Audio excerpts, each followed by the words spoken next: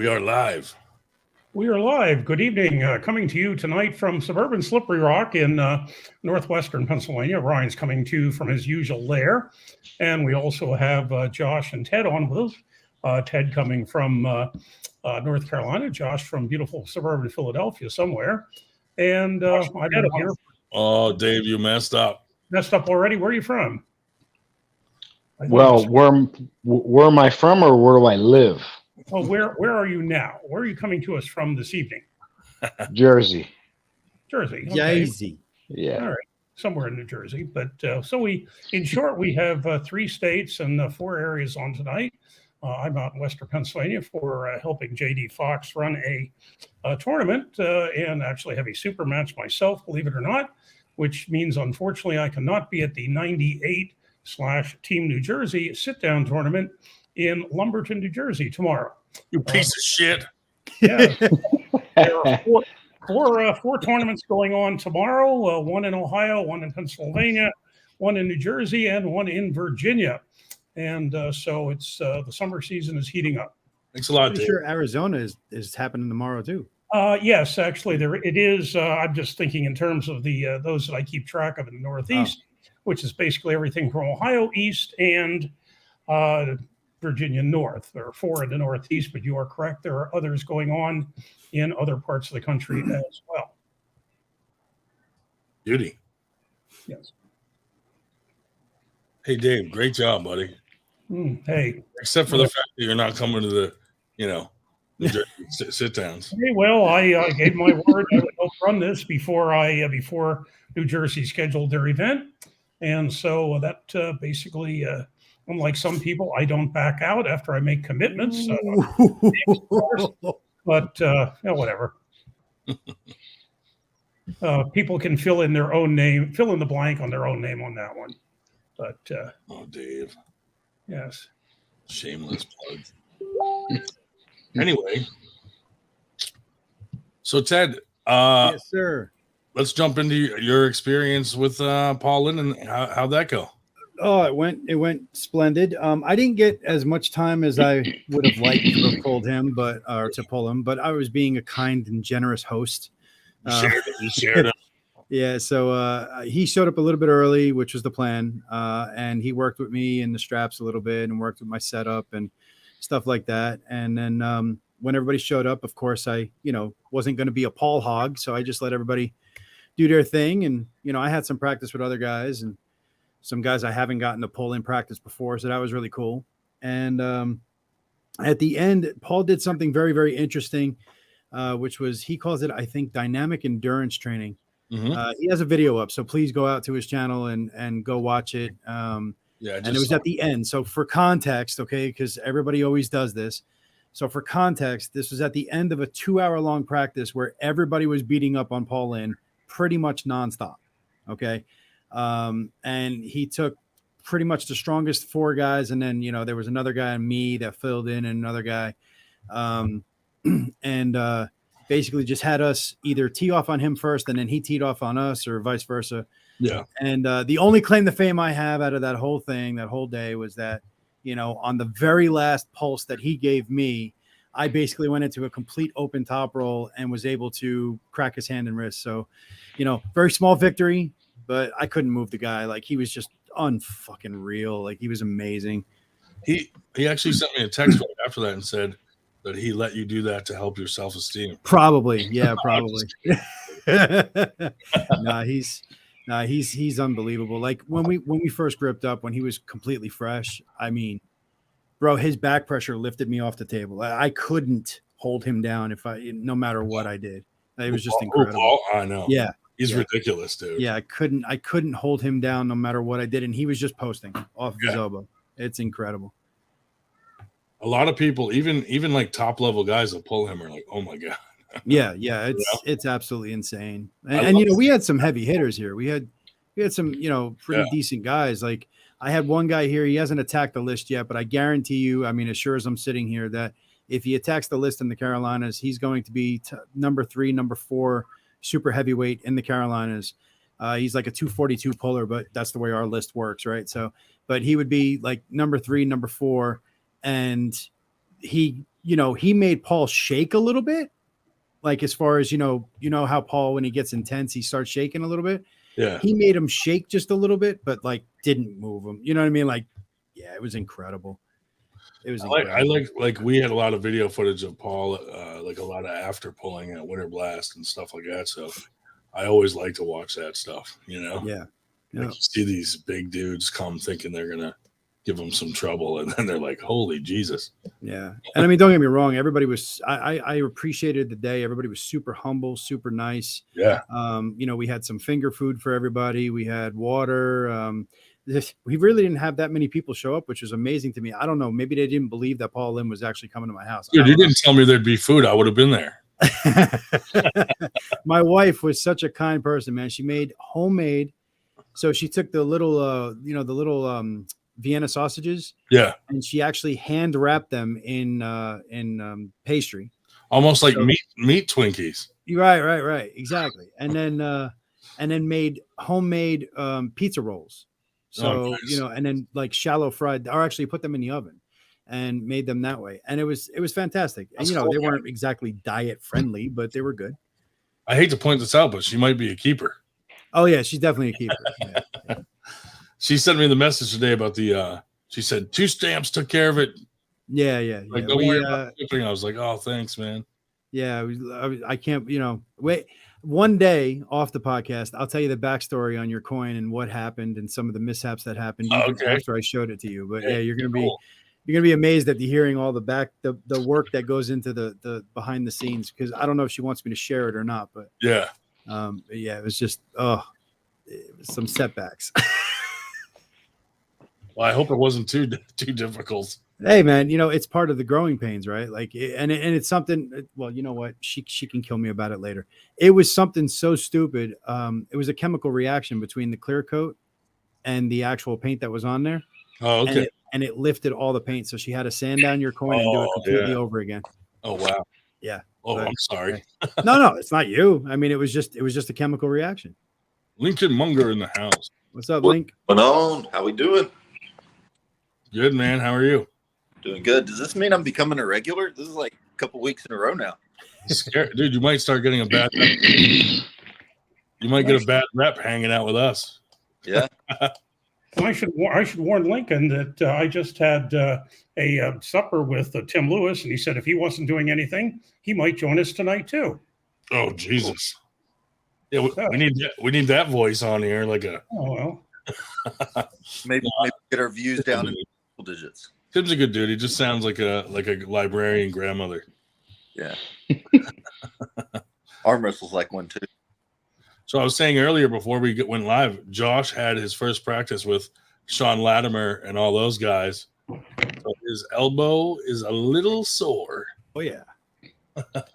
Good sore, right? Not bad sore. No, it was a sore unlike a sore I've ever felt before.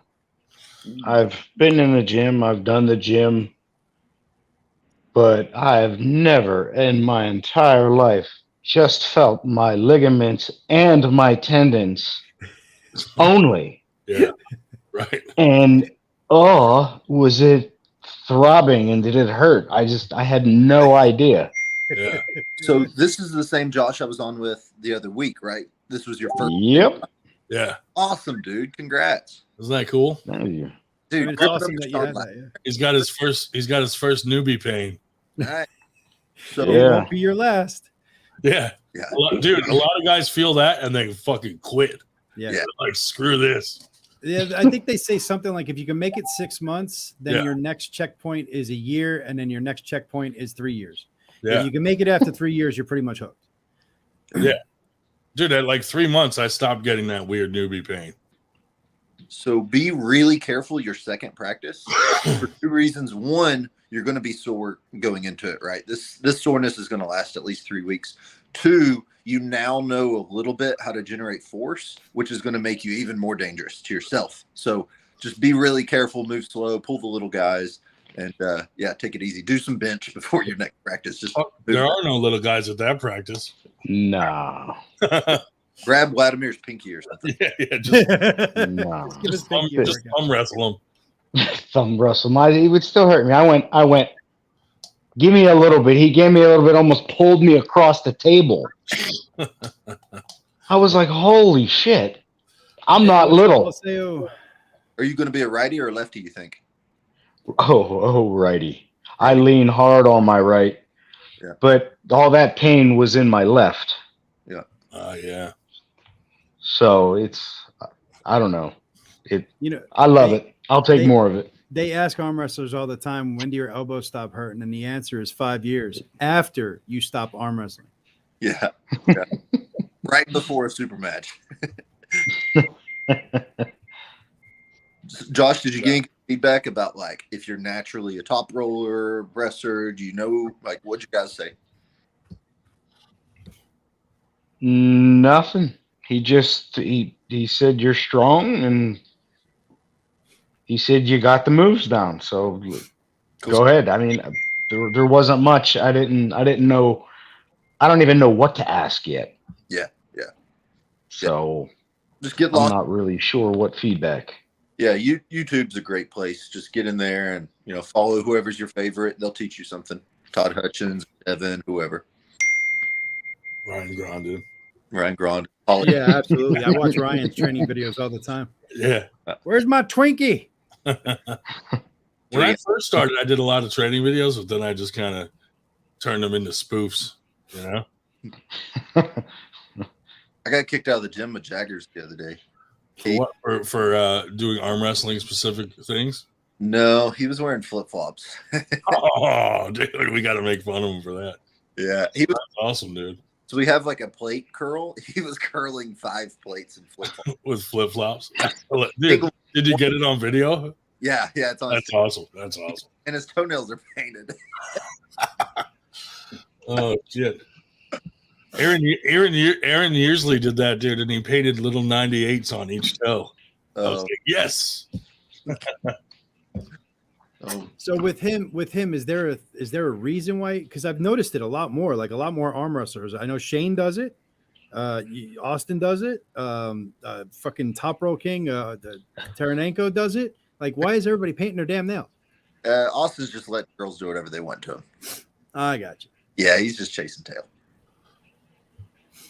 Artem does it because he likes it. Yeah.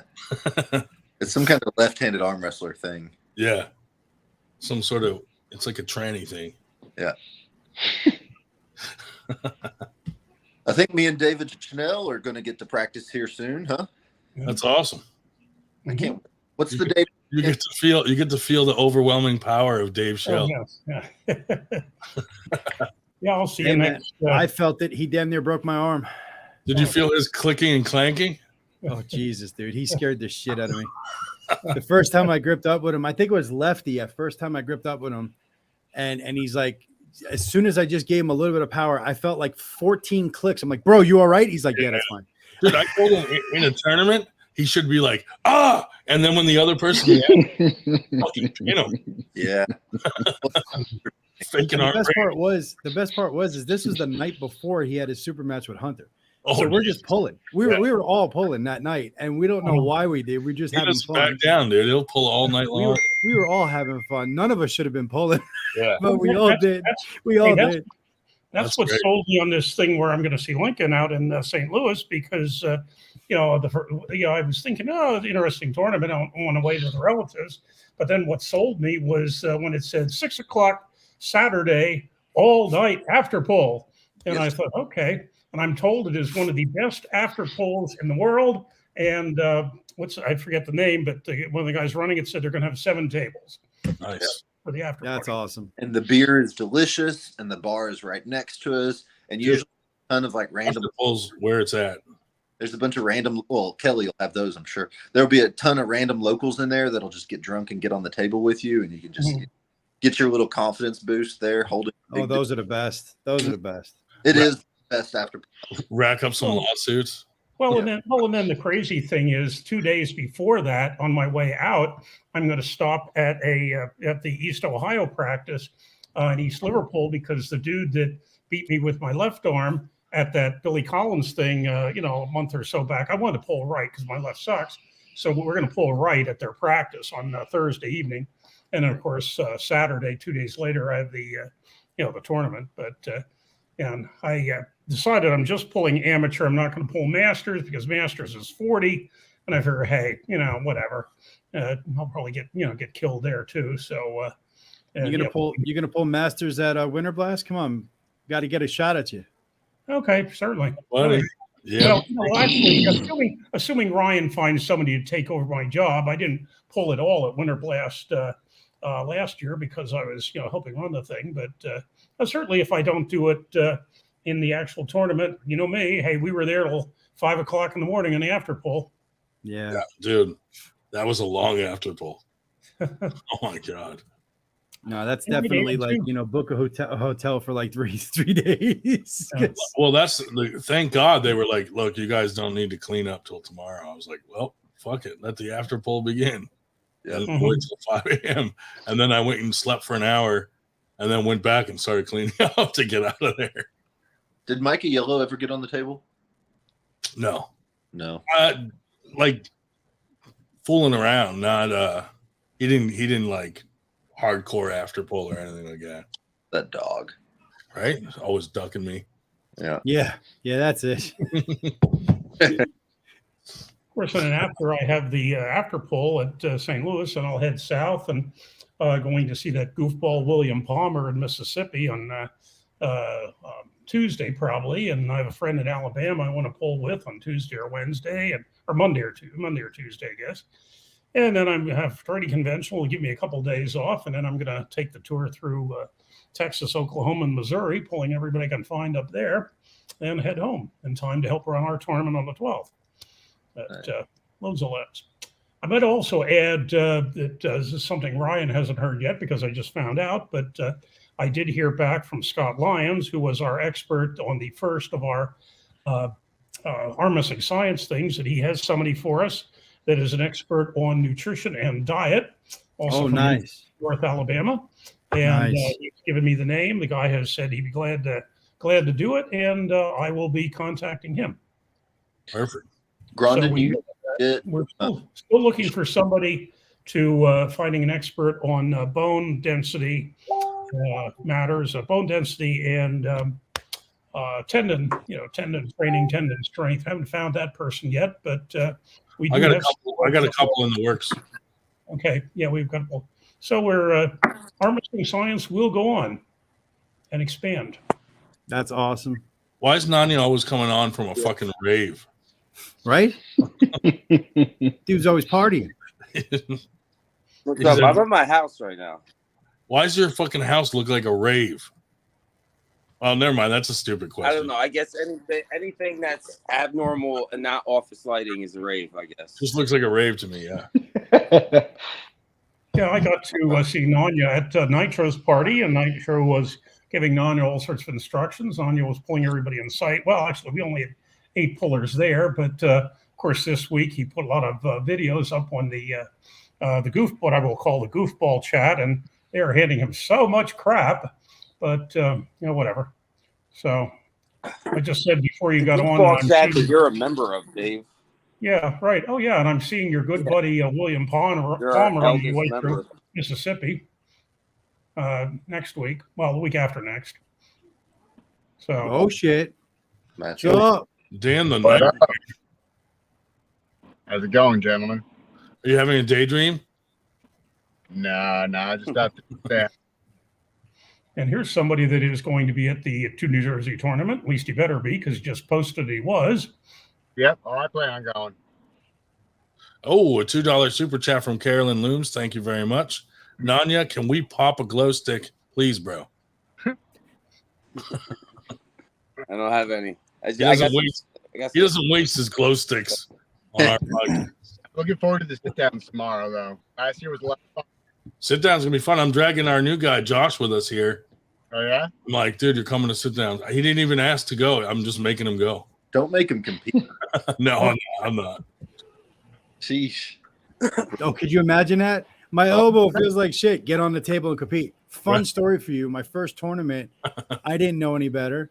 Yeah. And I'm training with a guy that's like old school that, literally trains every fucking day, right? Yeah. And he turns around and he's like, just come over on Wednesday.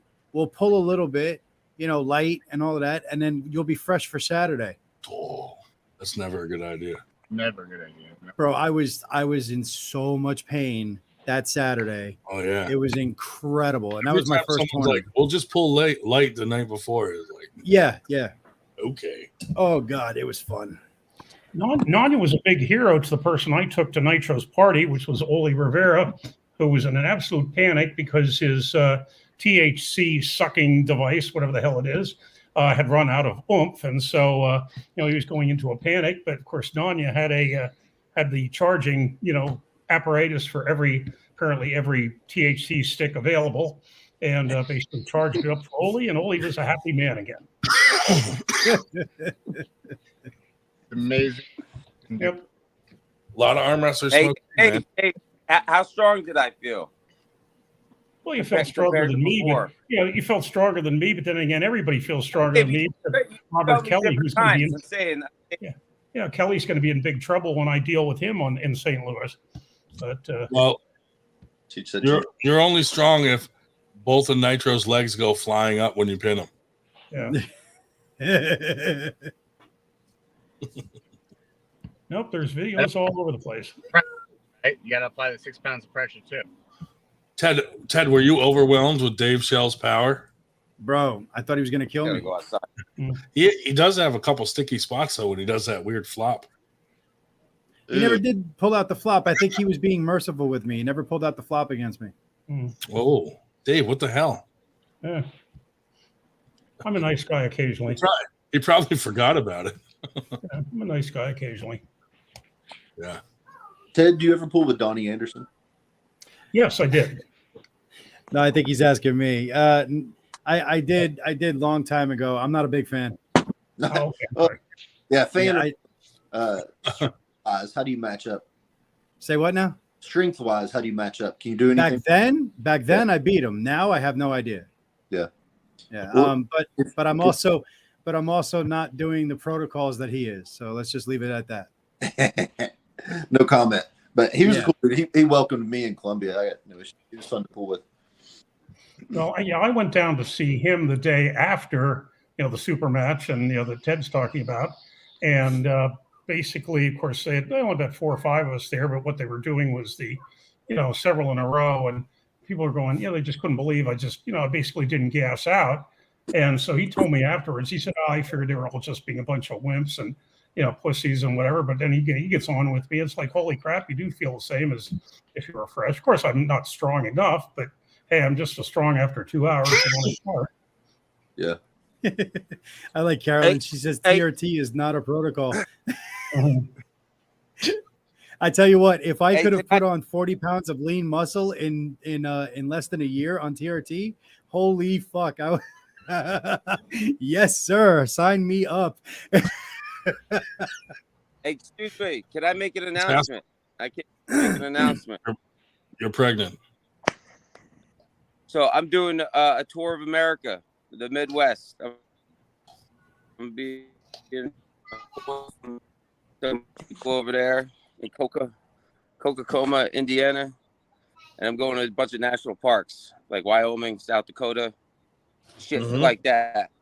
Anybody's along the way, they want to pull me, holler at me. Hit me up when you're 2 in weeks. Indiana. 2 weeks. I'm going to some practice gym. Some dude in Kokomo. You're cutting out real bad.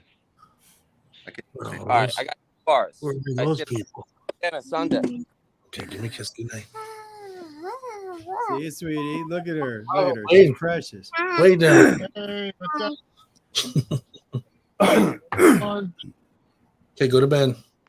up? Indiana Sunday. Good night. Apparently, we're not interested enough because Carolyn's going to leave us to go lift. Okay, Carolyn, have a good one.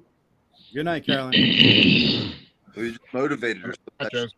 Yeah, right. Yeah. No, in all honesty, because I think being too short like that was unfair. I think he's going to be an amazing arm wrestler, Lincoln. I do. I think he's got a huge trajectory. I know he's strong as shit. He's getting a lot more versatile, and I don't have anything against roids. I can give a fuck less. I just don't like his antics on the table. when he's competing. Whether he wins or loses, he always tends to throw a temper tantrum, and it gets violent, and I don't like it. And that's where the line kind of ends as far as like I think off the table and with friends and all that, he's a great human being from everything I've heard. But like when it comes to competition, he's just a straight up asshole, and I can't stand him. So that's the way I look at it. I've never competed with him or seen him, just hung out. So yeah, the last time I saw him compete, he started throwing tables around and threatening to kick people's asses in the fucking parking lot and shit. And that was after a win. I was like, holy shit, bro. Like, you know, we almost I can't even pick a table up. We almost had a big fight at the Derby City Classic. Doug Allen and Sam Fritz. Oh, nice. Yeah, Sam smacked him across the face with like chalk all over his hand, and it's just like. And then like their ladies started going at it in the crowd. One of them like started to pick up a chair. I was like, Christ, dude. Wow. It was about to get. I'm probably gonna try to start a fight with Paul Italia. Yeah. I'm just gonna put my hand on his forehead and let him swing. I'd like to find two arm wrestlers that are dumb enough to go round for round, slap fight, and then one arm wrestle, one match, and then one round, and do it as like an exhibition match before. Fucking Nanya would probably do that. Yeah, Nanya, who would you call Grindin. Well, Grindin, no, I wouldn't. That's retarded. I'll fight somebody. I'm not sitting there. And at me, that's fucking stupid. Yeah, I mean, standing there and getting slapped in the face willingly is about the dumbest thing I think I've ever seen on the internet. But there has to be an arm wrestler out there that would do it. If anybody's watching this, hit me up. I'll pay your travel. Now, you want to tie this hand and have a left hand arm wrestling match, and I get to punch you with the right? No, it's gonna be like the arm, dude, where they do that. Oh my god, that's I'm just okay with that. Do like best of 5 super match. You stay in the straps, and whoever wins the round gets slapped. Dude, I would do that X arm stuff with Paul Italia because he wouldn't be able to swing across the table. He would be able to. I could just stay back. Yeah, you're between his shortness and short arms and your butt. There'd be no way. Neither of us would be able to. Jesus Christ. We wouldn't be able to hit each other. It'd just be a stalemate. That's fucked up. Yeah, I'm fucking down. I'm down 10 pounds. I'm going to get this guy. You watch. Who else is going to be down? Don't go down. No, up is not good. Get bigger. So Nightmare's mic keeps cutting out because I think somebody's talking over him. He said, who else is going to be at Jersey, I think? Yeah, Jersey tomorrow. Probably the usuals. From Predator, to my knowledge, Predator, it's going to be Tom Deacon, Mike Ondrovic, and Rafael Sajawa. I think that's it. Those three. I know like Ray Romanowski and them are going. I don't know about any like new people coming, You never know with sit downs because sometimes like random people show up and then sometimes, they don't. So good point. I'm looking forward to it. It'll be a fun time anyway. Definitely gonna get some ready go dust off before my match on August 5th. Yeah. Exactly. A lot of the Virginia people. What happened with the Haynowski match? He had to back out? Yeah, he had to back out. That's and it'll come to fruition as to why down the road. But I got a matchup with Steve Dussel. Now I have a little bit of a Steve, yeah. I got a bit of a grudge against him because the last time I faced him was at New Ways. Yeah. And I gotta tell you, that match I should have dead to rights won based off of foul. He fouled 2 times and he should have lost. Yeah. We'll see if he can play the same tricks again this time. I don't think interesting. I don't think he'll be able to get there. He won't be able to get to where he wants to go. He's an odd fella. I've been training up for Hanowski to contain him. You think if I'm training up for Hanowski, Steve's going to be, any harder than that? I know styles make a match, but yeah, I don't think so. Do you guys have any stipulations on whether competitors can use meth or not? I have 0 stipulations. He can use whatever the hell he wants. You might need to. You know, I just remember who else is going to be at sit-downs tomorrow is that Dustin, what was his last name? I can't remember. Start with an H. The guy in the wheelchair that showed up in Harrisburg, a guy from Maine, showed up in Harrisburg, did the pulling with, and he won a couple matches at his very first at the Maine States, which is the very first tournament. They basically put a couple of risers next to the table and tied him to his wheelchair at the right height. And so he's coming down from Maine for that, which is, it's nice. There is a guy coming to sit downs in the wheelchair, and his wife reached out to me asking like if there would be people there that could help him in and out of his chair, whether he had to be on an actual sit down chair or if he could pull from his wheelchair. And I was like, well, come on out and we'll figure it out. We'll accommodate you however we can to make it happen.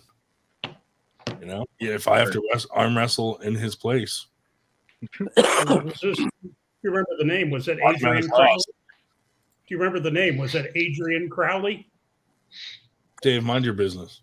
Because that's the person that's coming down with Dustin. Hold on, let me look.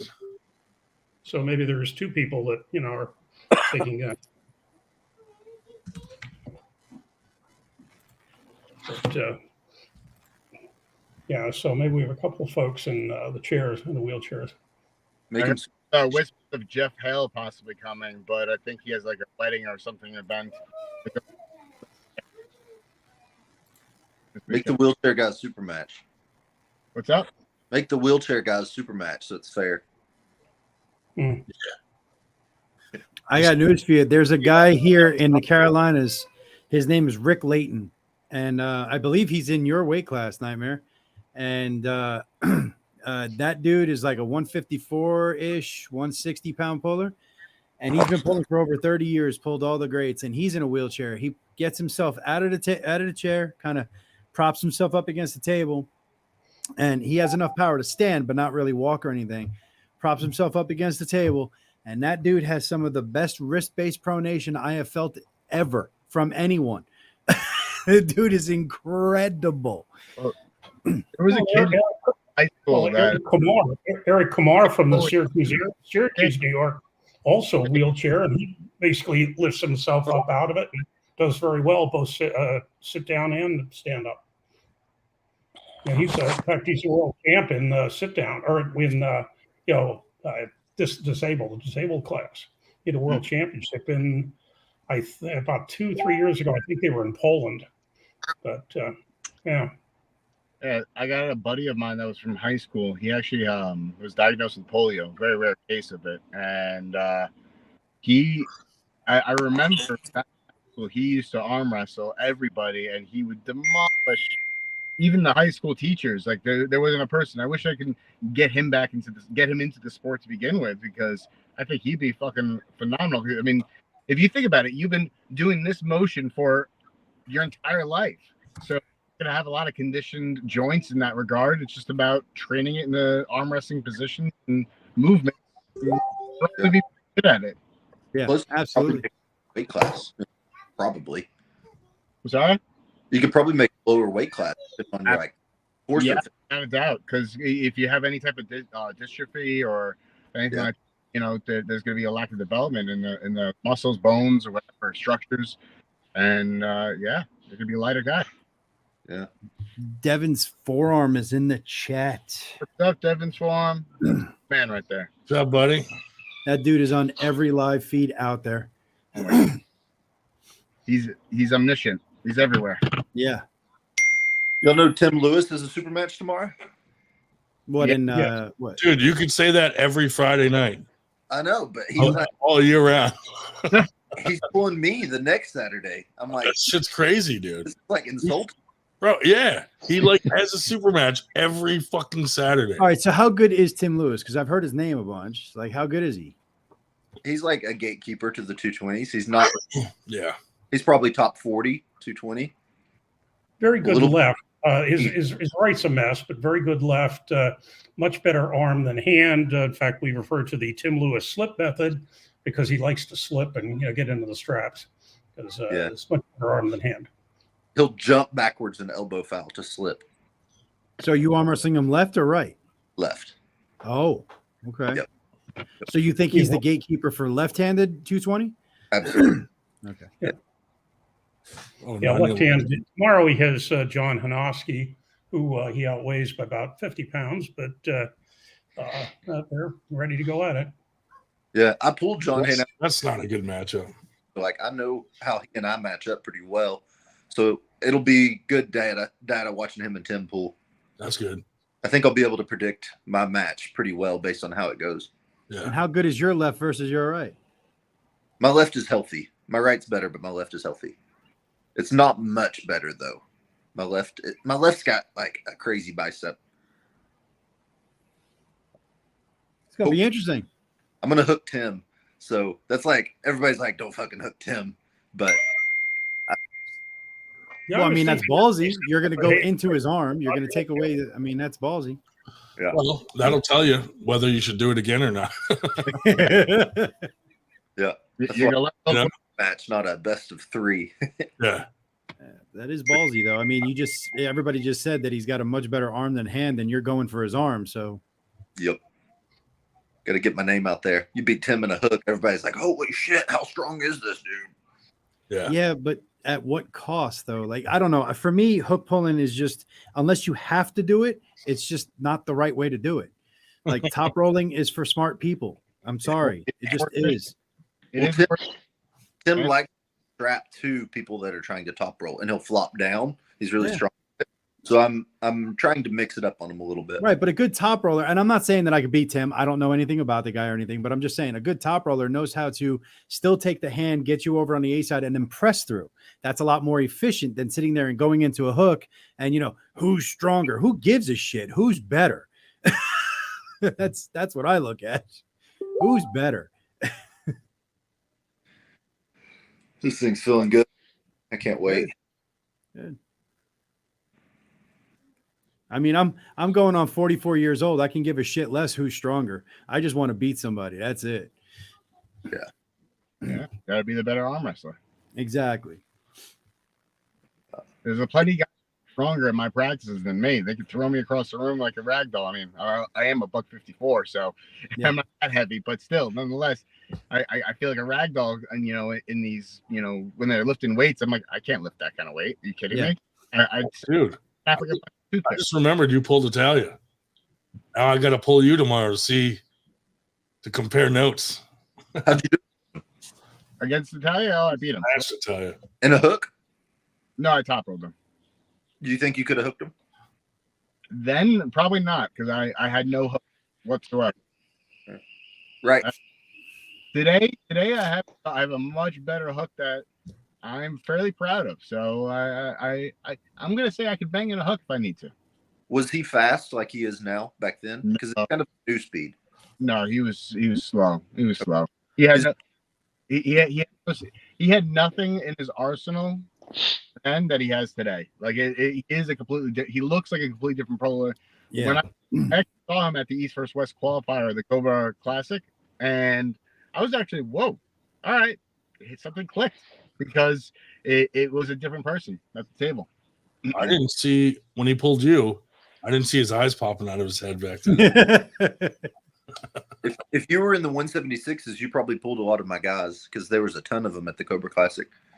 Oh, I didn't pull there. I was actually there repping, ironically repping another company, Resistance and Rotation. That unique bar that I was working out with. I don't have it with me right now, but I'll send you a link. It's a pretty cool thing. It's great for training and recovery. I love it. Yeah. Where are you out of? What town city? New York, Long Island. Cool. Any of you guys going to that High Five Club event that they're throwing? No, I'm not gonna go, but I can't wait to see it. I'm going, dude. I'm Screw it. The The knuckles up. Yeah, knuckles up. I'm waiting for one of my contracts to pay out, and then I can actually afford to go. Right now, I'm a little tight on cash. Little strap. What do you do for work, Ted? You got a good lineup. I'm a licensed massage therapist, and I have contracts with hospitals, do corporate chair massage for their staff. Started creating wellness programs, and I saw it as a great opportunity to get into there. And I do a 10-minute chair massage, and I change this person's life. It's amazing to see these people come in with like empty, like expressions, and they leave looking like a human again, and they're so thankful. And I'm like, I just gave 10 minutes of my life to you, and that's all, and you're so grateful for that. So you have magical fingers, Dan. Hey, Nightmare, there's a rumor going around in chat that you were the quote asshole that blew Italia's bicep. No. So he blew one of his biceps before and he was out of surgery and recovered. And I spoke to him clearly about it. He's like, yeah, I'm back in the gym, hitting weights again, hitting them hard. I'm like, okay, are you sure you're ready for this? Yeah. Gave him every chance to get out of it. And then about a month or two after our match, he blew the other bicep. So it might have been something that I tore something and started something, or there's something already there. I think it was something already there. These bodybuilders, they jump sport with the weaker tendons but strong ass muscles, and they expect to do what we do, and they can't. I'm starting a rumor that I'm going to tear his bicep in Arizona. Oh yeah. You might. I mean, such low body fat percentages, tendons can't stay healthy. They're not hydrated, whatnot. Right. Exactly. And honestly, and again, I don't have anything against roids, so let's just put that out there. But again, it depends on what kind of protocols people are on too, because if you're on really heavy shit, your tendons get weaker while your muscles get stronger, and that is not a good, healthy thing for arm wrestling. No, it's a bad recipe for arm wrestling. Off. But hey Dan, I will say this before we go a little too far from the subject of Paul Italia. I know you got a match with him, and I know it's a big. There's a lot of angst around it, but I want to say thanks to Paul, because there isn't really though. If it wasn't for Paul though, I would be a 154 guy. I'd be sitting at probably 190 and being a mediocre 190 guy for God knows how long at that. Yeah. So thank you, Paul. Me and Paul talk in text and messages, and everything's fine. It's just in front of people where he's blowing it out like we're pissed off at each other. You know what I mean? Well, he's a good promoter, man. He wants to promote the match. Yeah. Yeah. I know. That's why I'm taking the opposite stance. Like, I don't have a problem. While he's like, I'm going to kill this dude. Fuck this dude. And I'm like, I like Paul. Did you see Micah Yellow's post? Just to be a dickhead. Micah Yellow's post. Fuck Lachlan. Fuck Bowen. Fuck Australia. Yeah. That shit's hilarious. Oh, Dan, Mike McNody just hit me up. He said Shane Vasquez is going to be there from Ohio, 165s, he's been pulling since 2002, but this is his first sit down. And he said, go get him, Dan. All right. Yep. Steve Walker gave me the heads up on it. I looked him up. I was watching him. He's fast. I don't know about his right. I see a lot of his left. I'm not pulling lefties because the left's out of commission. I'm going to see if there's a lot of guys there in my weight class, I'll pull. But if there's only a couple guys, like I'll let them get trophies, Yeah, because I mean, you shouldn't go in there and just be a SEAL clubber, man. I mean, that's what I mean, dude. Look at these. I'm ready for Paul, dude. He thinks I'm just sitting around. I'm fucking doing cartwheels and shit, eating Twinkies. He's training like fucking Kung Fu Panda. He's got his sensei is sitting there with a Twinkie. And, yeah. Are you hungry? You can eat. Are you sure? Just do whatever I got to do to get that Twinkie, and then it's break time. Oh, that's great. I mean, if he's ready to go pro, dude, I'm not. So it's not. You know what I mean? He keeps. I mean, after his last outing, I'd say that he's very close. Yeah. He smoked Rundle, and Rundle's pretty good. Like Rundle's a low-level pro. Yeah. And he just. I gotta say this: the guys Paul is going against. Like I'm going against much bigger dudes. That's why. Yeah, absolutely. You know what I mean? Because I'm way heavier. So the guys I'm going against, I'm getting fucking smoked. Yeah. But if I pulled some of the guys he's pulling, maybe I do all right.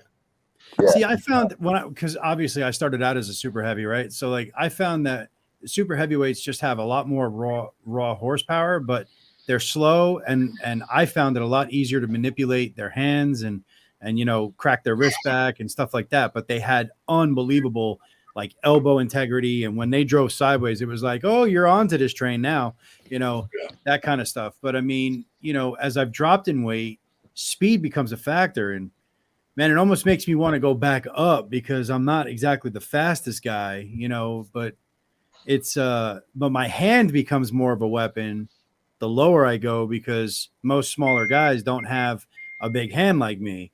So like 220 and lower, my hand becomes a lot bigger of a factor than at super heavies, because a lot of super heavies actually have big hands. So it's kind of weird how it all works, but Mike just texted me saying, Floss said I'll do good in the kids class. There better be some big kids. Dennis is actually coming to take a win on you. Yeah. Oh, he probably will too.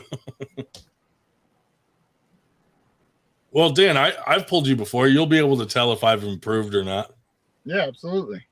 Are you training after the tournament? Yeah. How much are you training, Ryan?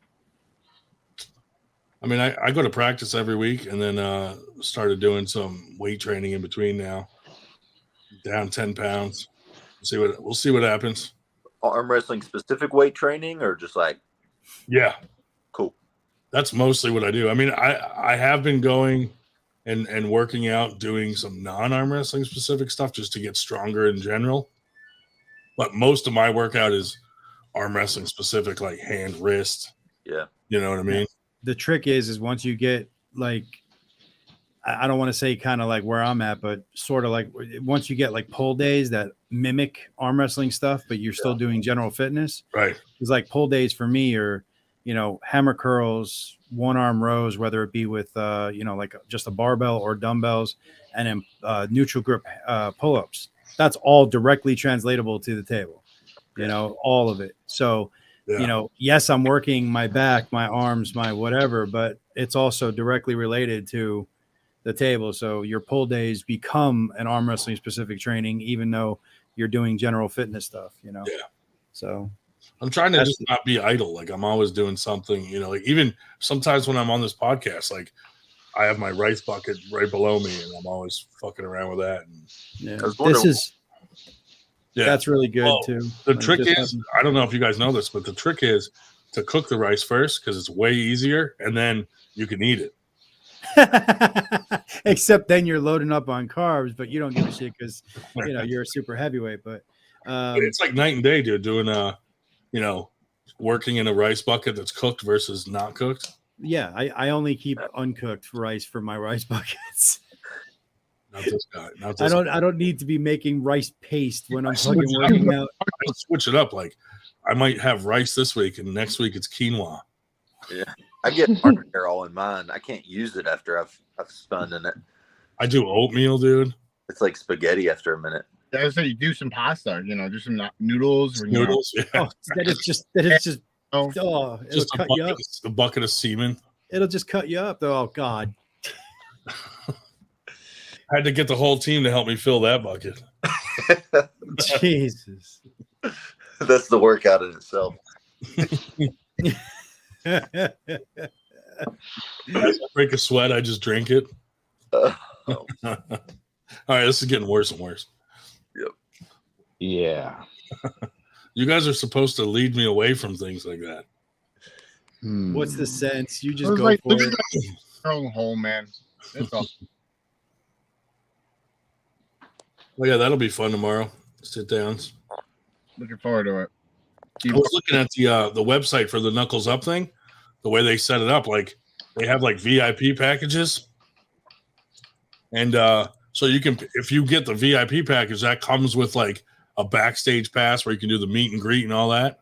Yeah, and they just have regular seats. You know what I mean? So they have like a lot of options to make it cool. But I didn't like they added Jake Ward to the card, and I've never met Jake, but we're good friends. So I was like, dude, I told Jake, I'm like, dude, you're going to Knuckles Up. I'm like, I'm going too, and he was like, very excited. So I told him I'm going to after pull him. Hey, for that third place trophy. Oh, I don't know if he would do that. Lefty, he'd probably get me. Righty, I don't think so.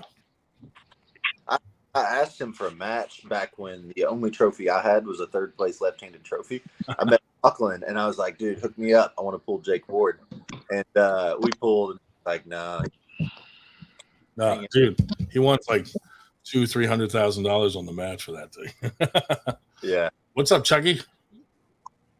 What up, brother? What's going on? What's up, Chuck? Nothing. Come and check you guys out tonight. You look sad. Do you know? Oh no, I'm hot and well, I mean, I might be sad that I had to drop 10 plus pounds, but Oh my god, I don't like to hear Chucky that. Chucky has one tomorrow too.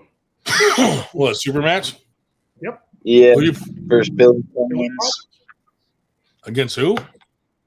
Billy Collins. Oh, nice. That'll be fun. Yeah, it's left-handed. Do you guys match up pretty closely, or?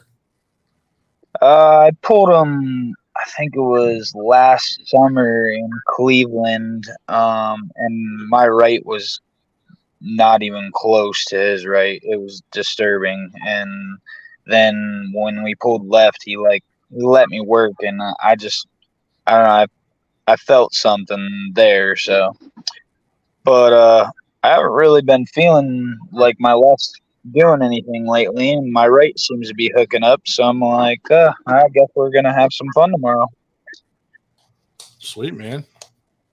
Billy actually has two matches, one with Chucky with one arm and with John Bakes with the other arm. So I hope he wears himself out against Bakes first match, right-handed. I mean, that is proven. It's a tax on the CNS. So yeah. Absolutely. Yeah. I used to let Jaggers do matches. Might So, I mean, obviously we haven't seen the right-handed match from Arm Wars yet, so I'm not going to, ask you to divulge who wins that because obviously, but like that was not the same day, right? The right and left match. No, Or they were. was it? They were separate days. Yeah, maybe the day after, but they were not the same day. Yeah. That's good. Which one happened first, the right or the left? I'm not right. Now, I will say both of those were like 7 days after he pulled Derek, and he pulled a little bit, but like 2 days after pulling Derek. You're So- starting to lead me to believe that what the results are going to be. Match that was awesome, wasn't it? The left-handed match was great. The first 2 rounds, I mean, really impressed me with how he, just applied the horsepower, and it looked like a hydraulic press. I mean, because Dulskis was in a good position, he just couldn't do shit. Yeah. But then it looked like he gassed out, and the first 3 rounds, and then Dulskis was able to come back for the next 4. Which, I mean, kudos to him. Fucking 7 rounds for the super heavyweights is not easy. Yeah. Especially hook wars too, because you're just draining that energy bar. But yeah, I mean, kudos. But it was a good match. I can't wait to see the right-handed match because I think Jaggers prefers his right hand. I mean, that would be my guess. So, Man, I go back and forth on it. Like sometimes his right hand is better. Sometimes his left hand will just do something freaky strong. Like the other day, we were curling and we were doing like isolated single hand curls, and he did 180 pounds right, 25 left. So like vast difference wait a second. A straight up curl, just a 1-arm curl. He did 180 pounds. on a machine. Oh, but still, So that's, who knows what the ratio is, but we had the plates on there and it seems like 1-to-1, right? So like I can curl pretty comfortably 110 pound, preacher partial curl. And on that machine, I can do about almost exactly the same. So I think it's pretty 1-to-1. But yeah, he did 225 left-handed for reps. His left is nutty strong. yeah. See what I was talking about that raw horsepower for super heavyweights? Yeah, no. Yeah. Nope. Jaggers was not ready for that best of 7 on that left-handed match, especially. Just like that format's totally different, and we've only done best of 5s. We've never done running fouls. Their setups, they let them set up really aggressive, which I think messed with them some. Yeah. After that, we started doing sets of 21 of everything just to get the reps up instead of. So you're doing more endurance work with him now? Yeah, because in a best of 7, like let's say you get 1 foul, 1 slip, 1 pull, that's 3 goes every round. Best of 7, you're looking at 21 to 28 goes depending on the score. So I mean, look though, he's in the same weight class as Devin Larratt. You go up against Devin Larratt, those 7 rounds are going to be 21, 28, 30 rounds. Yeah. Somebody hit us up recently about a left-hand match with Devin, and I was like, man, I don't know. I don't know about it. Well, I want the press, but I don't think I would be very skeptical about doing that because it looks like his left is probably top 15, if not higher in the world right now. Not the United States, but in the world right now.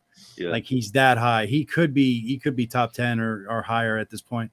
It's crazy. Like he's probably not top 5, but he could be as high as top 10. I have footage of Devin and Jaggers pulling left-handed fresh on TikTok. Yeah. And it was close. I don't go on TikTok, so I'll probably never see it. But yeah, it was maybe 1.5 inches from a pin, and then Jagger started to bleed, like everybody does against Devin. Yeah, I mean that's normal because Devin still has definitely the King's move on his left. Yep. So and he has no problem or care in the world about using it. We saw that with Saunders. I mean, if you saw the match with Saunders, that was one of the best arm wrestling matches I've ever seen, especially that round where press, King's move back to press. I mean, fucking A. What a great match. Poor Sanders. Yeah. That's Saunders just Jagger. I'd like to see Jaggers. Hey, but you know what? Yeah, exactly. That I would like to see. I'd like to see Jaggers versus Saunders. I would. That would be good. I would like to see that for sure. Maybe happen. I mean, we're gonna get some information from Arizona this week because somebody else we know is taking on most likely Saunders this weekend. So, who's that? The boy that your boy has to face in January. Oh, Shane Owens is pulling this. Oh. He's going to be in Arizona State, man. Fucking Larry Wheels is going to be there. Sandra Sadis is going to be there. You got whatchamacallit, the Australian is going to be there. Yeah. Oh yeah. Which Australian? Marcus. Yeah. No, not Marcus. Not Marcus. Mario. Who? Mario. Yeah, Mario. Thank you, Mario. Yeah. Tumbacus or something like that, right? Yeah. So you're talking about some serious horsepower is going to be there at Arizona, and Shane's pulling there. Man, don't let Shane get by Larry, dude. He needs to beat Larry. You say that, but I mean, Larry was putting a hurting on fucking Derek Smith not that long ago. So, you say that, but Larry's probably close to knocking on top 10 in the United States right now, buddy. He's really fucking close. Nah, Derek was letting him work. Okay. Derek's trying to get out, but once you're ripped once like that, like you're just going to get stuck in that lane. Chance did the same thing with Larry. Yeah, well, Larry beat Derek in a practice. I understand it was practice, but he beat Derek in a practice so bad that Derek disappeared off of his own live stream for like 30 minutes.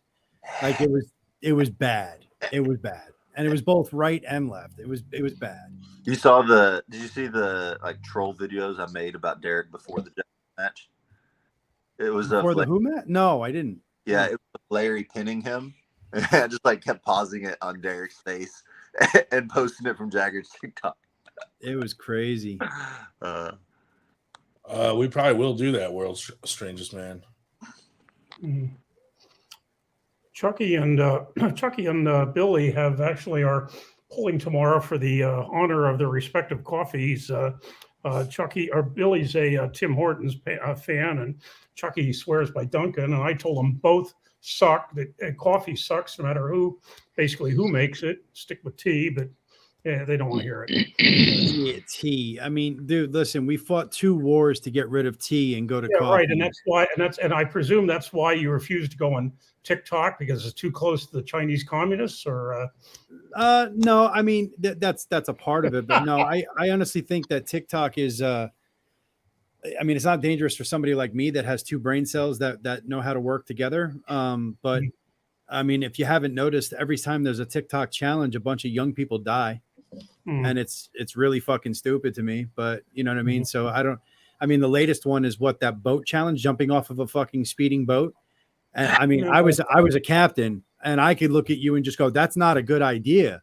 And these idiots are jumping off the transom of a boat, the rear end of a boat, when it's hauling ass, and they're getting killed. Big fucking surprise there. Yeah, the only boat I've ever been on, a small boat, is a sailboat. I could have told you it was stupid. Yeah, so and my dad had a 19-foot Lightning class sailboat on Lake Michigan years ago. But, yeah, I worked on a 50-foot twin turbo Detroit powered fishing boat. You guys probably find this hard to believe, but I did the Tide Pod challenge. Did you really? No. No. That's a negative. But see, that's what I mean. That you had the Tide Pod challenge, you had the what was it, the cinnamon or nutmeg challenge, or whatever the hell it was. Yeah. You have this boat challenge. You have another one where there was like a traffic one where they were. Yeah, I was going to say there's one playing in traffic. Then you had the one with the fucking car that you danced alongside of it. Then you had the one where you stand on a building and kind of lean as far as you can and see how far you can lean with no hands. Like, how fucking stupid do you have to be? You know, China doesn't ever have to invade us. They just have to come up with a weekly TikTok challenge, and they'll take us out. They'll take us out in droves. Everyone with a low IQ just fucking dies. Yeah. Probably in person, though. It's only going to be the dumb people. Yeah. But those dumb people can still pull the trigger. We got to get. I'm just saying. We got to get Paul Italia on TikTok. Oh shit. Yeah, that's me. Nah, I don't go on it for a lot of different reasons, but plus there's no way to make money on it either. Like, there just isn't. I mean, unless you have like a huge following, there's just no way to make money. You know, hey, did you guys see Twitter is now paying people? Like, holy shit. That there's a partnership. And I mean, I haven't really kept up with my Twitter because of all the bullshit that happened before Elon took it over. But now Elon didn't even tell anybody. He's handed out fucking checks to people that have ad revenue. He's like, here's your share of our ad revenue. People are like, what? Like, fucking Tim Pool just made $6,000. He's like, I didn't even know this was coming. That's awesome. He's like, I guess I need to pay attention to my Twitter account now. Yeah.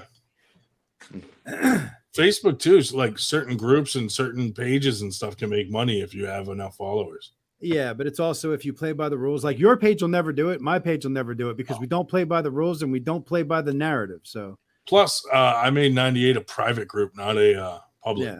Yeah. So it's not eligible. But I'm just saying, I mean, you got to play by the rules. You can't ever say anything that's even mildly controversial. And who knows what the hell's controversial these days. So pretty much everything we talk about on our podcast. Well, here, yeah. But I mean, you could say something completely innocuous, and next thing you know, you're getting canceled because some idiot that, doesn't know what gender they are all of a sudden got pissed off. I called Josh Musser Amish, and I got... Oh, yeah, that'll get you canceled. I got banned for 30 fucking days, and I'm like, when the fuck did you become an insult to call someone Amish? Yeah. Like, what the fuck, dude? Yeah, don't tell people about pods. That's fantastic. Right. Yeah, don't call people stupid because they did the Tide Pod challenge. Right. You're shaming them. If you see a fat person wearing a thong and you say that's disgusting, you're fat shaming. You're canceled. Thongs are privileges, not rights. Just like spandex. Stop body shaming. Stop it. Yeah. All right, I'm gonna get off here. I got to run in the morning. All right, buddy. That doesn't be good, man. Catch you later. That sounds awful. Fuck that guy. Hey, I gotta do cardio after this podcast. Oh my god. Yeah. What's that? Hey, the life of somebody that actually is in a weight category. Okay. Cobra's in the chat. What's up, Cobra? Cobra. Hashtag 113. What's up, Cobra?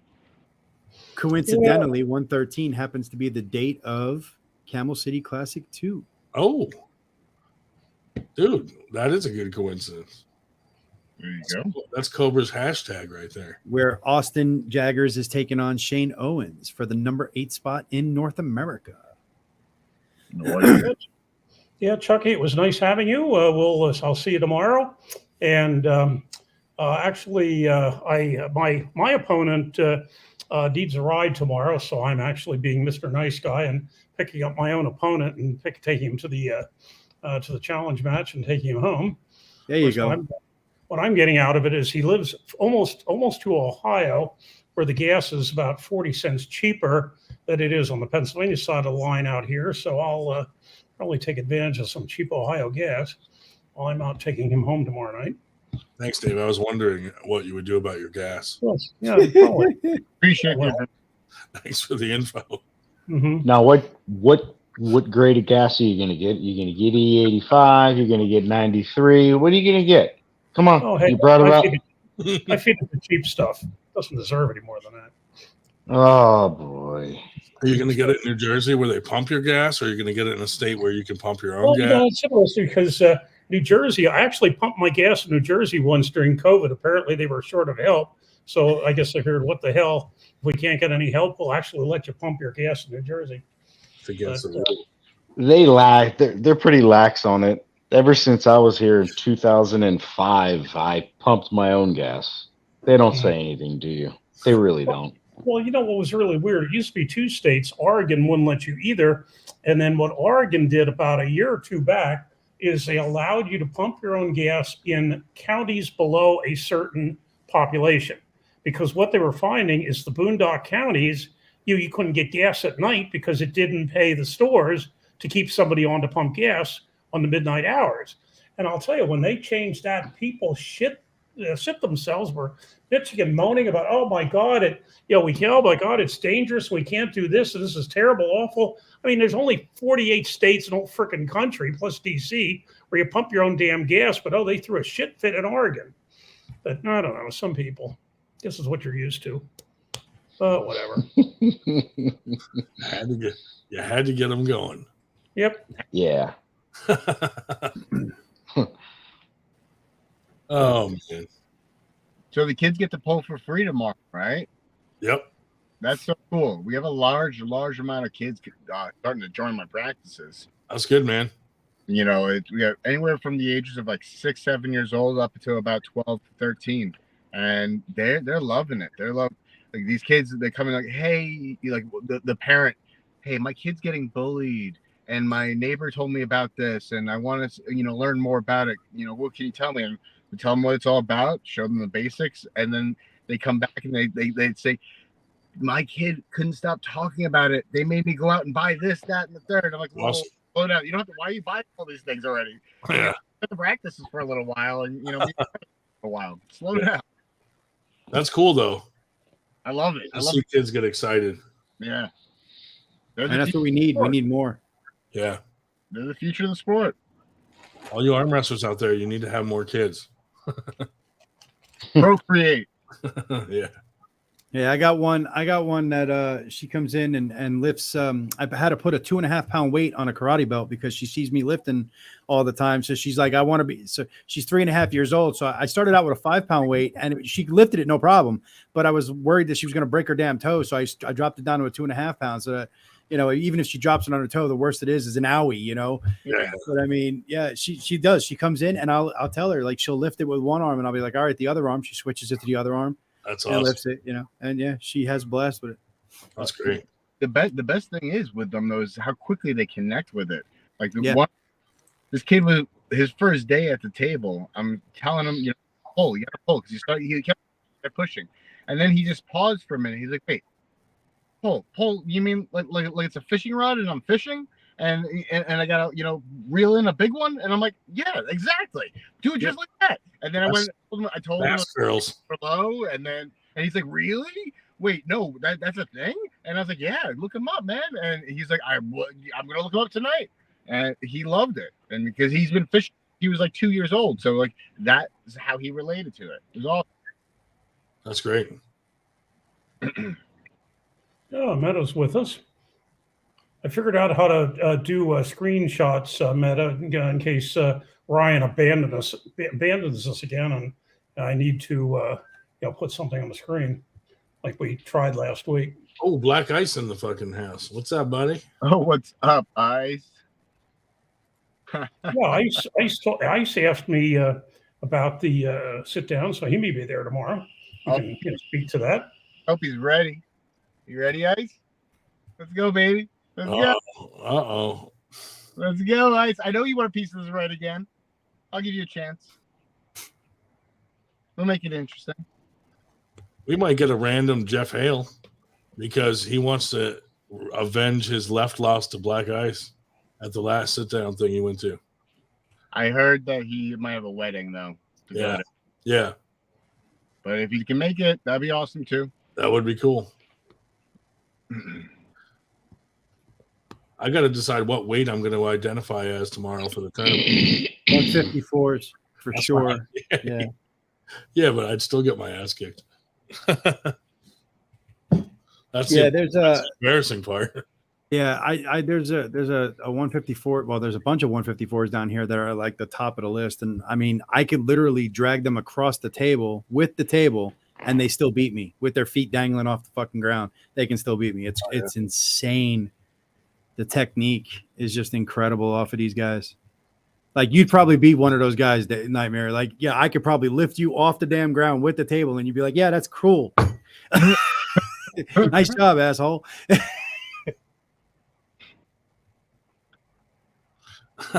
I said he's going to crush you. Oh, yeah? We'll see. Better save some for the after pull, Ice. Ice will be too tired afterwards. Yeah, exactly. That's when I strike. Strike him in the after pull when everybody's tired.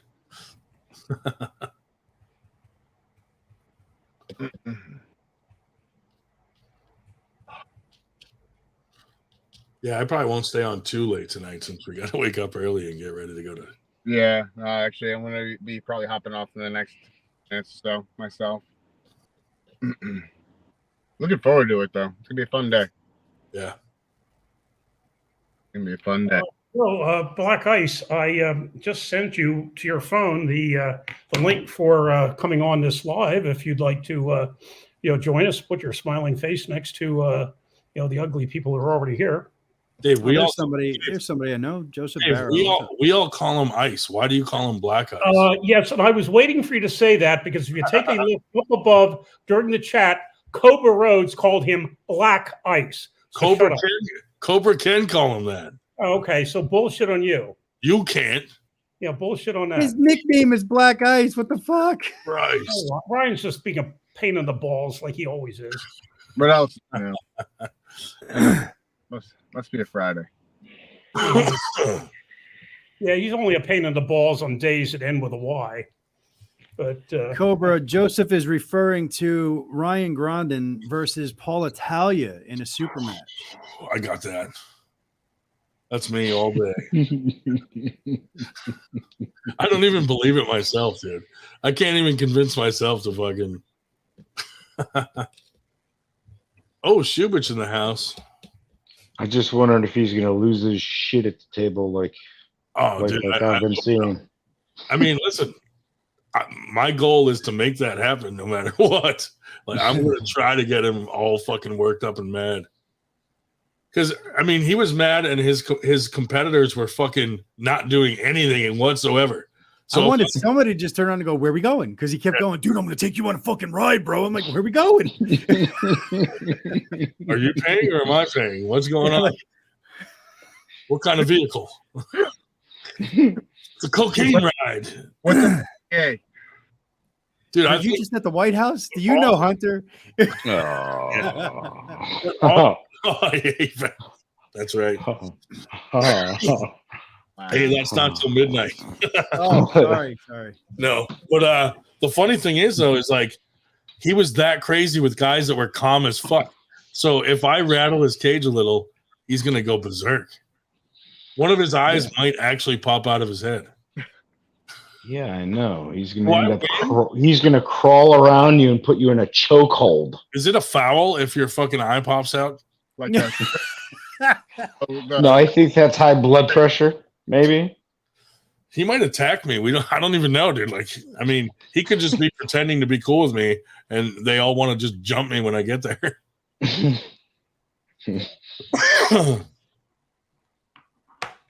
But since I reached out to John Brzezinski, he's going to be my corner man. Oh, that's awesome! What? If he is. No, I'm just kidding. No, totally kidding. I mean, I could reach out to him. He might, but you should. You absolutely should. I thought it would look cooler if I just walk out there alone Tell you what, one of the best corner hype men out there is freaking Cobra Rhodes. You should see if he'll do it. Cobra. Yeah. That is a man I would love to have as a corner man. Oh, Yeah, I heard him cornering Devin, and I was just like, I love this dude. Like, I love this dude. It's too bad I can't just bring like Steve Walker. oh, He's like man, a that's fucking tough. hell of a hype man. And Steve Walker's damn good though. Yeah.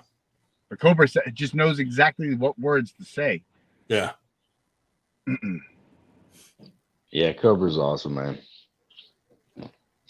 Through words. Walker's there. It doesn't matter what he says. They'll hear him in New Mexico from Arizona.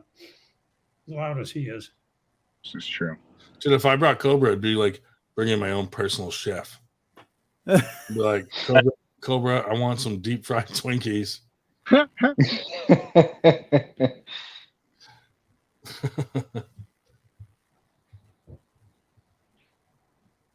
So what the hell is it with you and these Twinkies? What is this all about? He eats a lot of them. Paul just started calling me Twinkie boy. I don't even eat Twinkies, but I'm just running with it. Like, Oh, okay. All right. I'm just going with it. Just a jab on your weight. All right. Yeah. So, so I like the next time my wife went grocery shopping, I'm like, buy some Twinkies just to use as a prop. Right here, and I always am like, Paul, I got those Twinkies, buddy. He's supposed to be making a video of him stepping on a bunch of Twinkies. Oh, is that Black Ice trying to get in? Shit. Yeah. He probably lost connection. Or he was like, fuck Dave, he's racist. Twice connected, or it's that great. God damn it. I mean, in this day and age, man, Ryan I love it because Ryan has no fucking filter whatsoever. It's just like, I don't give a shit. In this day and age, everybody gets canceled or fucking hated on. He's like, I don't give a fuck. Oh, well, no, Cancel our podcast that gets 19 people watching a week. Hey, these 19 people are here every fucking week. They are too. They are loyal minions. But I mean, if they cancel this podcast, we just start a new one next week. Well, just remember that 5 of the 19 are us.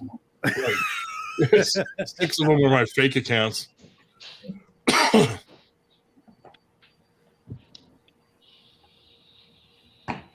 There he is. Oh, God.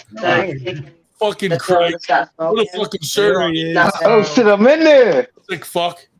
I'm drinking. Yeah. Hey, can y'all hear me? Yeah. Yeah. What's up, buddy? Clear? Yeah. Yeah. Good. Fuck out of here. What's going on? Just having a brewski with the lady. Sweet nipples, man. Don't look at the nipples. First off, I'm just chilling. Yo, second off, I heard y'all talking about the advice. Yeah.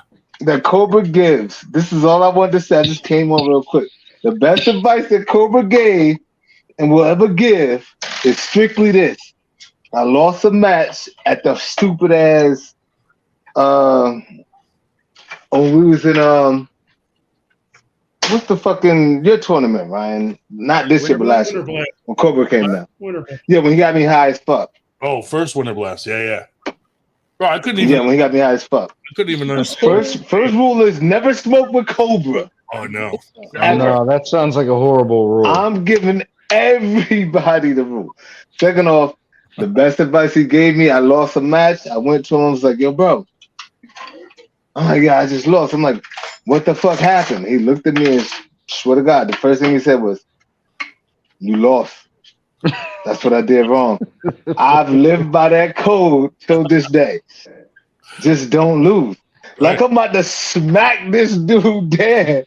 I'm gonna smack this dude tomorrow. Oh boy. What was it last night? 4 videos on you? You don't even you don't even get a nickname, bro. You're just Dan. Fuck your name. You don't even get a nickname. Right. Fuck your name. Got it. So I'll hold you and just let you pin yourself. Oh, Say less. What we doing for this though? We not Wait, you two have a match tomorrow? No. Are we gonna meet in the final? Are we meeting the final? All right, all right, all right. If Jeff come and he smack you first and I smack Jeff like I did last time, what you saying? Hell, I'm talking about Jeff Hell. I got my ass up, sitting up. Listen, I was winning. I was in the winning position. I stood up a little bit, not knowing that I can take my ass off the chair. I get a foul. I lost. Blah blah. You won on blah blah. You won on foul. You want that win? You can have it, but I'll take the win from you with a pin. Well, say less. I will see you tomorrow. You don't have just be there. I will. Grinding, talk to your man. Dave, what did I tell? No control. Dave, what did I tell you about winning, Dave?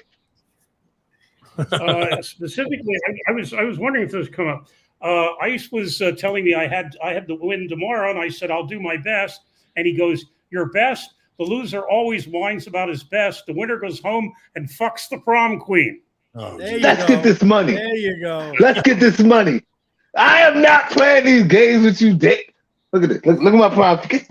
Bring that ass over here. Look at my prom queen. That's not a ref. You're awful. Y'all are terrible. Hey, part of a great topic since Ted's here and Ice at the same time. Ice happens to be a flat earther. Oh, no. Yes, sir, I am. We can do this. We're gonna do this. We can do it. Oh shit. No. I'm kidding. No, I'm still here. Yeah, I am a flat earther. Ice. Do you think I got a chance with Italia? Absolutely. I think you're gonna smoke him. That's very kind. Well, you know that's what? simple as fuck. It's not even because I'll show you where I'm at. You fake. I'll show you where I'm at tomorrow. Yeah, you faking the funk. I felt your progress, real talk. You know what I mean? And I do believe that you can't. Your hand big as fuck. First of all, your wrist got matched stronger, and from since you started originally, it's a lot more powerful. And then Dan Schwartz fucking broke his fucking bicep, and that's Dan Schwartz. Like, come on, man. I got 1,000 on you. You're no longer the nightmare. Don't do that. Right? Don't do that. You were just Dan Schwartz. We will never call him the Nightmare again. We do not dream of this guy. Oh, man. Yeah? You're taking his nickname away from him? Good night, Cobra. Yep. Cobra out. Yeah, he's going to bed. Peace, Cobra. Love, kid. We'll see you tomorrow. Just don't be sleeping. Bruh. Don't be sleeping. Sleep. Hey, all right, Cobra, be safe, brother. Now, tomorrow. I don't sleep on nobody, bro. Hopefully. We can put Shorty for sure. We can put Lady for Lady up. I mean, you want an ear? You want to get him? All right. I play this game, bro. My son would kill me. Dude, we were talking about how Nice, I give you all the credit in the world. If I would have said that about my wife, whether or not she knew I was gonna win or not, she would have just cracked me right in the fucking head.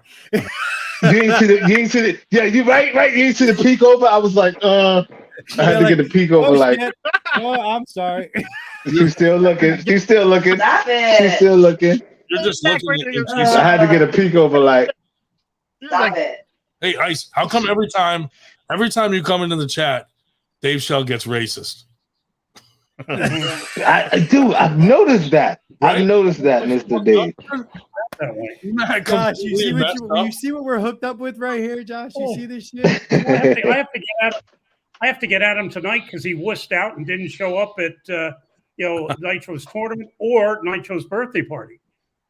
Bro, I was on the beach, bro. Proud. Yo, and yo, by the way, Paul Linn is still the greatest guy in America. Paul Linn, I don't know if y'all know. Yeah, he is the greatest guy in America. The reason why I didn't show up to that was simply because Paul Linn has a house on the shore, and it's a two apartment. He don't use the top. Whenever you want to use it, you can use it. I hit him up for that. I was at the beach with my lady, or I could have been at the practice with y'all in Nitro. I mean, hey man, I'm with you. It don't really.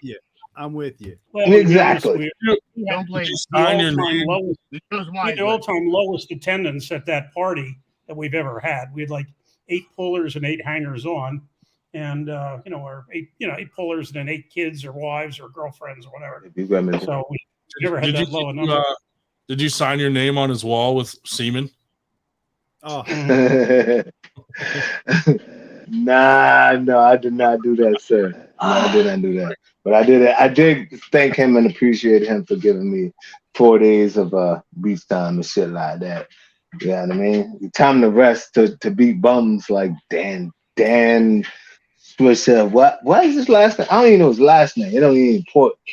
You know what I mean? I don't even know his last name. oh, this is great. Damn, this is the most hate you got. Okay, he doesn't know your first name or your last name, so you're ahead of him. Nah, That's I don't even know his last name. You don't Sir, need- what's your last name, sir? You don't need to. Okay. Shoe bitch. Fucking shoe bitch. Fuck! Come on, man! Stop! I'm trying to eat. We got we got the plates and the forks out. Like, yeah, we trying to meal up tonight. I hate. What's up, brother? Schell won't stop looking at your areolas. I told you I've seen Schell Areola. Yep, you're going to be satisfied with ice tonight. I thought that said black ice. See that, Dan? You got He's your got his own own beer. He's got his own beer. Damn right. Fucking A, dude. I will say I've never seen anybody drink beer with a straw before. I will say that. You should slow that down, man. Only flat earthers do that. You damn right. You know what I mean? In the firmament, like the Probably why I've Bible never says. seen it before.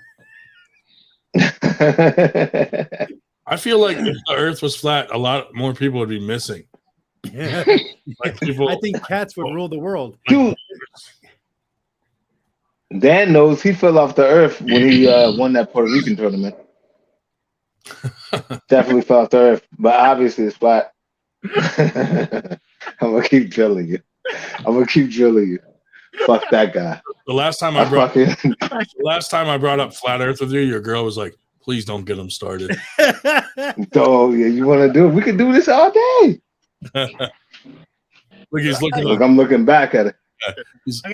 You're looking to see whether you should duck or not. Question. Yeah, I'm looking back at it like that. Shit. So, if you're looking at a perspective of an ant on a basketball, can you tell it's round? If you spin that motherfucker fast enough, it'll fly off. So what you saying? So what are you saying? Yes, you will. Yeah, you can tell it's round. Not if there was gravity. Well, Gravity is only mass. Standing still. Gravity is only mass. So if you take water and get the most, Fuck that shit. I want basic, really basic shit. You take an ant, put it on a basketball, and can that ant tell you that it's round, or will that ant tell you it's flat? If it goes high enough, yes, it can. I didn't even Yes, know it could. Fuck. So wait, how's that any different from the Earth? Excuse me? If we're prospectively, we're the size of an ant to a basketball, how can you tell me that the Earth is not round? We have this thing called planes that we get on that go up to 35,000 feet. And if you look up, and we have things that go further than that. And then every video that you've seen from the Earth that looks like an orbit, it's every optical thing you look through, even windows is curved. Everything, even your eye has a curve. So it's gonna make it look like that. It's flat, brother. If you go on a plane, now like you said, if you go on a plane, you go up, you should always do this, correct? If I go from China to America, whatever, I should do this, right? They don't do that. If you look at the elevation, they go up, hit an elevation, they go straight, and then what do? They go down. That's exactly what they do. Look it up. If I'm wrong, send me something that can show me I'm wrong. They're not going angles. curvature that they do go in. I know quite a few pilots that would actually be like, "We don't fly like." Yeah, I mean, honestly, look, black guys. I love you to death. I'm a big fan of your arm wrestling, but I mean, Go ahead, come on, Rick, come on. listen, I want all. it's so okay. Altimeter is off of an instrument. The instrument reads from the ground to where the plane is. So the instrument is always adjusting for where the ground is. So, and I'm not even going to tell you that you're wrong. So even if the Earth is flat, you're absolutely right. But even if the world is curved, you're absolutely right as well, because the altimeter is going to read off of the ground to the plane. So it's going to stay at that 35,000 feet relative to the ground or sea level the whole way around. So it really doesn't matter. Touche. Okay, Touche. it really doesn't matter. Touche. Yeah, great point. Okay, another theory, right? Now, for the gentleman, Ted. Yes, sir. And whoever the other guy is, for Ted. Okay, what about when you see a boat is drifting off the sea, it goes down. It back in the day, they say, oh, it's going over the curvature. Is that correct or is that wrong? Well, The horizon. For me, I'm going to say it is correct. If it's drifting out the sea and it's going straight, and then you see it go down, yes, and then you don't see it anymore. Is that correct or not? Like I said, I'm going to say yes because I was. Why is that? Because I was a captain and I actually got to see that in person. And we have these things called tuna towers. So like the higher up you go, the further out you can see, but you always see a curvature. Absolutely. Always see a curvature. So absolutely. Absolutely. Okay, so absolutely, and I respect that. Now, the next time you do that from a beach or wherever, the shore, I want you to get a set of binoculars, because this is an optical illusion. Get a set of binoculars, and then if you look at the binoculars, why do you still see? If it's going over the curve, why do you still see that ship? This is a fact, and I want you to do it yourself. So if your eyes are showing you that it's going away because of the optical illusion, your eyes being round, if you look at a binoculars or a telescope, whatever you want to get, you will actually see that same ship that you just thought went over a curve.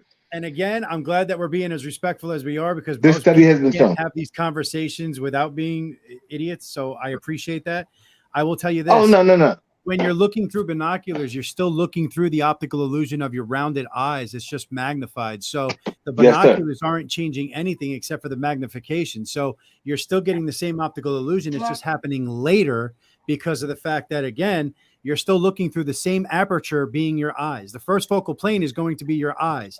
Then you have the binoculars, which magnify your eyes. It does not change the optical illusion of the curvature of your eyes. So again, that theory falls short because of the fact that your eyes never changed. If binoculars somehow made your eyes flatter, then absolutely your theory would hold up. But because your eyes never change and all you're doing is magnifying the same optical illusion, all it does is delay the inevitable, that it is still going to disappear over the horizon, but at a further distance because the binoculars are now magnifying it. Whoa! Absolutely. Okay. Now, that is a great fact. That is an absolute great fact. Never thought about that. But then I have to go a step further and talk about that. Look at him. He's like, oh, dude, no. That was a valid point, and I see exactly what you're talking about. We got and I respect it. I respect it. Thank you, sir. Thank you. I have a question. But then also we go to the. I had another friend, a flat earther, and I asked him. He would never answer this question: is the sun flat too, or is it just the Earth? Oh. No, the sun is round, but then there's also video of the sun being. The sun is round. Too, or is it just the Earth is flat? No, the sun is the sun. But if there's actual video, when you go up to that 35,000 feet, you can actually see clouds behind the sun. The sun is if y'all are Bible believers, which I am, you know what I mean? Then in the Bible it says nothing about the earth being round. There's over 100 statements, firmament, bringing Jesus up to see the world when Lucifer brought up Jesus on his 40 days and 40 nights, you can have all of this. You can't see all of this if it's on around Earth. There's many and multiple facts in the Bible, if you believe in the Bible, that state that the Earth is actually flat. Hence firmament, hence the sun and moon being inside the firmament. Okay, but so the sun itself, waters above and below. The sun itself then is round. Yes, sir. Okay, thank you. At least I got the answer. Thank you. So what I would only say, the only thing that I would say about the Bible, and I am a spiritual person, so I'm not saying anything about the Bible, but what I will say is this: the Bible was written by man, and back then, man's interpretation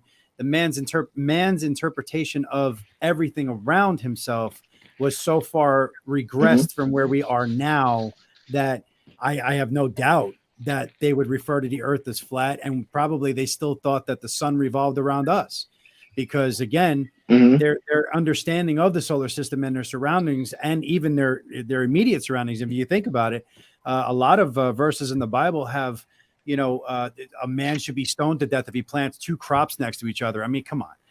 That stuff doesn't hold water today, stuff like that, because it was acceptable in their time. So again, it was written by man. So you can only go by what man's perception of man's world was when that Bible was written. So, to me, and again, I mean, no offense to the Bible, because I know this could get really touchy. None whatsoever. Oh yeah, no, we're not gonna get in there, but I am a very spiritual person. So, but what I would say is, I think the Bible is more useful as a tool, a book of morals, than it is taken in reality and literal sense. Because again, it was only man's perception of man's world at that time. And let's face it, compared to where we are now, compared to where they were then, we understand the world and what surrounds it a whole lot more now than they did then. So that's just my opinion. Just my opinion. Okay, so you one of the people that think we really landed on the moon. I'm sorry? You one of them people that really think we landed on the moon. Well, I think that it's not out of the realm of possibilities. I don't know for sure one way or the other. I've never been to the moon. So, and I'm not being sarcastic. I just don't know. That's why I said think. Yeah, I would say that it's in the realm of possibilities. That's all. What about when there's an eclipse? Wouldn't at some point the Earth be sideways and then there'd just be like a stripe down the middle? What does Mitsubishi have to do with this? Mathematically, it's absolutely impossible for that to be. Like, there's a 0.0000000 chance that could ever happen. It's just not. That doesn't happen. If you look at the size of the sun, the size of the moon, and then the timing, and then the size of the Earth, and having it's impossible. If you actually do the math, there's a 0% chance that the sun is that far, which it isn't. It's within the firmament, aka dome, which the sun and the moon are in. It's 100% impossible.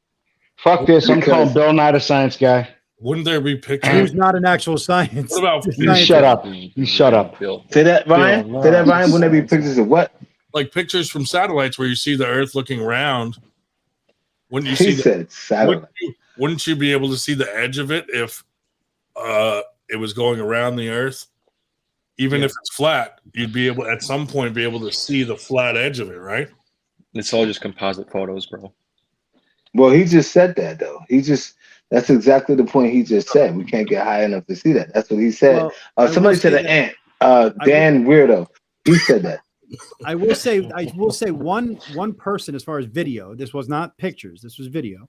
One person, he was a Red Bull jumper, and what he did is he I did see that. Yep, and I saw that was a video, and you very, very clearly and distinctly saw the curve of the Earth in that video. As he got lower, it disappeared more and more and more, as we would expect with horizons and stuff like that. Now, I do find your theory very interesting about the dome and all of that. That's actually pretty interesting. I don't know. I've never been out to space, so I wouldn't have any clue. But it's very interesting. Hey, you know what? I'm all about thinking, like people that can make me think and making people think. So that's pretty cool. Okay. I want to see a lot of you go down. What's up with that? What's up with the Antarctica project? Okay, via the flat Earth, the theory is, I say theory, the theory is, which I believe, is that the Antarctic walls is due south. North Pole is North Pole, Antarctic walls due south. You got a flat Earth, due south is in the middle. South is always this way. South is always out. North is always in the middle. Pause. You know what I mean? So it's kind of like this. Or Antarctica could be all that. And the Antarctic wall holds in the water. Now, why do all nations collaborate on one thing? The only thing that they ever collaborated on, all nations, you cannot go past the Antarctic walls via a certain point. Because the Antarctic walls hold. I was going to say, if you get into somebody's head like mine, who, happens to be somebody that doesn't believe in government very much, it's because there's a bunch of governments that are working together on secret projects in Antarctica for some really nefarious reasons. No, but at the same time, have you heard of this though? The Antarctic walls that holds in the water. But I've also heard of secret bases in Antarctica, the United States, Russia, China. They all have them. So. Okay, but so there's no reason why we can never go anywhere deep into Antarctica. I mean, I don't know, but I also know that poles have reversed before. We have evidence of that scientifically, that poles have reversed. We also have evidence right now that poles are shifting right now. So absolutely right as we speak. Yeah, but south in another 10,000 years might not actually be Antarctica. It might be the North Pole of what we know now. And this day and age, how do we know the Earth's not flat but just identifies as round? Damn right. You're damn right. The Earth identifies as round. It's like a disc world. It's somewhere in between. These are all theories and shit, and I definitely like it. Hey, that's a good idea. JJ said, how about we have a 98% Are You Smarter Than a Flat Earther tournament? Yeah, let's go. Well, no, I mean, and I will fucking be front line. I think this is the beauty about the human race, right? Like Black Ice is obviously not a dumb person. There's no doubt about that. Right. And yet he believes in something that most of us just don't. That doesn't make him dumb. It just makes him an outlier, right? Like somebody that just doesn't go along with the norm, so to speak. Yeah. But I mean, a lot of people would say that the forefathers of America were outliers and people that didn't go with the norm. A lot of people would say that the people who wrote the Magna Carta were outliers and didn't go along with the norm. Socrates, all of them were outliers, didn't go with the norm. So, hey, man, hats off to you. And, I like I said, I like the fact that you can engage in a discussion, with people that obviously don't believe what you believe and not get stupid like most people do these days. So no, absolutely not. You know what I mean? Because knowledge is power. I love it. I want to hear other people's opinions. I have mine. Amen. Fucking, you know what I mean? How do you learn anything without listening? That's absolutely true. Are you under? I don't listen to grinding, but I listen to everybody else. Fuck that guy. Fuck that guy. Oh no, Jinx, nigga. I mean, pause. Can I say? I can't even say the N word on here. Sorry. You're the only one that can. It's terrible. I'm sorry. Only person we're just you and Dave Schell. Only Dave Schell says that when you're around. Dave Schell got grandfathered. Me and Dave Schell can say it. He's good. Yeah, Schell is so old, he got grandfathered into it. Yeah. Oh man, he only gets racist when you come around. It is crazy. Yeah, he doesn't talk behind your back. Well, I guess I should rejoin this. I guess I should rejoin this since I heard my name. No, we don't want to hear zigging and zagging. We don't want to hear no zigging and zagging. Ice was telling us earlier. Ted was telling us earlier about his reaction the first time he pulled my left. You want to tell him about your reaction? Oh God, Ice wouldn't pull me for the longest while. I scared the shit. Oh no, I ain't pull you for like 2 years. Yeah, he scared the shit out of you, don't he? Dude, that shit was like click, click, click. I said, no, sir. No, sir. He's like, I'll be fine. The last time he told me he'd be fine, and this is on everything I love, bro. He was like, oh, I'll be fine. Last time he said them exact words, I was in the tournament, and they blah, blah, blah. Crack, somebody broke their arm. I'm like, I know it's Dave Schell. Soon up, came up. So, and this is the last time he told me. So you can't blame me because I was like, yo, you shouldn't be doing that, bro. tell you, I'm fine all the time. See, I don't liar. pull. Yeah, you was like, oh, I'm fine. Next thing you know, All right, I boys. looked up at his left and felt 13 pops in the first 1 inch. I was like, "You all right?" See, exactly. I'm like, no, he's. Well, you know, it's surprising, Ted, Fuck outta because usually I warn people about that. I'm surprised I didn't tell you. I usually, before I start, I say, "Hey, this is going to make noise. Don't worry about it." You know, it's just, you know, it You doesn't out of here, hurt. Nightmare? You okay with You're me? good, brother. Gotta take Good, it. man. see you tomorrow, Dan. See you guys tomorrow. He said, "Dan, I'm the only one giving him the respect to calling him Nightmare." Look at you. The only I don't pull Dave. Fuck that guy. I don't pull Dave because I just don't like You don't pull Dave because what? because I just don't like you. Yeah, well, it's true. Well, you know, it's no challenge. At one time, and you got to remember when we first started, you know, Ryan had a left wrist that, shall we say, sucked. I mean, it's a technical thing, sucked. And I could beat his left, couldn't beat his right, but now he's just gotten so much stronger. Of course, luckily he's pulling Italia right, but yeah. Yeah, no, Ice wouldn't pull me for a couple of years, and finally Listen, got him man, I back. don't blame him. I don't blame him one bit. Look, I don't want. Yeah, dude, it's like mad movement and bone things going on. Dude, I don't want to pull your left either, man. More people are coming on to see Black Ice talk about fucking flat Earth than when we talk about arm wrestling. It's just because Black As Ice. they fucking should. Are you? Yeah, Stupid's in the checked building. in the motel out here. There was a guy out front. You know, got out of the car. Got out of the car, and the guy said, "Oh, that you know my back." He said it looked like his back was sore just watching me get out of the car. I said, "No, it's not a case of back. It's a case of arthritic knees."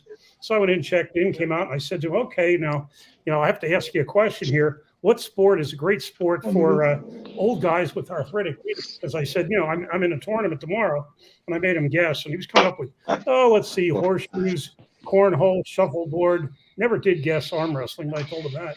And he said, he goes, I can tell. He said, he commented on my forearms, and I thought, excuse me, my forearms are not the greatest. But I thought, well, he knows something about arm wrestling because he knew to look for forearms rather than upper arm. But hey, I'm nothing special either, and I've got these farmers over here in North Carolina going, "What the fuck do you do?" I mean, like, they're like, "Oh, what's with that forearm, bro?"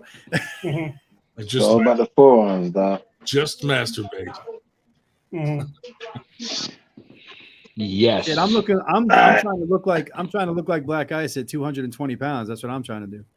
Nah, man. I was 153 this morning, man. No, I'm saying I'm trying to look like you, but at 220. Ted, you got to get outside, man.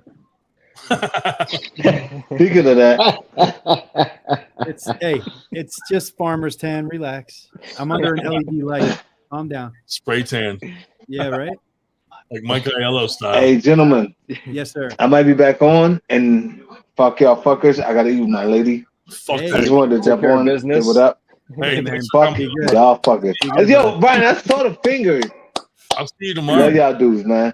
And nobody gonna see me tomorrow. I see y'all. Be good, man. Pieces, man.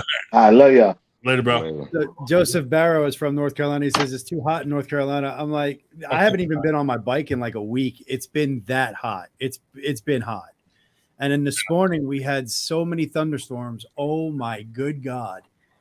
It was crazy. My wife and I woke up to thunderstorms for like 3 hours this morning. It was crazy. Fuck that guy.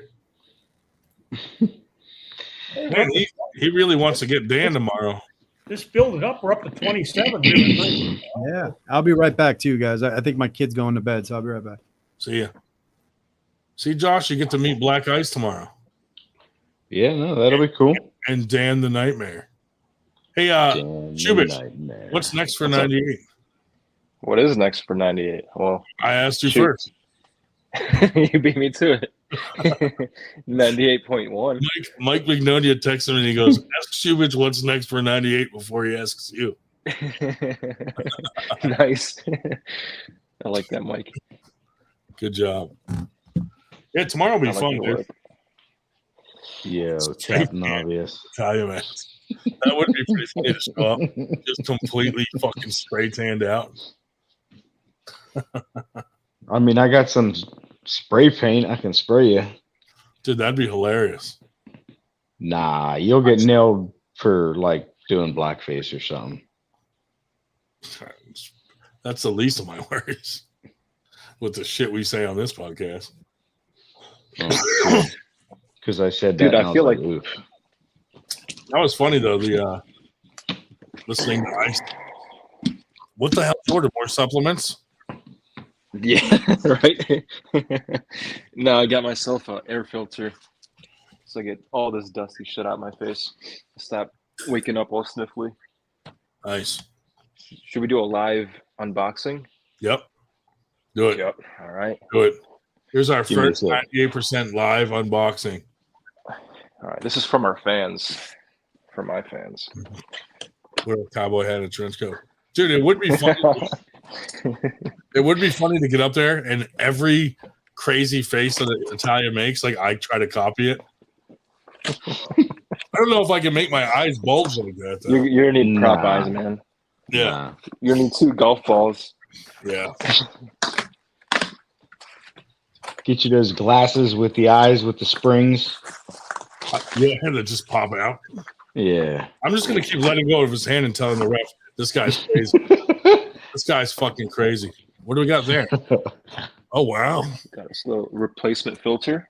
You know, Nice. we're just trying to be. You know, See, we don't our want to be reactive. We want to be proactive. So Yeah. I got to filter it out. You know, got to change it out. elbow I'm cough. already Dude, gonna have it. my wife fucking says that to me constantly. Elbow cough. Trend cough. Hey, Ryan, my phone's about to die. I got to roll. All right, buddy. I'll see you tomorrow, man. Later, gentlemen. Up and roll, man. 10:15, right? Yeah, man. Text me your address again so I don't have to dig through that long text. All right, Just I got say it you. out loud so All right, you'll thanks. remember it. Nope, later. Fuck that guy. Did you tell him about the whole FTG thing? How'd your practice go that I didn't go to last week? I don't know. He probably thinks we're rude saying FTG to him. Wait, Dave, did you ask me? I said, how did your practice go that I did not get to last Saturday? Oh, it was somewhat eventful. The gym's power went out because it's so freaking high. I suppose I'm not really sure what the problem was, but yeah, the power went out, so we had to go outside because apparently they can't function if there's no power. So we ran practice outside, and then Dude, about halfway through. Should we legit start doing some 98 unboxings? I mean, yeah, if See what you kind get of- a PO box going, I'm pretty sure you'll get some funny shit. Just see what kind of weird shit people send us. I bet, dude, I guarantee you it would be like dildos and shit. It definitely would be. Could never have enough dildos. Never. What? Pause. Training handles. Training handles. No, you'd probably get a lot of stuff, and you could probably do like product reviews or whatever it may be, just even for fun. We could do that. I don't care. I'll put my real fucking address.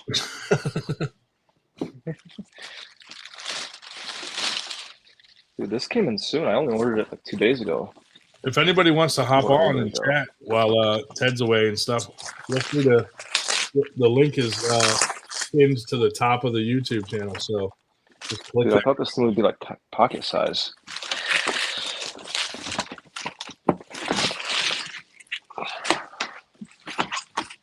All right, here it is, boys.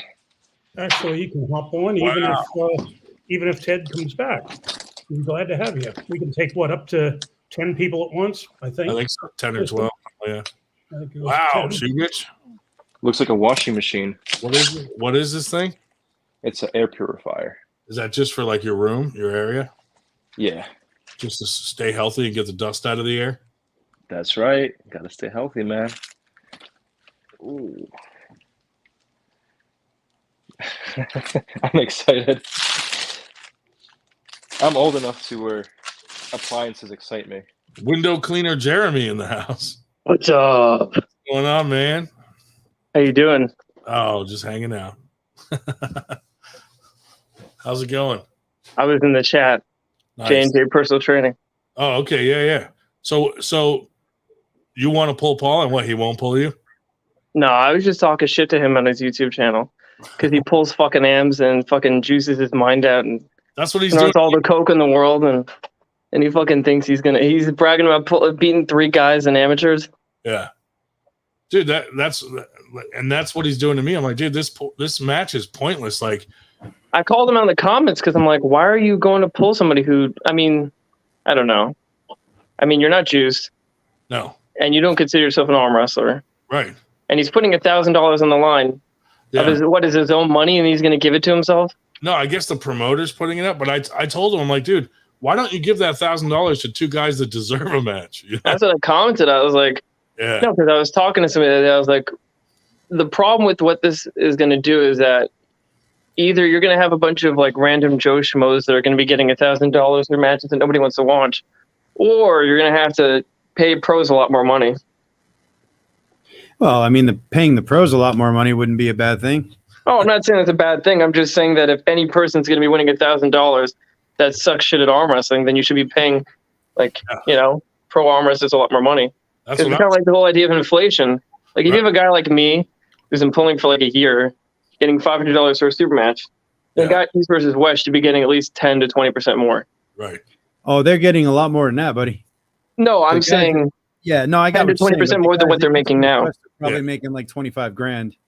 I'm saying they should be making more than that if Joe Schmoes are going to be getting paid. Yeah. I just think it's a dumb matchup. I mean, I know we had beef in the beginning, but the whole beef thing between us, like, it wasn't originally between me and him, and it just evolved into that for some reason, and I'm like, this is fucking stupid. But that guy's coked out of his mind. He's looking for anybody to have problems with. Yeah, dude, just those matches, like looking at his face, I'm like, holy shit, dude, he's ready to pop. It's like Who Killed Roger Rabbit when the guy's like fucking melting and his eyes are popping out of his head. Yeah. He fucking looks batshit crazy, dude. I'm glad Berger remade the flyer like this with his pictures of him looking crazy.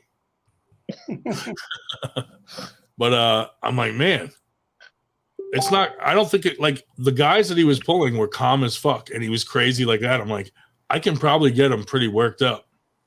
I'm just wondering how long were those guys pulling for? I don't know.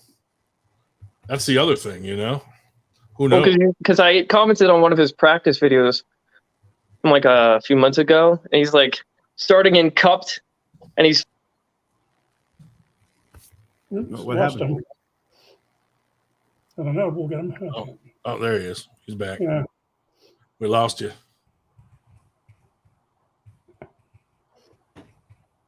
Okay. Can you hear us? Yeah. Okay. Yeah, we lost you. You left for a minute. You're back. But yeah, even the way you practice pull, starts in cupped, brings him onto the side of the pad and just flash pins complete noobs. Yeah. I don't know any of those guys, so it's hard to tell like where they're what level they're at. I mean, according to Lincoln, one of the guys he beats is actually is actually pretty good for like the level. He's a low level pro. So yeah, according to Lincoln. So gotcha. I don't know. Look, the way I look at it is this. Wade says cocaine does help. If he's bringing viewers to arm wrestling in any way, shape, or form, then he's helping out the sport. Just like what you're doing, Ryan. Just like what you're doing, Schell. You know what I mean? Like, you're helping the sport. If you're bringing viewers and you're bringing eyes to this sport, then you're helping it. So, yeah, I just don't think it's a match that should have money on it. You know what I mean? Yeah, but it isn't. You know what I mean? But you're not putting up money. He's not putting up money. Somebody decided to put $1,000 on it, so that's their money. If they want to spend it, spend it. Yeah, but who's it really attracting other than niche arm wrestling fans? Like, who really knows of Paul Italia outside of people who watch arm wrestling? Bodybuilders. That's true. Cocaine dealers. Steroid dealers. You say Larry Wheels twice? I wonder if he gets it from Artem. Black Ice. Does this say white rice? Yes. Yeah. He's had that since. Does that say white rice? Yeah. Fucking Stewart is a dick. He's, I'm like, hold on, what the fuck? Yeah, I hate him. And they're worried That's my about guy. They're worried about me being racist. They should worry about those white Russians. Damn right. Dave, why do you always have to use controversial words in black? As opposed to black Russians, how many of those are out there? Belarus was. Why do you gotta make everything about color, Dave? Is otherwise known as White Russia. It was in the UN as White Russia, as Belarus, as Belarusian SSR. See, as a history teacher, I know things like this. Terrible. You are the professor. Mailbot fans. Josh Berger, Mailbot, nice. Where's Italian? He needs to pull me next. He doesn't think I can take his hand. I don't know if I win, even if I take his hand, though. Yeah. The Drew. I got. I should probably start really. I don't know. I mean, I hear that Lincoln is in my weight class, and he's pulling guys that are, top 40 or top 50 in the U.S. So I'm thinking maybe him and I should have a super match. There you go. Dude, call him out. Nah. Might as well. Yeah, fuck that guy. Next time he's on here, call him out. I will. I'll talk to him next week. Nice. See what he wants to do. I'll let you know Who are you pulling tomorrow? I'll let you know Say next what? week if he cringes as much when he grips up my left. The Night Square. Nice. I mean, I don't know. I hear that he's pretty good, but So, where are you from? Do you live near Paul Italia, or you just have this hate for him? He's a troll. Just the hate. No, I don't know. I mean, Yo, Paul. I'm more neutral about it, but I just think that it's a joke that you're having a super match with him. Man. 'Cause Y'all It leave doesn't Paul up. It doesn't alone, level him up. Yeah, that's why. Yeah, dude. Honestly, he gains nothing from this, win or lose. I mean, you have everything to gain from it because if you take his hand, if you get him close to the pin pad, Yeah, I mean, especially like me calling myself the worst arm wrestler in the world. Even if he wins, that's a loss for him. You know what I mean? It's Especially like he doesn't gain anything beating me. Especially if Ryan beats him and changes his name to the second worst arm wrestler in the world. The only thing that's irritating is that he challenged me, but he's making me go all the way out to Arizona to him. I'm like, dude, you should come closer to me. But he doesn't want to. He's like, no, part of the punishment is you having to buy a flight. I'm like, okay. is he embezzling from his weed company? Hey, Ryan, you should give him them. Yeah. You know what? I'll walk to Arizona now. You know what you should do? You should call the IRS and you should be like, listen here, this guy is embezzling from his company to support his arm wrestling habit. Jesus, man. Show me on the doll where he hurt you. Oh, man. Right here. Right there.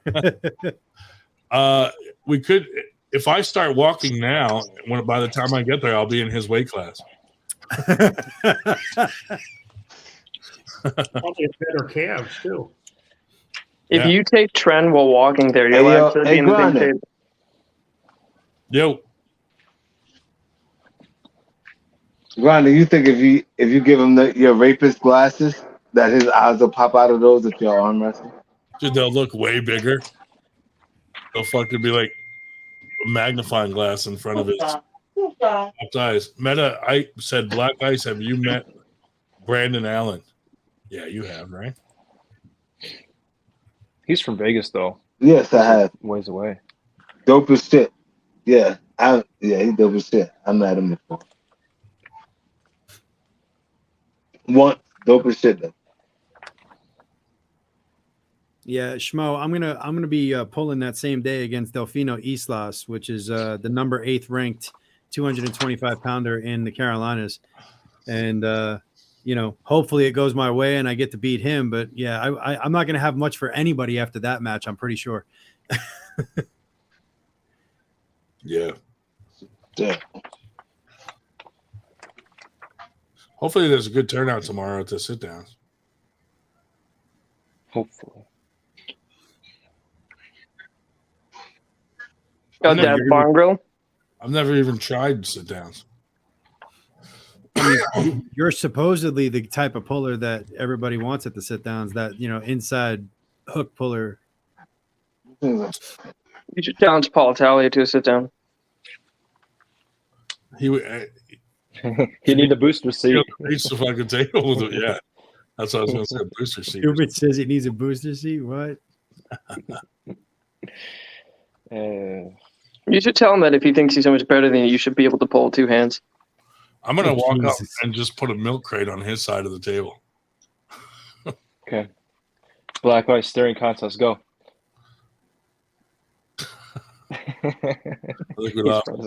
Yeah, black ice completely froze. Ice is frozen. Got him. Ice wins it all tomorrow. It doesn't matter who shows up. Grimaldi might show up. No, he won't. Ice and Dan Schwartz have had some battles, dude. Yes, they have. They've had some good ass battles. At that last it's actually Ice's event, girlfriend, Drew. Dan Jose, the Night Queer. Isn't Dan ranked 13 on his right hand? Schwartz? Yeah, isn't he ranked 13 after Nationals? He might be. I think he is. I never trust anyone who has their name as the Nightmare, but they have a tattoo of a dream catcher. Yeah, I was telling my daughter about your tattoo on your hand, and she was like, "What the fuck?" What's that? I told my daughter about the tattoo on your hand, and she was blown away. The Unabomber? Yeah, she was blown away. Right. This is my explosive hand. I told her about it, and she was like, "That takes dark humor to a whole new level." Right. Yeah. I have I also have a little tiny camel on my big toe. Is it a bunion? No, it's just a little outline of a camel. That way, when I wear flip flops, people are like looking down at it, and I'm like, "Hey, stop looking at my camel toe." Y'all ever notice that Black Ice looks like Snoop Dogg without the mustache? What? What? Ice looks like Snoop Dogg without the mustache. You're gonna let Schubert talk about you like that? You know he's about to tell me right now. These fucking Russians, dude. Yo, Ice, you gonna let Schubert talk to you like that? I came here specifically to hear Black Guys talk about the occult and then just cults in general and flat Earth. Yeah, let's get back to that. Oh boy. Ice, do you have any other opinions on the world? I want to know if the Titanic actually hit the iceberg or if it just went off the Earth. What happened to Columbus? I think 98% should give free trips on a submarine to go down and see it. It's called 98% arm wrestling, 2% college education. College education is overrated anyway. Our podcast I was making a joke. Everybody knows college is bullshit. Our podcast is the opposite, though. Like, it's 2% arm wrestling and 98% bullshit. Exactly. Exactly. Nobody comes here to listen to us talk about arm wrestling. What do you mean you're the number one arm wrestler in the world? And then there's Levon and then there's Hermes. Oh, he's coming up. No, there's Ryan Bowen. Forgot about actually him. After his match with Artem actually failed upwards because he's now above Ryan Bowen. Isn't that how it works in arm wrestling with Australia? You fell upwards. Depends what ranking system you're in. Yeah. Well, in Australia, they use different metric systems, so they're all ranked number one. Yeah. Ice, That's how it works. Welcome back. Technically, because of the time zone, Todd Hutchings weighed more than his opponent. Yeah. Something to do with the equator and tectonic plates. I don't know. So when are we going to talk about Satanism? What? Everybody knows that this is the 98% is actually a front at the cult. Yeah, I don't think we're going to be talking about that. If we talk about flat Earth, we got to go deep. We got to go all in, 98% in. Yeah. We can't go too deep, though. We'll fall out the bottom. Well, Paul Italia can only handle 4 inches. What? It'd be an all-out battle, or I just get flash pinged 4 times. I mean, either way, you win, right? That's right. Ryan, Just think about it. If you Ryan, don't you should bring win, you'll this still mug. get more super matches. You should bring this mug to Paul. Oh, nice. You should have like a chance shot redemption. Like he lost against Bowen and then he just killed everybody East versus West. You should lose against Paul Italia, juice your tits off, and then just start apologize. beating everybody. I apologize. No, you're fine. That match triggered me to be a good arm wrestler.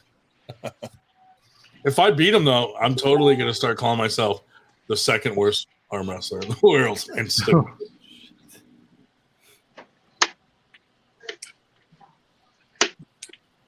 He will have to go into hiding then.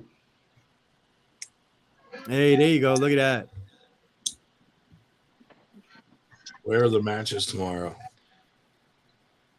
Ryan, come It on, doesn't man. even fit Put on the your beard. marketing. Look at Black Ice marketing your shit. Like, you know what I Trying to mean? get him in there. Yeah, buddy. Yeah. You always have that problem, though, right? Look how tiny the cozy is. I'm waiting for Yeah, it doesn't even keep the bears cold. I'm waiting for Black Ice to get a 98% tattoo. I told you it was a cult. I knew it. Yeah, It's a dangerous thing because Black Ice isn't going to be 98%. It's definitely that's right. That's the problem. Is Ice Yeah. will be Ice will be, Ice will be part of that 2% before long. It's gonna go from a tattoo to having to get your nah, hell nah. You guys don't even know. As long as I'm training with grinding, I'll be all right. You guys don't even know. Ice is like 56 years old, dude. He just looks real good for his age. Absolutely. Well, they say black don't crack. But Paul Italia sure smokes Damn it. right. I gotta. Oh, Ice, now your Mhm. connection is better. You ever put on a mustache for Halloween? To go be as Snoop whom? Dogg? To be who? To be Snoop Dogg. Why do I feel like Shut up, Ryan. I feel like this is a question coming from Shubich. I think what I really want to know is, do you do whiteface and then Yeah. go to Jamiroquai as for Halloween? What? Absolutely, 100%. I gotta be a vampire this year, so definitely going white. There you go. There you go. I mean, with the hair, you could be like Axl Rose when he had the dreads.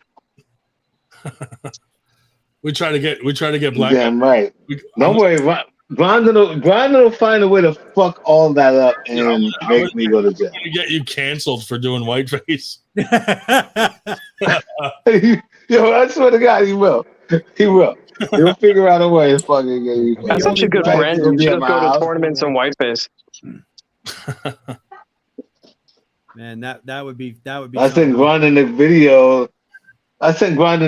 Once, and then like the LGBTQ was like hitting me up crazy. I was like, "What the fuck's going on here?" What did you say? Fucking ass. I didn't even know. All I right, sent them a picture of me washing the car. you and Bill Runkle should do Halloween He together. sent me a picture of him washing a car, and I slow mode it, and then like put like extremely gay music to it, and put it out there. It was, dude. It was It's Raining Men. Like, what are you doing? Like, what are you talking about? It was like a 2-second video, and you like made it into like this weird shit. That shit With put the you- right music, you could be an 80s action hero. that put you on the map. Nobody knew Black Ice till I released that video. No, I'm kidding. Dude, every time you send me a video like that, though, it gets a lot of views. Yeah, but half the time you're like, do something stupid, and I'm like, okay. With your hair, And then it winds up. when you're doing that shit with your hair. Yeah, like people at my job be like, what is this? I'm like, fuck. Like, I gotta work. I regret sending it to Grinded. Oh, that's a good idea, dude. Happens. Everyone in 98 has to get a branding of 98 on their ass. Yeah, no thanks. That doesn't sound fun.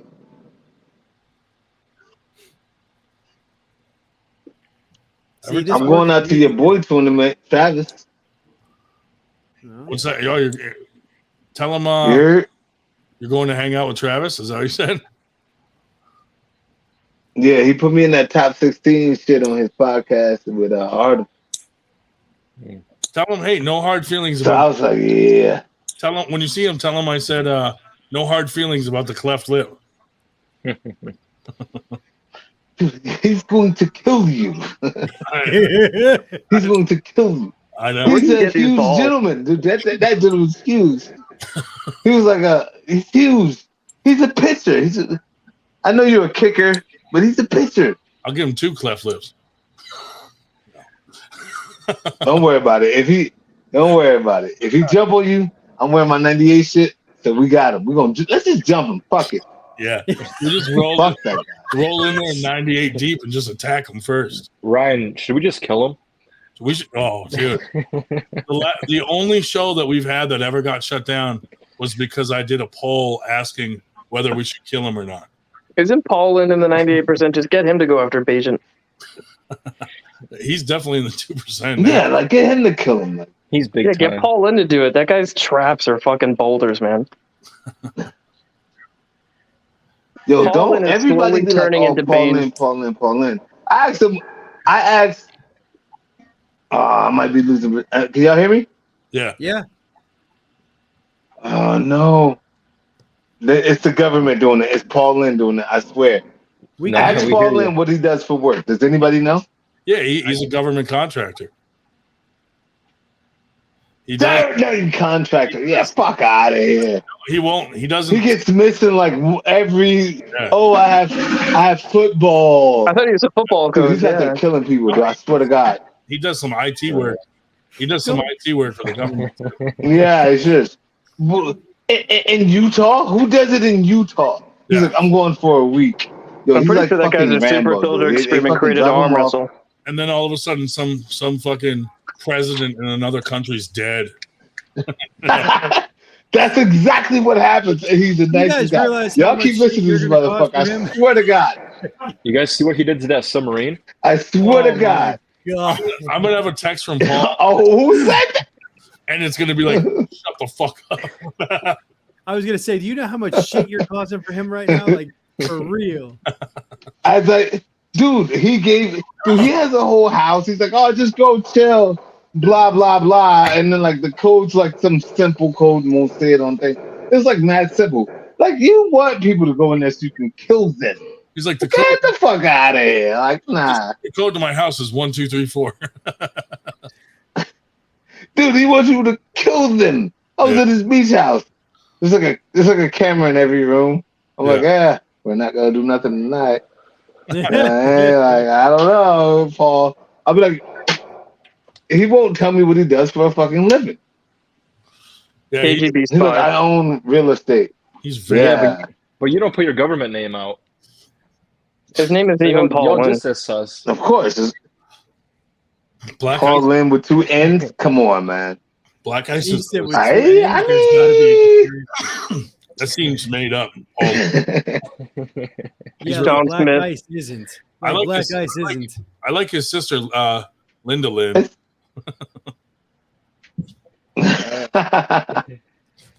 Spelled exactly. I'm just saying, I don't know. We finally talk about conspiracy theories.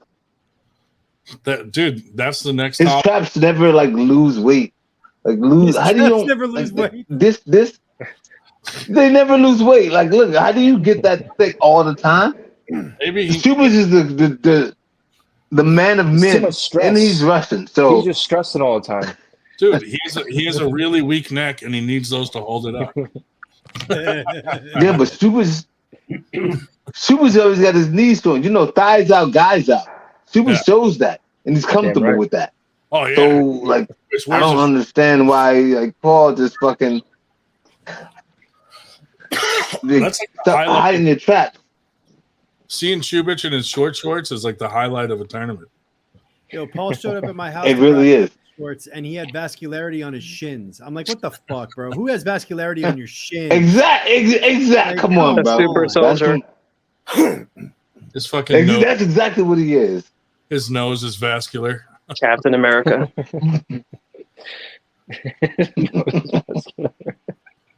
He definitely is Captain America. That guy definitely was in the Cold War. Fucking ice is dying. He's laughing.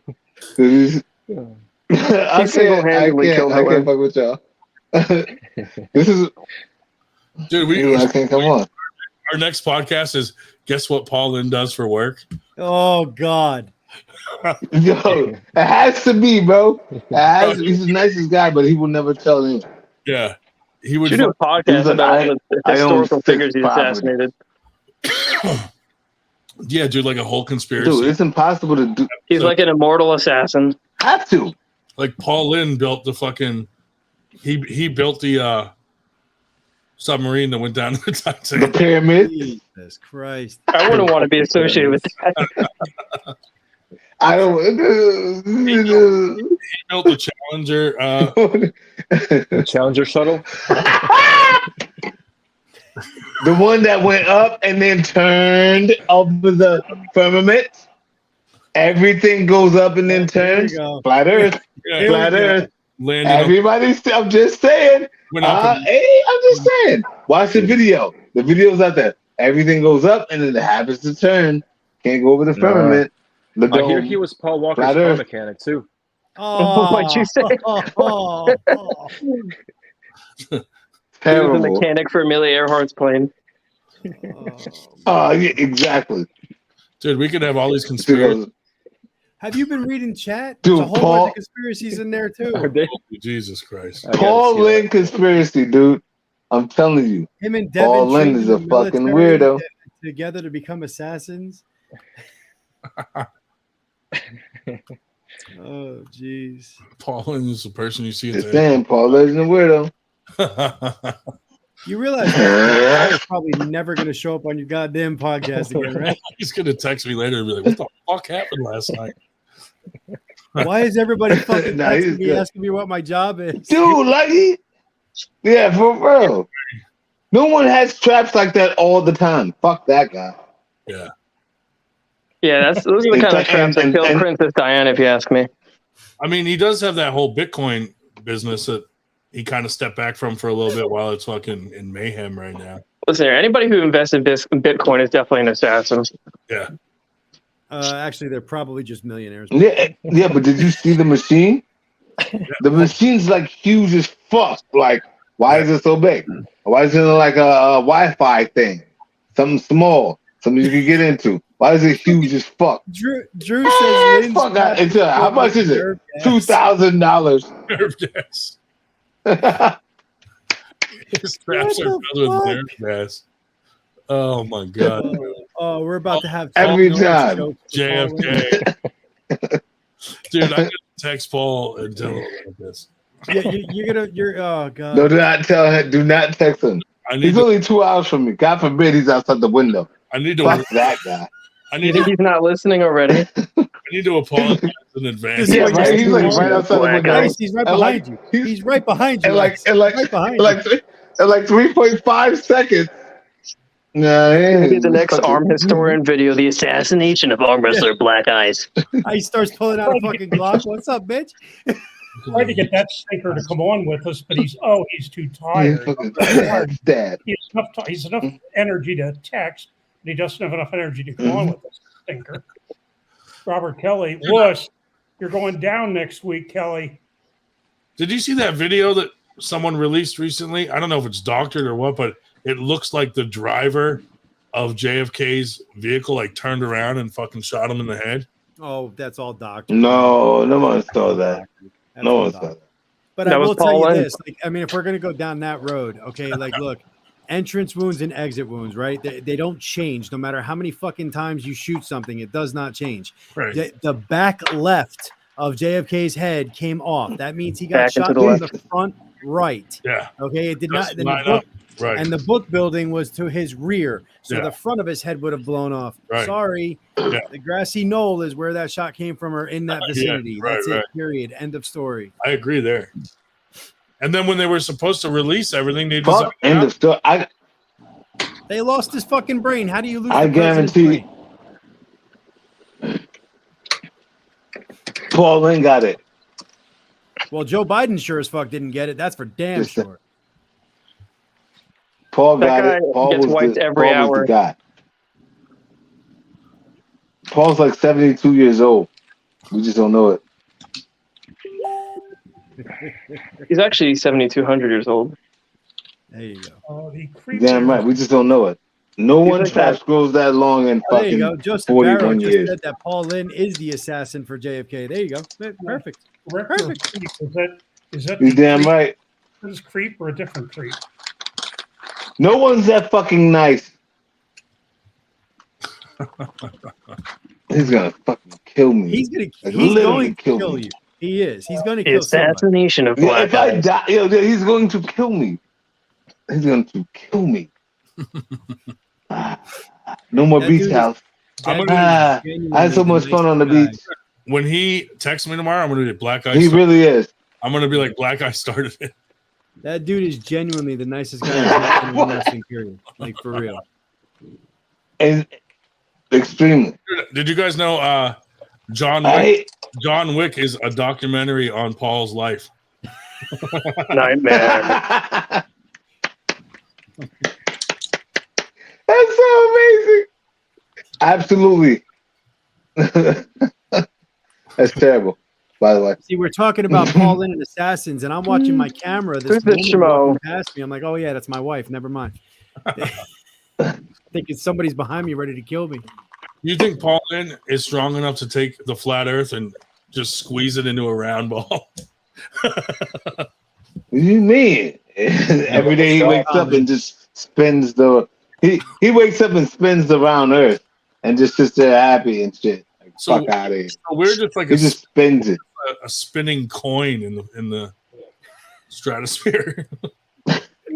He created the Grand Canyon by punching a Paul hole in the earth. Like if you take a No. quarter and just Hey, Ryan, that's not possible, buddy. We couldn't be. We couldn't be because again, only the people in the center of that flat Earth could stay where they were. right, Because if you're on the outside, you're getting and shot up gone, in space. gone, baby. There's just millions of people floating in space that fell off the edge. Just you got too. What happened to you? I got too close. That's because of Paul Linn. All because of Paul Linn. I got too close to the edge, baby. Start blaming everything on Paul Linn. I mean, Oh, his yeah, traps that'll have a get him. gravitational Hey, pull. the Big Bang started when Paul Linn and fucking John Brzezinski arm wrestled for the first time. There you Before go. we even knew it, Should we send that created the Big Bang. let's send a Just letter to saying. his house and be like, Nightmare. And then we were created. Dan. Thank you. No. The hell, fuck that. Hell became when Dan Schwartz was born. Fuck that guy. should we send a You letter? can't say that. That's anti-Semitic. What if we send like a letter? What is he? Let's send a letter to Paul Lynn's house, but like with clipping, it's spelled with all like clippings from a newspaper, just saying like we know who you are and we know what you do. Oh my god. We know you are the creator of all. Oh man. This could be a whole new round. Fucking terrible. Like They should make comic books. Get Engen to do it, man. That guy makes fucking dolls and shit now of Devin Larratt. Paul Linn doll.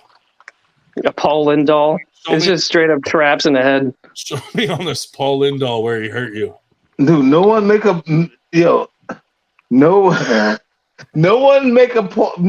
doll about me because Ryan's gonna be like, where did he touch you? Like, where did you touch him? I'm like, he touched me right here, you sick fuck. Black Ice voodoo doll. People just poke it with needles.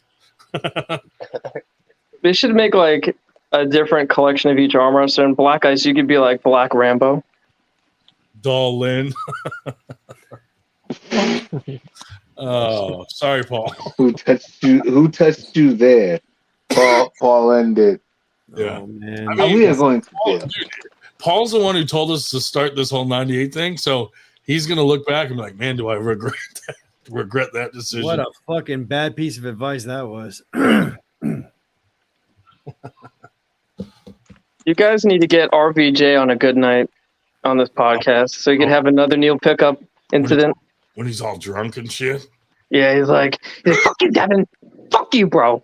He said he would come on if I've gotten a lot of the top guys to say they'll come on, but it's hard to like schedule them, I mean, listen here. If he knows Paul Linn, he could get him on the podcast. Oh yeah.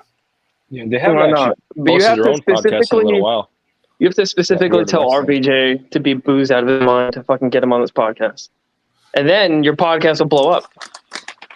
One of my good friends hangs out with him all the time out there. Does he know if he's natty or not?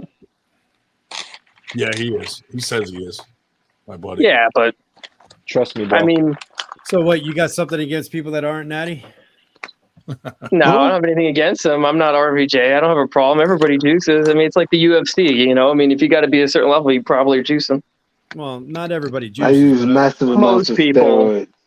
Where did Paul Linn touch you? In our hearts.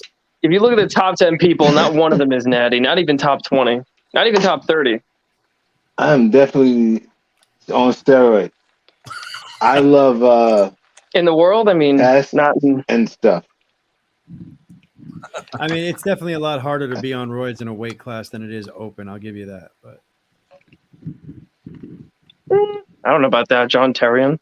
Yeah, but how do you know that he's on it? Like he doesn't have a build that screams I'm on roids. I don't know. I mean, going like increasing your body weight by 20 pounds and seeing similar body fat and getting crazy increases in strength. Black Ice. I don't know, man. I think it's honestly it's a scapegoat for a lot of people, and I'm a weaker person, so don't think that I'm trying to say that it's just you or whatever. But I think it's a scapegoat for people that are weaker to sit there and blame it on the juice. No, You know what? I think Just that get listen better. here, if Just somebody's get better. juicing, they're probably already a great arm wrestler, and it pushes them up. No. Hey, What? Ted, That was his problem I am too, 100% with Ted. I am 100% with Ted. Yep. Because simply enough, if you bleed like I bleed, that should be able to destroy you. At the end of the day, Now, I will kill everybody. It don't. Yeah. But I mean, we could get you to be just get on better. board with Ted on the flat Earth. I mean, I'm not saying that juice makes you elite. Say what now? I'm not saying that juice makes you elite. I mean, look at Dustin Hyatt. That guy's natty, and he's fucking insane. That guy, Dustin Hyatt. That guy's a beast. But see, okay, so Have you looked at his? I guess I'm he's just playing insane. devil's advocate here, but like, I don't know anybody here personally enough that I can sit there and go, oh, he's definitely on juicer, he's definitely natty, or he's whatever, and none of us do. So like for us to sit there and say, oh well, pick X person and just go, oh, he's definitely on juice. How do you know? Now, Well, you can never prove it because you could fake blood. You could fake blood tests all the time, so you can never say it 100%. Again, so how can we sit there and say that guy definitely is, that guy definitely isn't? Now, I've heard Devin on podcasts talk about steroid use, so you can say that Devin is. We can definitely look at Levon and just go, holy fucking shit. Like there's certain people that just can't hide it. Do you think Evgeny Prudnik is natural? I didn't Okay, say. can I speak on that? Here's the thing: you can think that somebody's natural or not, but you can't sit there and say with a affirmative 100% that somebody is, because honestly, it just makes you look silly. It really does. It only Because makes unless you look know silly the if person- that's your reason for why you're not doing well. Like me personally, like I'm not going to be like, oh, I could have won if I was on juice. That's the point, Black. Who cares? Who gives a shit? Like my Because thing it's is, you bleed interesting. like I bleed, my guy. Like I don't give a fuck about none of that, nigga. Like pardon my language. Like if we square up, if I put my arm on the table or whatever the situation may be, we can scrap whatever. But the real talk is, you going against another man. You can either process it. It doesn't matter. You gotta do what you gotta do, and you bleed like I bleed. Yeah. So maybe I have to work a little harder, quote unquote. I may have to work a little harder. I may have to do a little more of this, a little more of that. You know what I mean? Just to work. You know what I mean? Now, Maybe I have to do more push-ups. Maybe I have to Right, do. but what I will none say- of that matters when it comes to arm wrestling. Ice, Don't what I would- fucking lose. Ice, what I would say is this, okay? Like it matters. It matters only at the absolute top of the top. And what I mean by that Yes, is, I like, understand. look, if you have amazing genetics and person B has amazing genetics, but person B decides that now, I'm going to take juice. Well, now they can go past where your natural genetics are. And there's nothing you can do about that by working harder or doing. Now, you could out arm wrestle them Says by being whom? a better Says whom? arm wrestler. Says Well, no, it's whom? just, I'm saying Says whom? strength. Hang on, listen. I'm saying strength. He's versus just speaking strength. facts, Black Ice. There's no I'm just arguing. saying strength versus strength. Okay, Hold on, watch. I thought this. Yeah. If you're a better Go ahead, arm bro. wrestler as far as like, as far as technique and all that, but I'm saying person A and person B are exactly the same genetics, strength, and technique wise. Okay, so you're 100% the same. And then person B decides that they're going to take roids, there's nothing you're going to do to outdo that person B. But again, that's only at the very, very, very, very top. That's it. Wait, but why not? But why not? What does roids do? It heals you faster, and it builds more muscle. It's not just roids, though. Same thing. Wait, let me speak. So it heals you faster. Yes. It makes you stronger. Same thing as lifting weights, right? So you may have to put in more time. You're missing what I'm saying. I'm trying to hear what you're saying. He's saying all things equal. If one person's taking juice, the other person's going to win automatically. Like if everything's equal, person A, person B takes steroids, they're going to be better by default. That's just a fact. Wait. If you're starting at the same time. No. But if you put in more work, No. Ice. Again, Ice. What I'm saying is you got two guys that have been pulling for 20 years. Okay, you guys all know how to work out. And hang on. That's my point. That's only my point. Hang on. You got two guys that have been pulling at 20 years, right? They work out Again, I'm taking out all the variables. Everybody's the same. You can't possibly work any harder than what you're working. Neither can this guy, right? Okay. Now, this guy starts taking juice. He surpasses you. That's just the way it works. Okay. Yeah. And now, again, that's only at the very, very, very, very top. Now, for those people that sit there, at mid-national level or amateur level or who knows, and say, "Oh, it's the juice's fault." No, it isn't. Just get fucking better. Okay. But like at world elite level, like we're talking the top of the top of the top, the person who takes the more juice is the person that's most likely gonna win. That's just the way it is.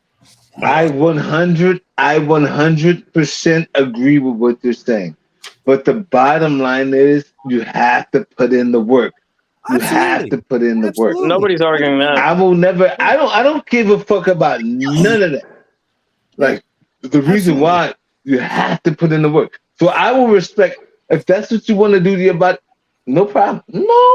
No, Jill, I disagree. It does not matter at all levels. It absolutely does not. Because at let's say my level, I'm a very low level pro. I hate to even call myself a pro, but I'm a very low level pro. I know people that have been on the sauce for years, and I can kill them. It's just a matter of because I can still rely on talent or different strengths and this. That, you gotta put the but like I'm talking about at the very, very, very top. That's when it matters. Other than that, it really doesn't. I think the Ryan, is he talking about the 2% on the 98? Ryan, is he talking about the 2% on the 98? Ryan, get out the papers. Is he talking about the 2% on the 98?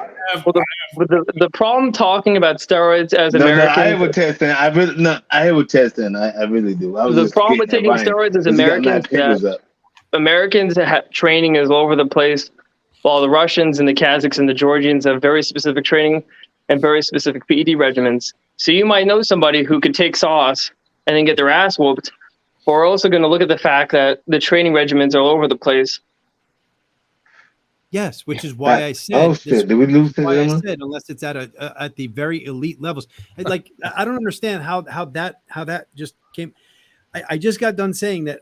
Only at the very elite but level. you still have to put in some type of work, though. Right. You have to put in some type of work. I don't care. You're not going to sit on the couch. No, you're absolutely right. You're not going to sit on the couch and just get strong. I don't give a fuck what nobody say. You're not going to sit on the couch and just pump steroids and get strong. 100% agreed. 100% agreed. Listen, I have a list here. I have a list here of 150 names of people that take steroids that asked me not to tell anyone. But I'm going to read up.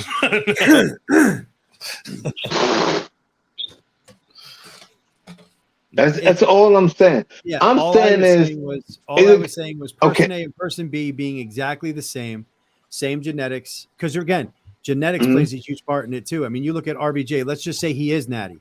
Let's just say I don't know if he is or isn't. He is natty. Well, again, I know him very well. He is very natty. Trust. What I'm saying John is, very natty. I don't live with the man, so I can't make that assessment. But what I'm saying is, you know, absolutely, if he is natty or if he isn't, but if he is, he's got amazing genetics, even if he does or doesn't take juice. You get what I'm saying? Like you can see, there's certain human beings that just have amazing genetics, and those guys are going to, no matter how hard you work, absolutely, I agree. Those guys are going to be at the head of the pack, no matter how hard these guys try to work to catch them.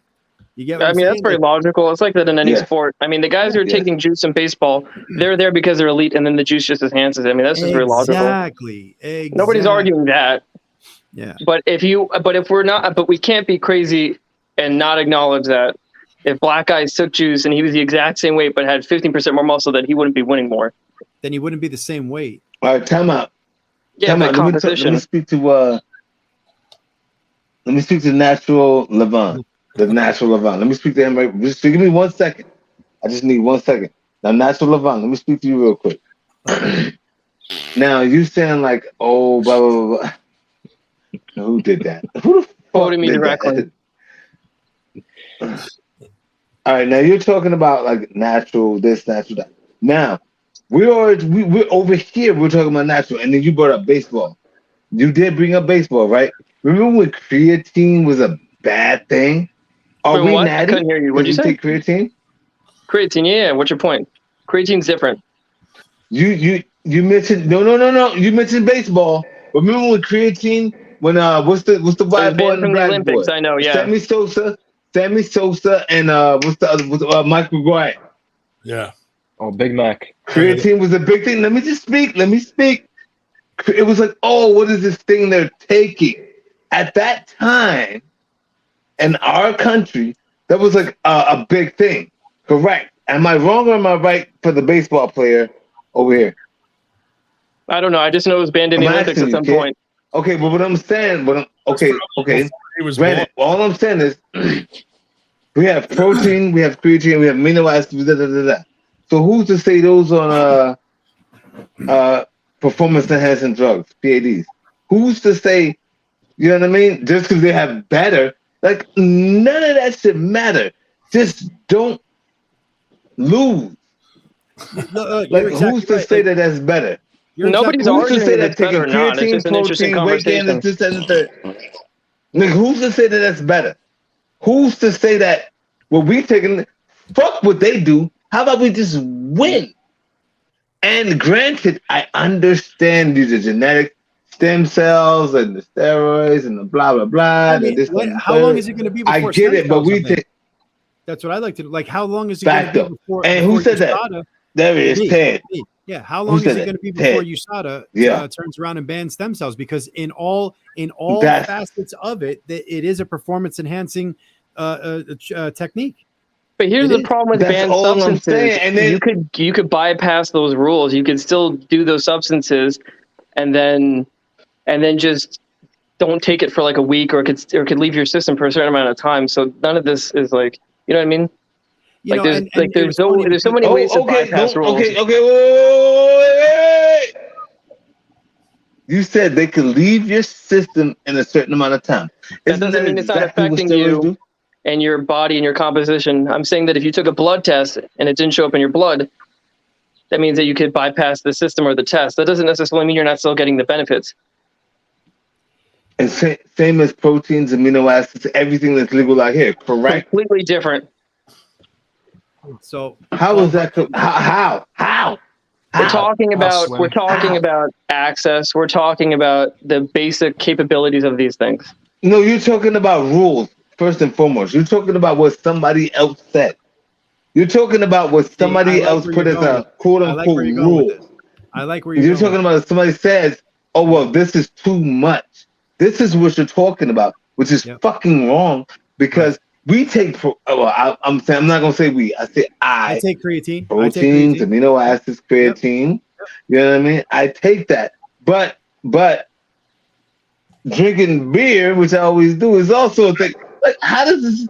How is drinking beer, smoking weed?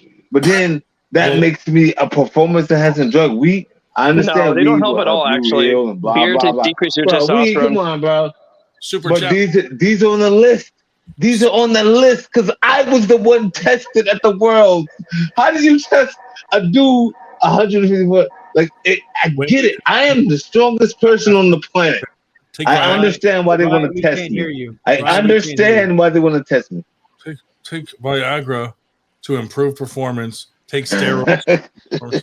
Why not? Thank you, Wade, for the $9.99 super chat. Yeah, but creatine is naturally found in meat, and protein and amino acids are naturally found in food. So these are completely different arguments. Testosterone is naturally found in the human So is male and the human testosterone. female. So is testosterone. Yeah, but we're talking about So is enhanced testosterone. levels. You can't. No. Wait. Oh, You can't enhance levels. Okay. Hey, Ice, I know why you got tested at Worlds. Because I'm black. No, because you don't do steroids. They're not going to test some fucking dude there. I was drinking this all day. But that's what I mean. When they But this didn't pop up. When they do the random tests, why the they know you don't do steroids. They're not going to go test someone who actually does steroids and then have to kick them out of the company. Dude, look at these arms. What do you mean I don't do steroids? Look at that. He's saying that they knew that. He's saying that they knew that. Look at the arms. You know what I mean? I definitely do steroids. Yeah, but the point still stands. Creatine and amino acids are naturally found. It's not. I mean, testosterone is not something you could synthesize way higher by taking natural means. Okay. I just find it remarkable. I find it remarkable. I understand what you're saying. What about of all the people that typed cocaine into the chat tonight? Brian is the first one who spelled it right. I don't know if that means something or not. His IQ is a natural performance enhancer. I mean, nobody's saying that you should ban PEDs.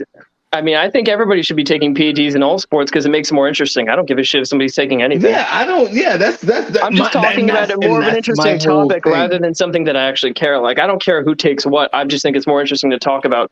I mean, I'm not saying that this person should be banned or you should be testing this, because at the end of the day, it's easy to bypass tests. It's easy to, get your blood shown as clear for anything.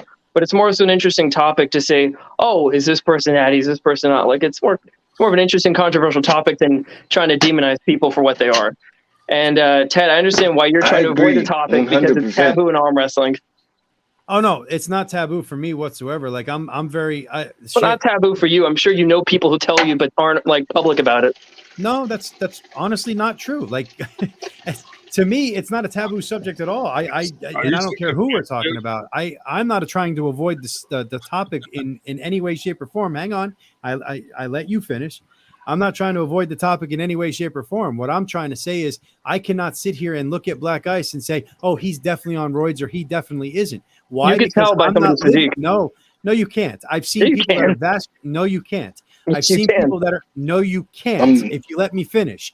I've seen people that are extremely vascular that are 100% natty. I know because they're in my family. And I've seen people that are extremely soft and not vascular and look huge and out of shape that are 100% on fucking roids. And I know that because they're in my family. So those two I can speak on. You can't sit there and know for certain. Now, you can definitely look at somebody and guess and take an educated guess on that, 100%. But you can't sit there and 100% say, oh, that person definitely is juicing or that person is definitely not. You can't could have a high percentage of chance to tell somebody is for sure, though. Up. Shut up. Why would you write that? Make an educated guess on it. I'll give you that. You can take a very high educated guess. I'm not going to say you can say 100%. That's all. But there's a high chance. Like if you're a family, are you talking about people who are huge and lean? Because we're talking about genetic anomalies. And if that's the case, then we don't include genetic anomalies and talks about statistics because it ruins the statistics itself. We're not talking about genetic anomalies. You look at somebody like freaking David down here, Shubich. He's a well-built human being, and a lot. But he doesn't look unnatural. I'm sorry. What? He doesn't look unnatural. Whoa, that's not nice of you to say. He said you don't look. Yeah, you definitely don't look natural. Shubich, can we see your muscles? Natural. Can you show us your muscles? No, come on, dog. I've seen his biceps. I mean, listen, he doesn't have the androgen traps or the androgen shoulders. There's telltale signs. I mean, it's not like. I mean, listen, we're not dumb. Here's the funny part that you say that because in the arm wrestling community as well as every other community, there are plenty of people that are. I put up 100%. I put up training videos all the damn time, and again, I'm a low level pro. In just the 6 months or 8 months that I've taken training very, very seriously, my shoulders and traps have grown quite a bit. And I've actually gotten accused of using fucking roids. That makes sense, but and I you don't look unnatural either. I what? You don't look unnatural though. You look like somebody who works out. Right, to a trained eye. But there are plenty of stupid people out there. I shouldn't say stupid. I should say ignorant, untrained eyes, or ignorant to the thing that sit there and oh, your shoulders are looking like baseball, so you have to be on juice. No, I've been doing a lot of shoulder presses. Fuck. But yeah, but like listen, if we see somebody androgenic like shoulders and traps, then you could definitely, and if you could see it before and after, like know what they look like before, I mean, you could make a very high educated guess. Yeah, the problem and listen, is there are people who don't respond well to steroids. I mean, look at Levon. I mean, I give him credit because what he takes, he responds very well to. That alone has to have good genetics. I mean, I'm not going to tear him down and say that what he's taking, it would make him a better arm wrestler. People out there that believe that because I'm on TRT that I'm not natty, and I understand that does give you certain advantages over somebody that's completely natty. I give you that, and I'll fully say that. But if I didn't do that, I would have swallowed a bullet 7 months ago. So you know what? I'll take the fucking TRT. No judgment. I mean, it's arm wrestling at the end of the day. I mean, how many tournaments do you go to and they test? Dude, I don't give a fuck if they do. I'll tell them that I'm on TRT before they test. And honestly, talk about the rules. Black Eyes did make a good point where mentioning the rules and how things advance. I think in the future, TRT is going to be considered the new natural. I take cheesesteaks. I would think, especially at the levels of somebody like me that makes sure that I don't go above like 800. You know what I mean? Like I don't ever. Well, yeah, of course. I mean, like you could have a level where you could say if somebody has like 1200, 1400, 2000 testosterone, we could say, okay, this person's taking too much. They should go back down. Exactly. But the problem is that people don't realize, like, when you juice really hard and then you stop juicing, you don't lose the muscle. You still retain the satellite cells. So even though you stop juicing, you still retain the muscle memory of somebody who's on juice. Yeah, you do. I mean, not that it matters, though. I mean, at the end of the day, it's just more of an interesting topic than something that actually matters. Like, if I see somebody who's huge and it looks fucking insane and they're arm wrestling, I'm like, I want to watch that. Nobody wants to watch fucking Prokopchik arm wrestle, even though he's a good arm wrestler. And there's a reason why they're super heavyweights. Ryan Grande. I washed my hair at 2 a.m. I got to start juicing, dude. That's what I'm learning about this. I don't know. As an arm wrestling fan and just a fan of all arm wrestling, I want to see all arm wrestling matches. I really do. Like I don't give a fuck if you're on roids, you're not on roids. I don't care what you look like. I care about what techniques you're using to bust the other dude's hand back. How are you winning? You know what I mean? That kind of stuff. Like I watch Black Ice a lot. One of the most awesome things about him is his hit. And honestly, what's awesome about his hit is not only is it the violence and the speed of the hit, but it's also watching his fucking dreads go east, west, north, and south. All of course, very entertaining arm wrestling. I've seen your matches with the little Dan. But what I'm saying is everybody has their own, their own thing. So yeah, I mean, listen, I love arm wrestling, but at the end of the day, like most sports, you're gonna have like the giant freaks that are attracting. I mean, there's a reason why in strongman you don't see 200-pound guys or 180-pound guys. I like to watch Ice too, but not arm wrestle. I just like to look at his windows. You have his OnlyFans? Yeah, I appreciate it. Hey, so Ice, in all seriousness, Ice, not that I don't like talking to you because I do, but don't you have a tournament that you need to be up and ready for tomorrow? Who that, me? He's not natty. It doesn't matter. I got 10 minutes. He's like, fuck. I got 10 minutes. My story. He's due to the guild. He's got his EPO. He's got his TRT. He's got his creatine. He knows it's sit downs and he gets to rest. Yeah, he's actually preparing right now. You don't need legs. I mean, this is the reason why I skip leg day. I gotta finish my 90. There you go. As long as he doesn't have to drive himself there tomorrow. If somebody else is driving, he'll fall asleep 15 minutes to leave his house. The worst experience I ever experienced was driving with Dave Schell. I skipped legs on purpose so I could fucking compete in the fucking handicap portion of WAF. Schmo brought up a very good point. He said, very simple question. Who draws more people, Nagano or Conor McGregor? Not everybody wants to see the big juiced up guy. You're right, but they're both not natty anyway, but it's fine. You're fat. Yeah, but you also have to admit that UFC is different though. When you see somebody get knocked in the head, it's different from like fucking arm wrestling, you know what I mean? Yeah, the tournament. The tournament is in Lumberton. Oh, go ahead, Dave. I'm sorry. It's because the tournament they're talking Dad's about. Barn Grill. Dad's Barn Grill, Lumberton, New Jersey, which is just east of Philly, South Jersey. I mean, let's be honest. If anyone here takes steroids, it's fucking Dave Schell. Yeah. There you go. Dan, I'll come to practice after. I'll come to practice after the tournament. After the 22nd. That's why his win-loss record is so good. Good. I've been practicing with fucking what's his name, Steve Black. Yo, Steve Black is like the greatest person in America. Hey, Steve Black is a fucking legend. When I talk to that guy, I'm like, this guy could have a podcast for like 5 hours on his own. Does he make you sing to him? Dude, he really can. Shut the fuck up, dude. He can sing. He's a very interesting guy. When that guy speaks, I'm like, I feel like a loser. Dude, he's been there, done that. He's been through a lot of shit and been in arm wrestling for a long time. Yeah. Very smart guy. Shit about arm wrestling, teaches him shit about life, about real life, like real life. You know what I mean? Very smart and he guy. might pull you a shorty or two. So I'm just saying. It's so funny. We were practicing a few weeks ago. Ronnie, you might get laid. Only if Dave Schell's there. If you try to do anything around Paul Linn, that guy will kill anybody you go after. He'll kill everyone you love. He'll find them. He'll kill them. You guys are gonna get canceled by Paul Linn. By cancel, do you mean assassinated? Is that code? Right. Our lives canceled. Yo, for real, like Paul Linn's the bad guy from Taken. 5 arm wrestlers get stabbed. It's gonna be like a weird. It's not even like it's like a stabbing or some weird shit Ice, like you that. got yours. Choked I to got death. mine. You got yours, Ice. Dude. I got mine. Okay, get Steve Black on here. I'm gonna see if Steve will come on and sing a song. No, come on. Dude, get Steve Black on here, dude. Dude, when he did That's my guy. after tournaments, when he does he jumps on the mic and sings is the best part of the tournament, dude. He had his music going on in the last It one was. he had. I showed him my areolas. Ooh. What? Dave? I flashed him. Did it blend in with your nipples? Yeah, I flashed him during his concert. I flashed him. I thought Dave Schell's areolas were gonna be fucking Black giant, eyes. Do you call them chocolate chipples? giant salamis, but they were actually longer than I thought. Fuck. Absolutely. You got them chocolate exactly chipples what going they're on? gonna be calling them today. And for Ryan's purposes, I actually measured them last week just to keep him happy. Depending on how you're measuring, they're somewhere between 15/16 of an inch and 1 inch. You measured your fucking areolas?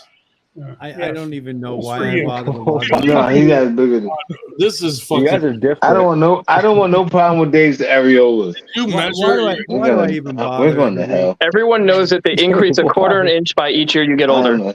What did I just hear? Right? Even if you did that, why'd you confess? Did you measure them while you were masturbating with gold? No, that would have thrown it off. That would have been 15 minutes ago. What'd you say? 5/16? What are they? Somewhere between 15/16 and an inch. Would you just hold a socket over it and go, yep? No, I used a genuine. Actually, I used a ruler that came with my eyeglasses for measuring pupillary What made you distance. think to measure your areolas? No one Did wants you to flick know them this. beforehand? Because So you in fucking 98%. keep asking, you wacko. From now on, in 98%, when we do someone's stats, we're going to put in there their areola size. Are you going to do that with fucking Paul Hey, Italia? Dave, just tell me you. Dave, did you flick them first and get them fully erect? Dave, Yeah. did you jerk off when we was in Orlando? Just let me know because I was in the bed. Oh my What All I god! want to know is, did you jerk off with the bed next to you? Did you jerk off in the bed next to me when we was in Orlando? If you did, I will fucking never. Nope. You Okay, share. I'm just making sure. Did we get a 'Cause I pre and thought you post died, measurement of and- nipples of because gyno? I said 6 nights he could have raped me, but he didn't. Wasn't Nitro there too? Yeah. We're not gonna talk about the Nitro thing. Just had a throuple. Me, Nitro on ice for 6 nights, and Holy last Jesus. The last 4 Milk How Christmas did you live through that, Ice? The last 4 Milk Christmas joints. Yep. At least I saved him. His thingy, his mouth thingy with the whole dying thingy, like his last, like what is that called? Like Dentures? CPAP. No, the thing with the CPAP. Yeah, You know the CPAP. It's a whole machine, so it's like all night. The shit went. I was like, yo, what the fuck? I swear to God. Am I lying? Am I lying? Am I lying? I woke up Nitro. I will put Nitro on this right now. You're lying. Yes, you're lying. Your shit didn't. And you said I wasn't dying. It was the battery. Am I lying? You and Nitro. I'll get the fuck out of here. I thought he died. And I was like, Nitro was like, yo, well, you go get him. I'm like, no, he's dead. You go get him. I'm like, no, he's dead. He's like, you go get him. Between Black Ice, Nitro, and me, I'm the only one that had the accounts for the Uber and DoorDash, or not DoorDash, Uber and what's. I don't care about that. You was about to die, motherfucker. You was dying. On your back machine. Fuck that. I'm the old guy there that's not supposed to understand this modern high-tech shit, but no. Whenever they wanted to go somewhere, I had to take care of Uber, and then they just paid me cash. What the fuck? Yeah. He died. I don't give a fuck about that. He was dead. Hey, Grinder, you died, bro. It was like, you was dead, bro. What are you talking about? I was like, yo, Nitro, get up. Are you kidding me? I'm like, Nitro, get up. And Nitro was like, yo, he's dead. I'm like, yo, you gotta go mouth to mouth or something, nigga. Like, what the fuck you mean? You're trying to wake up Nitro, and he's not waking up because his blood sugar's low. Yo, he was like, oh, the battery's dying. Fuck that. That motherfucker was dead. I have a question. And you'd have been right. Bullshit. The only ones that have alarms on, the ones that have alarms on them are the ones that go over your whole face, your mouth and your nose, because they have to have an alarm. So because if the power goes off, you won't wake up. Mine just. What the fuck did you have? Have a fucking alarm on it. So what was the noise? What was the noise? Idea. I was asleep. Jesus. That's the whole point I'm saying. He was dead, bro. Yeah, I was asleep. No, he was dead, bro. Fuck you mean? I don't know. You crazy? That was before we were in his will. Yeah. This is true. Oh, okay. So I should have gave him mouth to mouth. Had we been in his will, I would have been like, Ace, I would have been like, unplug that fucking machine immediately. I can't, bro, I can't make this shit up to save my life, bro. I cannot make this shit up. Dude, you know what the funniest thing is? The funniest thing was after that New York tournament, me and Dave were like, we need something to eat. So we were like looking for a random 7-Eleven, and we just find Ice and Nitro with Ice's van, with Nitro's van, just randomly in a parking lot. And I'm like, what the fuck are you guys doing here? What were they doing? Getting high as a fucking kite. Dave, those are accusations. Yes, well. Yeah, for real. Allegedly. Allegedly.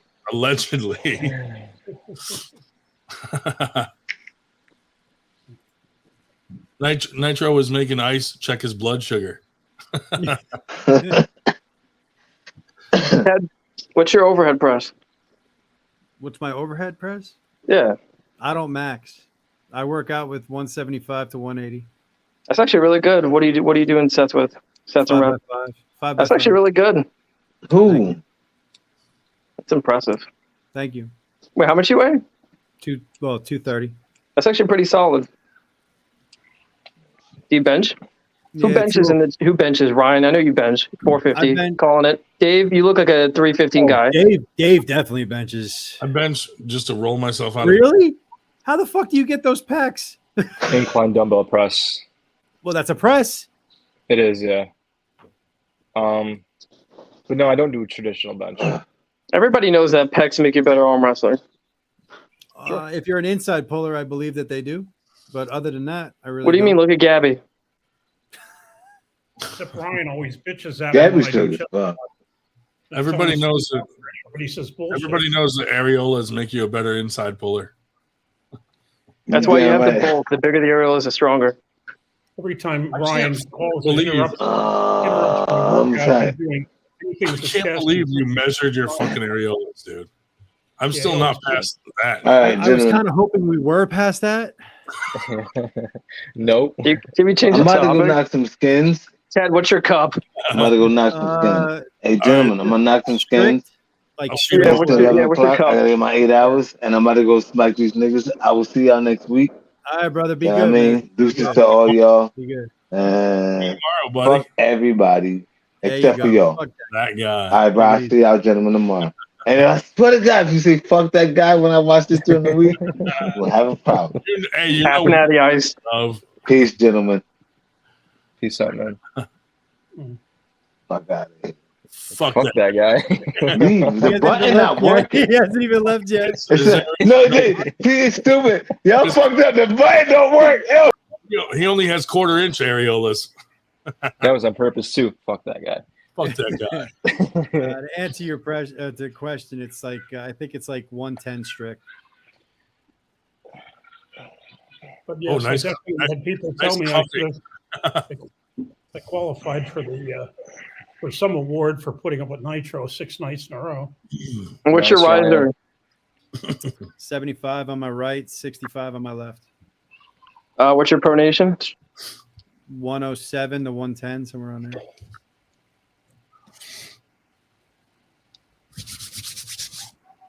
I got nothing else. I was gonna say, if you asked me my side pressure, I couldn't give it to you because I don't. I hate that fucking move. What's your areola circumference? No, I fucking idea. Oh man, I can't believe you said that, Dave. No, but and that was not circumference; that was diameter. Oh, excuse me. I took a photo with you at a tournament, and now I feel a little bit uncomfortable having that photo next to you. Pedophilia. Why'd you say it like Dracula? Like Dracula's like a pedo? Like he's like pedophilia. Yeah. I was in the beginning. I used to always call Paul genitalia instead of Italian. Paul pedophilia. Hey, So, Ted, Carolyn's back from lifting. What's up? How's your Carolyn? workout? Carolyn, Ted, what are some takeaways from Paul's visit? Must have been real insightful. He showed me some really awesome shit for like defensive arm wrestling against like a hook, because he asked me right off the bat. He said, you know, like what do you like? What's your style? What do you want to do?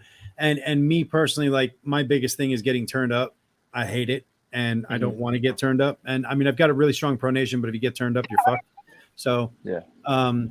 You know, so he was teaching me a lot with getting my shoulder behind my arm and kind of learning how to absorb the hook and using my shoulder to stop the arm from getting turned up. Interesting. So it was actually really cool to see it. And, you know, he fired into me a few times, and when I got it right, I could actually feel me getting purchase on his hand. And I was like, holy shit, you know, so a lot of stuff in the strap, that kind of stuff. It's not really stuff that I could use in practice, like practice pulling, because obviously I need somebody to hit in order to stop it. So, but like, What's your preferred style? I'm a top roller. Top roller. Okay. So it was, you know, it was very helpful there. I did really good in practice against some people that have previously destroyed me. So it told me that the strength gap and the technique gap really isn't that far apart. It's more like I got caught off guard with the hit and with just not being ready. You know what I mean? Like more mental than anything else. So it was really good to see that. And then the ending, the dynamic endurance training that he calls it, where he hits into you and you hit into him. That was very, very interesting. And yes, it was at the end of a practice, so I understand that he was worn down and all that. So, you know, context is everything.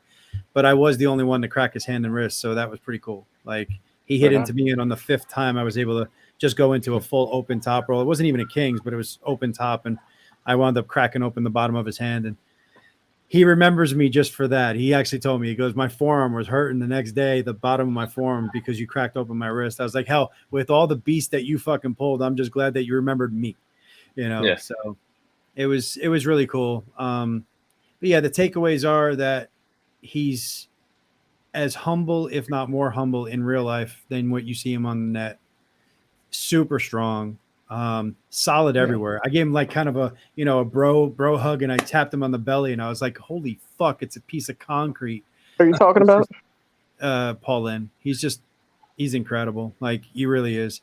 And when we were fresh, you know, all he did was kind of rock back, and he was able to just lift, no matter how much I tried to pull back down, he was able to just lift me off the pad. He was just, it's honestly incredible to see the levels and to feel the different levels. It really is. And he's just an awesome human being. I got nothing bad to say about him. He gave of his time very, very freely, and he was willing to do a Q&A or a seminar, whatever he wanted, to compensate me for my time. I'm like, no, stop. Like, I love having you here. Thank you for being here. And he was willing to go above and beyond just to quote unquote compensate me for my time. And I'm like, you don't need to. You're here. You're teaching all of us. You're compensating us enough, you know. So it was really, really cool. That's how he is. Yeah. Yeah. He messaged me back on Armbed, even though I'm a fangirl. Like, Paul, your pecs are so defined. How do I arm wrestle? Yeah. We're fortunate to live near him, so we see him a lot. Yeah. No, I know. Which is kind of cool. But yeah, I mean, will you use him for your prep against Paul Italia? He actually invited me over to train for that, which was nice of him. But you know, I don't want to waste Paul Linn's fucking time to train me for fucking Paul. Dude, you know what I mean? He's throwing you such a bone. It's not and you're wasting squandering it. I was going to say, it's not wasting his time. You ask him when he's available, or you show up at a practice that he's already at. Well, that I do. Like, I'll go to his practices and stuff like that. But I wouldn't set up like a one-on-one for Paul Italia match. What's your plan? With Paul Italia? You're gonna top roll through his little fingers? More like a high hook. High hook. Yeah. High hook, just back pressure. You know, ready to go, boom, just backwards. Wow. Because everyone he's going against, like, he's keeping his hand fucking like just straight.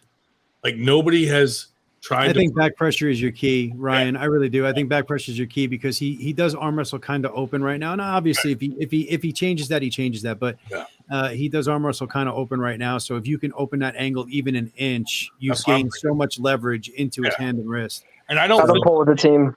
I don't think he'll be that much stronger than me to where I can at least get something with back pressure or even with a lat drag. I don't think he's going to be that crazy stronger than me. Yeah, I mean, I really do think that if you can even get the match an inch over to your side, which I don't think is, you know, out of this realm in any way, shape, or form. Yeah. If you can get the match over to your side even a little bit, you got so much more purchase on his hand and wrist that then you can either go into a top roll or go into a press, or like you said, a high hook into a press or something like that. I'm gonna dock him under the table. Nice.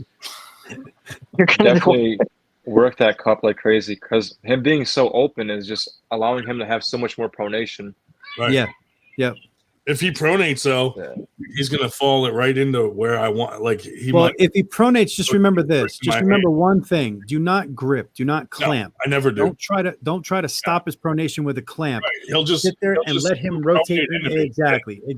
Yeah. Let him I rotate. Stay loose with the fingers. Yeah. That way, when they do pronate, they go further into my fucking. Exactly, and then you're fucked, because then you clamp. Yeah. Then you clamp. Right. And you just go. Mm-hmm.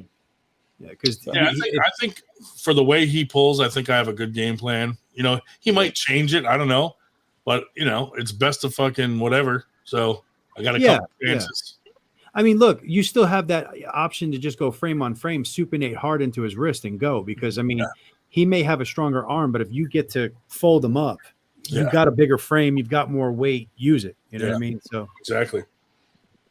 I mean, it's possible too that he might just be faster than me, and I won't even have a chance to engage at all. Well, get used to catching on the B side. Yeah, I mean, like whenever I pull like the the smaller guys that are really fucking fast on the go, I just retreat with them. Yeah. And then I can bring them back.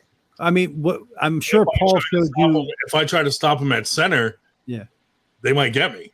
Yeah. But when I like retreat with them and come out and then come back, then I usually can catch them. You mean like an open hand top roll? Yeah, something like that. I'm sure Paul showed you the same thing he showed me, getting behind your arm like this and letting them hit into your shoulder. Yeah. You know what I mean? Like when I first started, I couldn't really do that because it just felt like I was in a bad fucking position. But now I can do that, and it feels good. If you actually get your like if you perform the move correctly, Yeah. because you're still retreating. And that's what a lot of people they think that you're just getting hit into your shoulder. No, you're retreating and bringing them to your shoulder, and then you're absorbing it with your frame. And from there, you've got all the options because if you do it right and if you are strong enough to do it, you've got the pronation, you've got the cup, and then from there you can just drive. Yeah. Ryan, are you going to see Daniel tomorrow at sit-downs? Yeah. I would pick his brain. I know he pulled him like 2 years ago, so it's not at all the same guy. Yeah. You're going to be seeing across the table a couple months from now. But probably even just to grip up to see how you feel against Dan. Yeah. And even if he does really well against you, you can still learn so much from him in the way he pulled against him. Because he just might have a lane that just completely derails him and detaches his bicep from his arm. So that's what even that might be perfect. I'm looking to detach. What you're doing. I'm looking to detach anything from him. Yeah. I think you want to work with faster guys and guys that have stronger arms than you. Your hand and wrist is probably going to be too strong for him. His arm is most likely going to be stronger than yours. Yeah. So he says his wrist and hand are going to crush me, but I don't know if that's 100% true. I don't know if it's 100% true either. But I mean, you know what? Maybe he's just the total package. You know, I don't know, but it could be. Yeah. You know, I don't know, but I mean, I would work. I think your hand and wrist have probably come a long way from what I'm hearing. So I would trust in your hand and wrist, trust in your pronation, and just work with people that have really good elbows and people that are fast, and just get used to absorbing that hit and coming over them. Yeah. Do you think baiting him with the hook and then rolling out with the open hand top roll would be a good strategy? I thought about probably not, because the guy's a lot stronger than he might be a lot stronger than Ryan. And when you have to, when somebody gets cupped and in their strength, trying to roll out from there is a pain in the ass. Well, I'm watching him. He's like going straight sideways for the pin immediately. So I'm thinking back pressure is going to derail that fucking him going straight side. Back pressure beats side pressure. Then he's going to open up and be like, oh, fuck. You know what I mean? So, I mean, that's kind of my game plan. So I've been just training like specifically for that. Hook, I've been hooking since I started. So I feel comfortable in a hook anyway. So it's like. That's how you made your money. Worst case scenario, if me and him have to fucking go into a hook, we're going to just see who's stronger. So that's how you made your money, huh? You've been hooking for a while? Hooking on the corners. Yeah. 98% hooking. Yep. 98% of the time. Well, if you feel strong enough in a hook and he takes you back to his side of the pin pad, you don't think it'd be a good strategy to try to kick back and then try to pronate with back pressure? Yeah, I mean, that's the thing. I don't know really what he's going to do. But it's hard to tell. It seems like he just hooks. I mean, have you guys seen him top roll much? He did look like he was trying to top roll in some of those videos. He's more like Dave Chafee. He's more like Dave Chafee. He's a flat hander. Like he flat hand side pressure to the pad. And then when he got to here, though, then he tried to pronate. Yep. So hook and roll. Yeah. I mean, I'm not that worried about it. Like, one, I'm not really a person that really cares too much about whether I win or lose. Like, I'm just going to go and do the best I can, you know? Yeah, but if you get one pin, it's over. That's all you need. One pin and he's fucked. Yeah. Like, I might as well just walk away right then and be like, yeah, and this guy was so cocky. He's like, oh, this is what I'm going to be. When he posted his AMS win, he's like, oh, this is what I'm going to be doing in the pros. You know, you're going to be talking shit. I'm going to be doing this to people in the pros. He said he's going to rip my arm off and hang it on his wall. I'm like, okay. Yeah.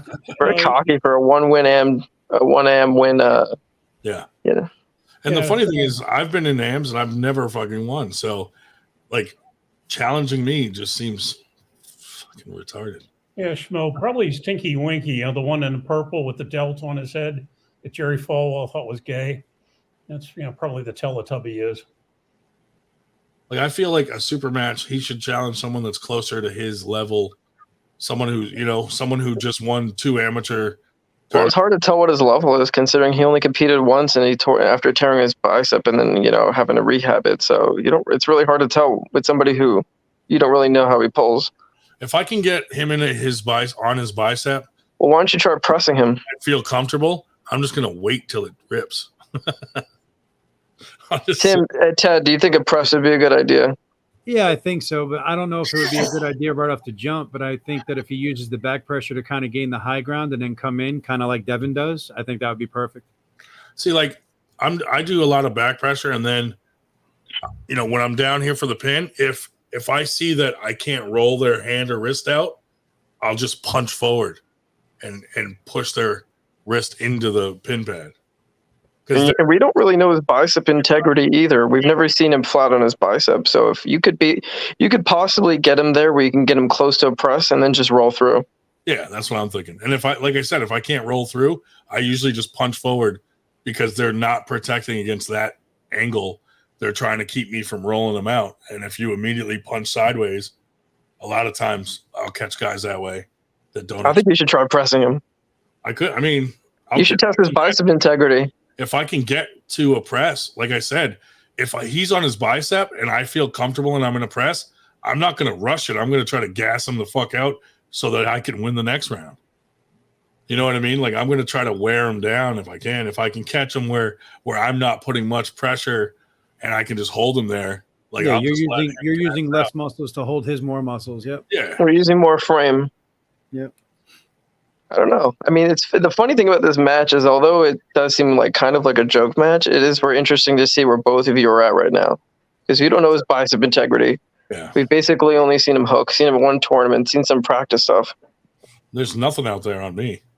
So, Jeremy, you got to kind of put the third degree to me. What's your numbers look like? Okay. Well, I don't do side pressure, of course not. I don't max out on cup. My riser, well, I do the Devon riser. I hit 60 pounds for 10 reps on my left.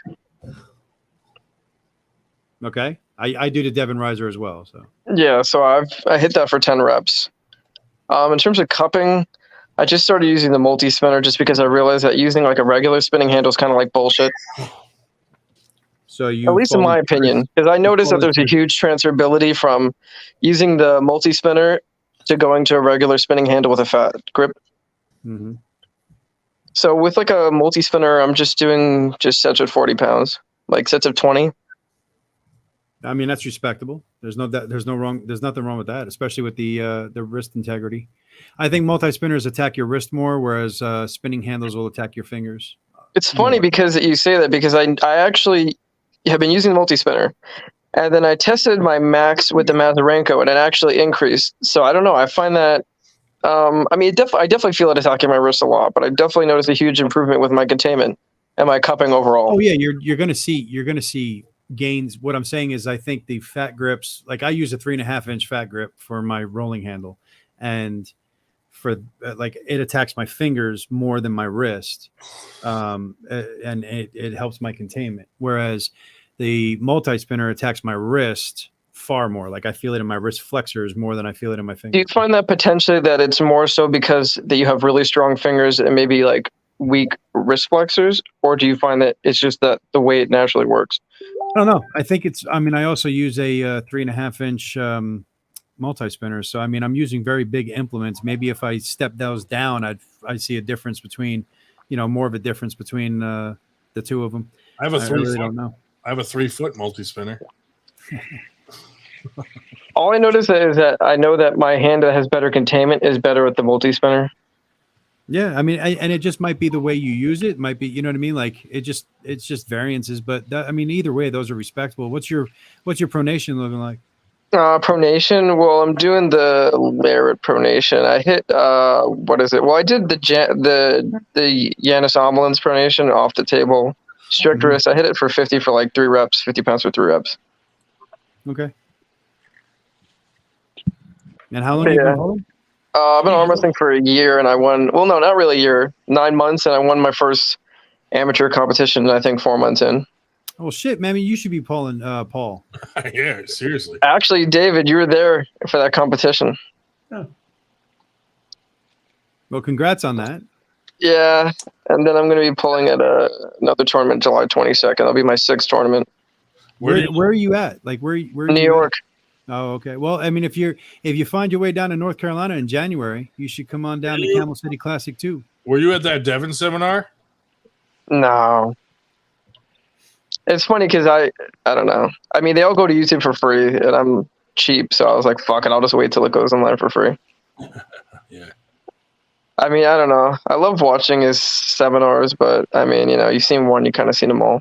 That's totally not true. I pick up a nugget out of every single one of his because a different crowd asks a different question, which gets him to talk about different things. Yes, 90% of it's going to be the same, but I pick up a nugget from each one of his seminars. I learned more from Jody, actually. Keep your elbow down. No, I love watching all the seminars. I mean, I'm going to start training side pressure like Todd Hutchings, even though, I mean, I heard it's pretty harsh, but I'm going to start off slow. I mean, I'm a personal trainer, so I have a good idea of progression and stuff like that. And I'm not talking about like a... You have fun with that. You have absolute fun with that because what part of New York sucks? Queens, baby. Yeah, I'm not Strong Island. I'm just Queens. I was born in Brooklyn. Ted, how often do you practice? Born and raised? You and Steve Rogers. Once a week, and I was born and raised in Brooklyn. Yeah, next to Queens by Greenpoint. Nice. They have the practice there. Pressure training is your practice. Well, your practice is your side pressure training then. No, absolutely. No, 100%. Like that I definitely go more side, and I do that on purpose. Like when I'm I'm on the table, absolutely. But how long have you been pulling for? What I mean, one sec. What I mean is weight training. Like I just hate doing the specific side pressure lifts because I just don't like it. Yeah. On the table, absolutely 100%. But and I believe Paul says the same thing as well, as far as using practice as a side pressure training, because otherwise, how are you going to get supplementary training if it's never recovered? You have to recover first before you grow. Plus, I think it's safer. I think it's much safer because you're using back pressure, you're using your hand and wrist, you're using your frame, you're using a whole bunch of shit involved with the side pressure. Whereas on the table, when you're doing pronate or specific lifts, it's just on the joint. It's, you know what I mean? It's just on the ligaments. Like you're really not using anything else to help it. It's going to be just side pressure. So I don't like that at all, especially if you're doing it Todd Hutchings' way, because now you're open, and you're doing it that way. Whereas when I practice it, I'm more like this, on a lift. But like at the table, I use my top roll. I every now and again at the end, I'll get into a hook or a press or something like that. And as far as how long I've been pulling, this February coming up will be 3 years. That's awesome. Thank you. And I mean, I don't have anywhere near the accolades that you do. Like I haven't won a tournament yet. The best I've done is I've placed second. I've placed second amateur left-handed in January of this year at Camel City 1. But yeah, my wife, who is my biggest fan, just turned around and said, to be fair, I just started taking it serious about 8 months ago. And she's right. I started heavily training 8 months ago. That's when I started the TRT, all of that stuff. And that's good though. Before then, I was extremely depressed, the whole fucking nine. But I'm more of a super match guy than I am a tournament guy anyway. So you have really good endurance? I don't know about really good. I just like the format of super matches better than I do tournaments. So with the TRT, you find that you're like doing regular lifts more, and with the regular lifts, do you find that it's helping arm wrestling? Okay, so the regular lifts that I pick, I try to pick to have some sort of carryover for the arm wrestling table. So when people ask me, why do I bench press? It's not for direct translatable side pressure or anything like that. What I bench press for is to give stability to my shoulder so that my arm doesn't get blown open as easily. So that's where I see the translation as far as bench pressing. So I pick bench pressing for that reason. When I do shoulder presses, it's the same thing. It primarily works the front of your shoulder. Yes, it works the top and your traps and all that, which is fine, but it works primarily your front delt, which is also going to build stability or for your internal rotation. So there's that. And then the other part is my triceps. And I just work my triceps to give my elbow health. And also if I do get into a press, it's for that. So that's my Do you push. notice a huge difference in terms of performance with what you're doing? No. What I have noticed is that my body is now being able to take advantage of the shit that I couldn't do before. Meaning I've been on every fucking diet known to man for like the last 15 years. And I never lost any amount of weight for any amount of time. My health markers were garbage. I had, non-alcoholic fatty liver disease. I was pre-diabetic. My A1C was through the fucking roof, et cetera, et cetera, et cetera. I was 270 pounds. And nothing I did ever lost more than 10 pounds at a pop. And it always came right back. There was nothing I did to keep it off. No matter how much I exercised, no matter how low I dropped my calories, nothing helped. Do you think the TRT is helping?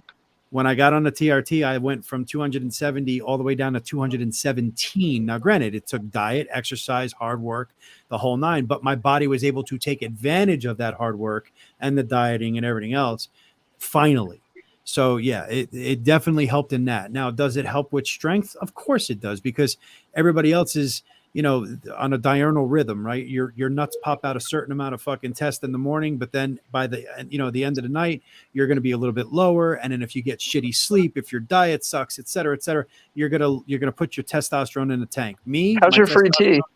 My testosterone is the same across the board every day because I inject it. So, of course, how's your free testosterone? To be honest with you, I don't know. I just get my total tested. That's it. You should look into your free tea, because if you have high SHBG, it can ruin your free tea. And your free tea, actually, believe it or not, has a huge factor in how much muscle you build too. So you should look into it. No, I get that, but to be honest with you, and this is where most people are going to kind of disagree. Of course, I'm getting benefits from it, so they're going to think everything. I don't do it for the strength gains. I don't do it for anything else like that. I do it for the mental health. I will tell you this: within 3 days of starting to inject the testosterone, my mental fog went away. I could focus, and my depression went away within a week. So that to me was worth the fucking price that I have to pay for the rest of my life to be on this shit. I don't really give a fuck about anything else that came along with it. It's just a bonus. That's awesome. The mental health is what mattered to me. Do you find that you approach the table with more confidence? No, I've always been a competitive guy. I used to be a fighter. I was an MMA fighter and tournament fighter and all that. So I'm a pretty humble and kind of relaxed guy when I'm off the table. Yeah, I'm confident, but pretty humble and relaxed. But when I step to any competition, I was always taught that, to always think, what are you doing breathing the same air as me? You don't belong here. That's good. So that's just the mental switch that gets flipped. Like that's why I try in my videos, like when I'm a week out of a tournament, that's when I'll give you, or a super match, that's when I'll give you my predictions on how I think I'm going to do, because a week out, I'm just starting to flip that switch. But if you asked me like a day before, I'm going to fucking take that dude's arm off and beat him with it. That's, you know what I mean? Like, I don't care what the odds are. That's just the way it's going to be. Like, if you asked me if I was going to arm wrestle Devin, I'm going to be like, look, I'm going to fucking break his arm. That's what I'm going to do. That's just my mindset the day before the match. So which testosterone should I be taking to lose weight and then beat Paul Italia? Well, I don't know about get that. It checked. Get it checked. I'm on test SIP. So get your shit checked. It's funny. You don't even necessarily need to take testosterone. Like there's natural supplements like Tonkat, Ali, and Fedosia Aggressives, and it varies person per person. It's the same thing with testosterone and all other performance enhancing drugs. But if you do like a before of your testosterone, and let's just say it's 300, and then you do an after taking like Fedosia and Tonkat, and let's just say it goes up 200, 300 points, that will make a huge difference. Yeah, you should look into it. You definitely want to get tested first. If you're within normal levels, and I don't say normal as like 300 or whatever, because the insurance companies do that just so that they don't have to give you TRT. But like if you're like 400 plus, yeah, if you're 400, 450 plus, you're within normal ranges. So what I would do at that point is, like he said, look into the natural supplements, the foods, the different stuff that you can do, and see what that helps. You seem to have a great mental attitude, so I don't think that you're suffering from anything like that. When I tell you that I had a shitty mental attitude, like, bro, I was looking at my guns on the desk going, it wouldn't be that bad. Yeah. Like it wouldn't be that bad if I just left everybody. it was really shitty mental space. Yeah. And I've been depressed before. Like I've lost both of my parents within 8 months of each other. I've been depressed. Okay. Yeah. And I snapped out of it. I had moments of levity. I had moments of still happiness and stuff like that. When I tell you that there was no way out, there was no way out. Like I had no fucking way out. I couldn't see the light at the end of the tunnel. That's no bullshit. And when I got on this within a fucking week is like, it was unbelievable. Now I hate that because I hate taking pills. I hate taking, you know what I mean? Like I'm just not that guy, but it just helped, it just helped and there's no way around it.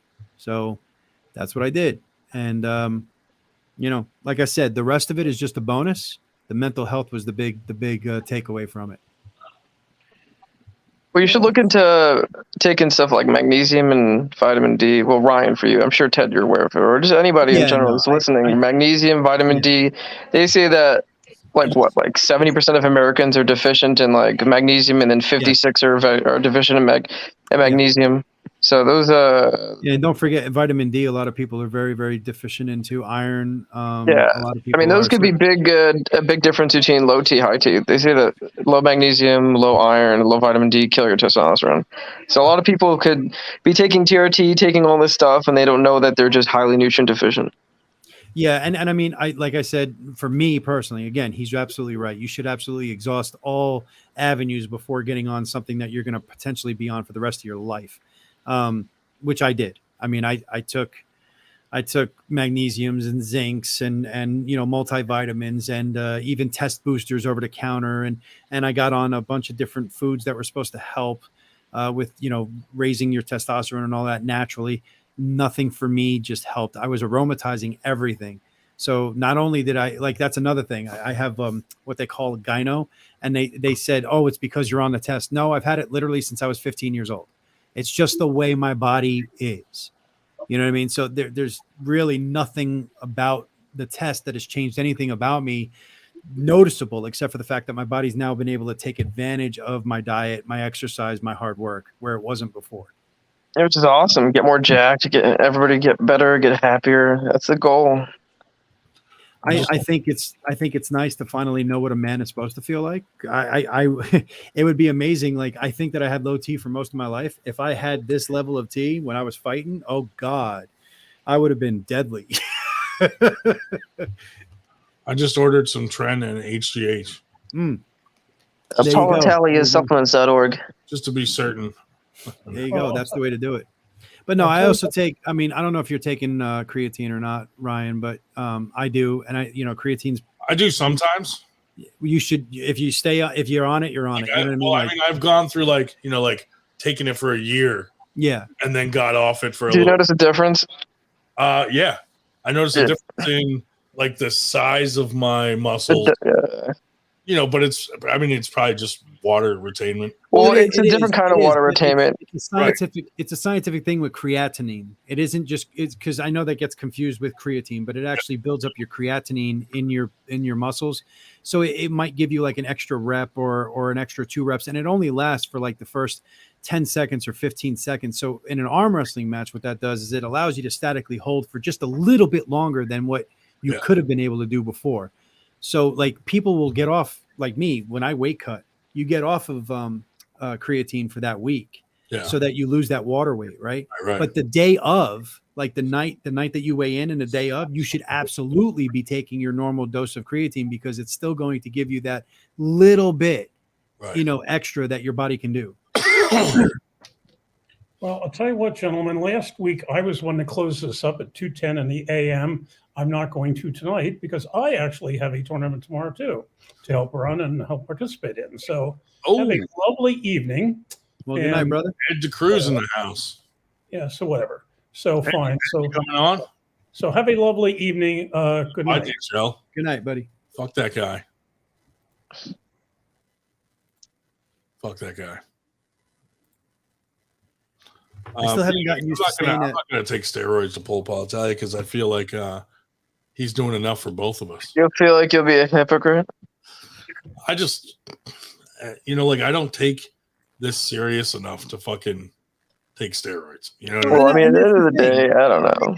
That's the thing. Like, what are your goals, right? You know, if your goals are to just have fun with the sport, and you don't necessarily, you know, want to bodybuild or you want to, you know, be elite or anything, then there's no reason to. Right. If you If someone have to, if you want to be elite and all of that, you still don't need to. But you know, if you're going to be elite, then at some point you're probably going to want to. See, if I was going to take some, I would first max out what I can do. Yeah, and that's the right idea. That's the 100% right idea.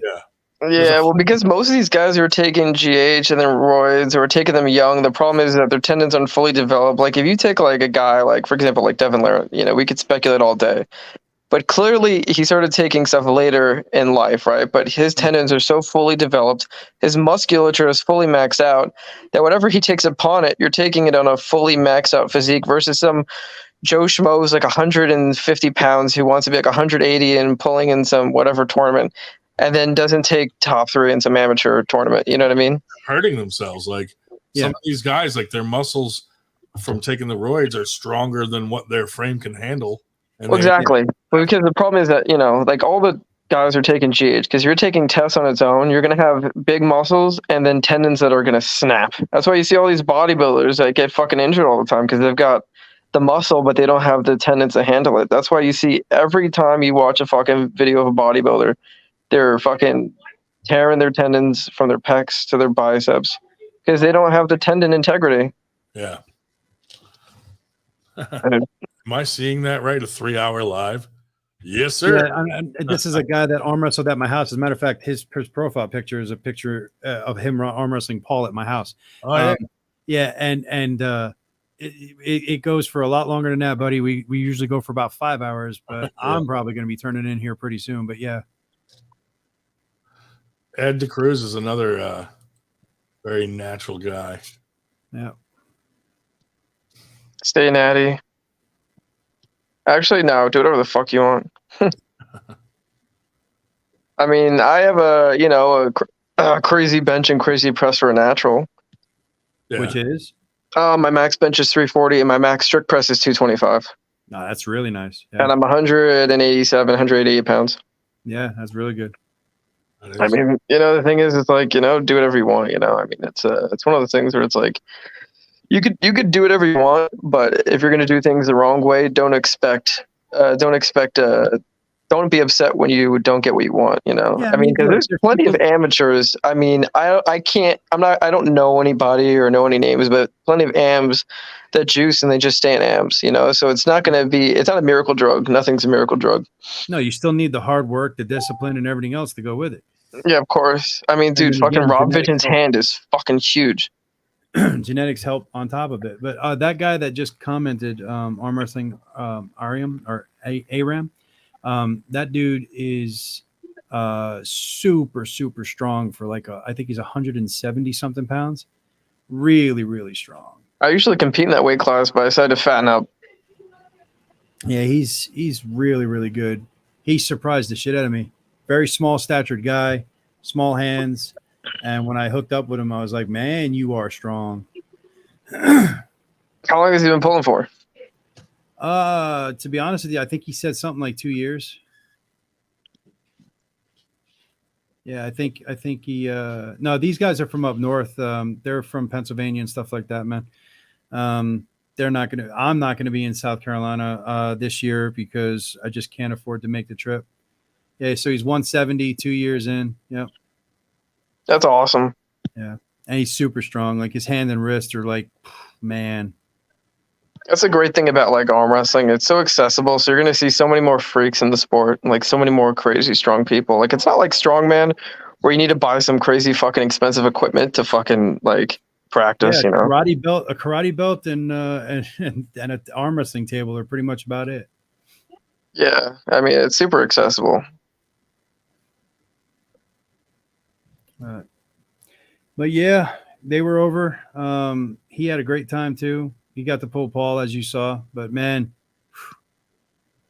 his hook felt really good. I won't go inside with him. He's only 170 pounds. I won't go inside with him. Just won't do it. Yeah, hurts too damn much. Fuck that. Fuck that guy. Shubich said too much steroid talk, not enough politics. I'm out. I voted for. Well, don't get me started because I'm normally the politics guy. Well, your name couldn't give me any idea of that. Yeah. It's okay. Everybody has their thing. I mean, I don't know. I like talking a little bit about politics. Talk about WAF, and I'm joking. Someone just asked me, what qualifies you as an amateur to compete?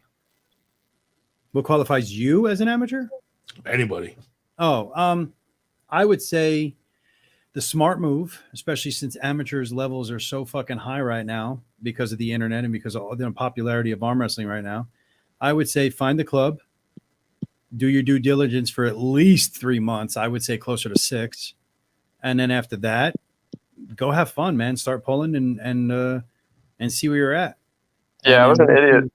Once you place in an amateur division once or twice or 3 times, then turn pro and go get your lumps. So you think if you're top 3 in like multiple tournaments that you should be pulling pro?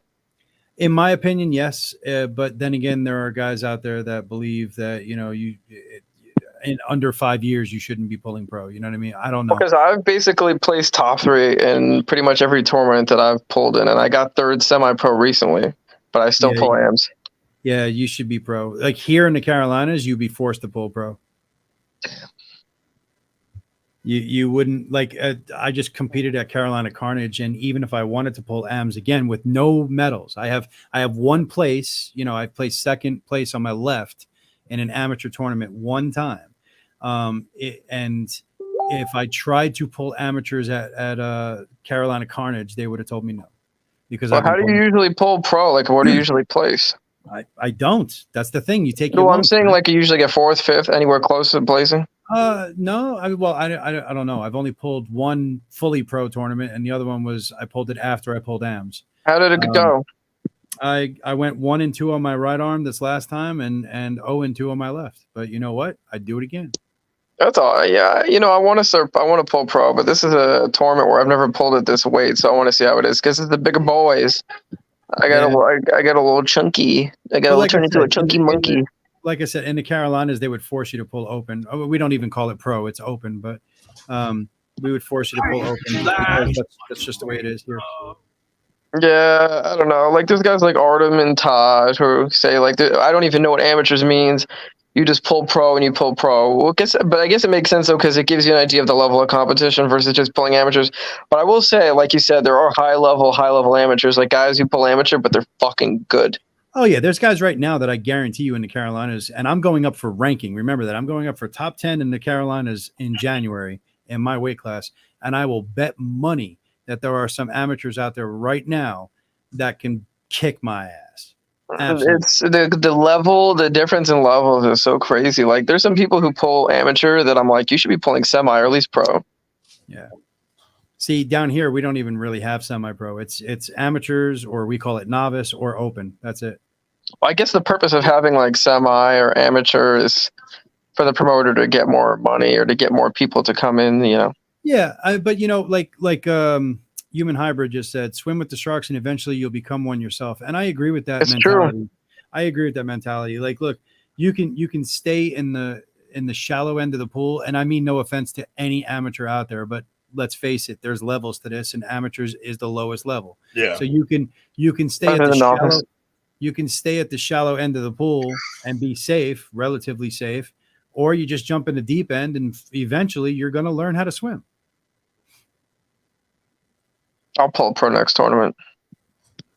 I wasn't trying to pressure you into it. I'm just saying. No. It's not that. I've been contemplating it, but I mean, it's one of those things where like, I don't give a shit if I win or lose. I mean, it's fun. And then you get an idea of where the levels are and it makes you train harder. I mean, that's why I love doing it.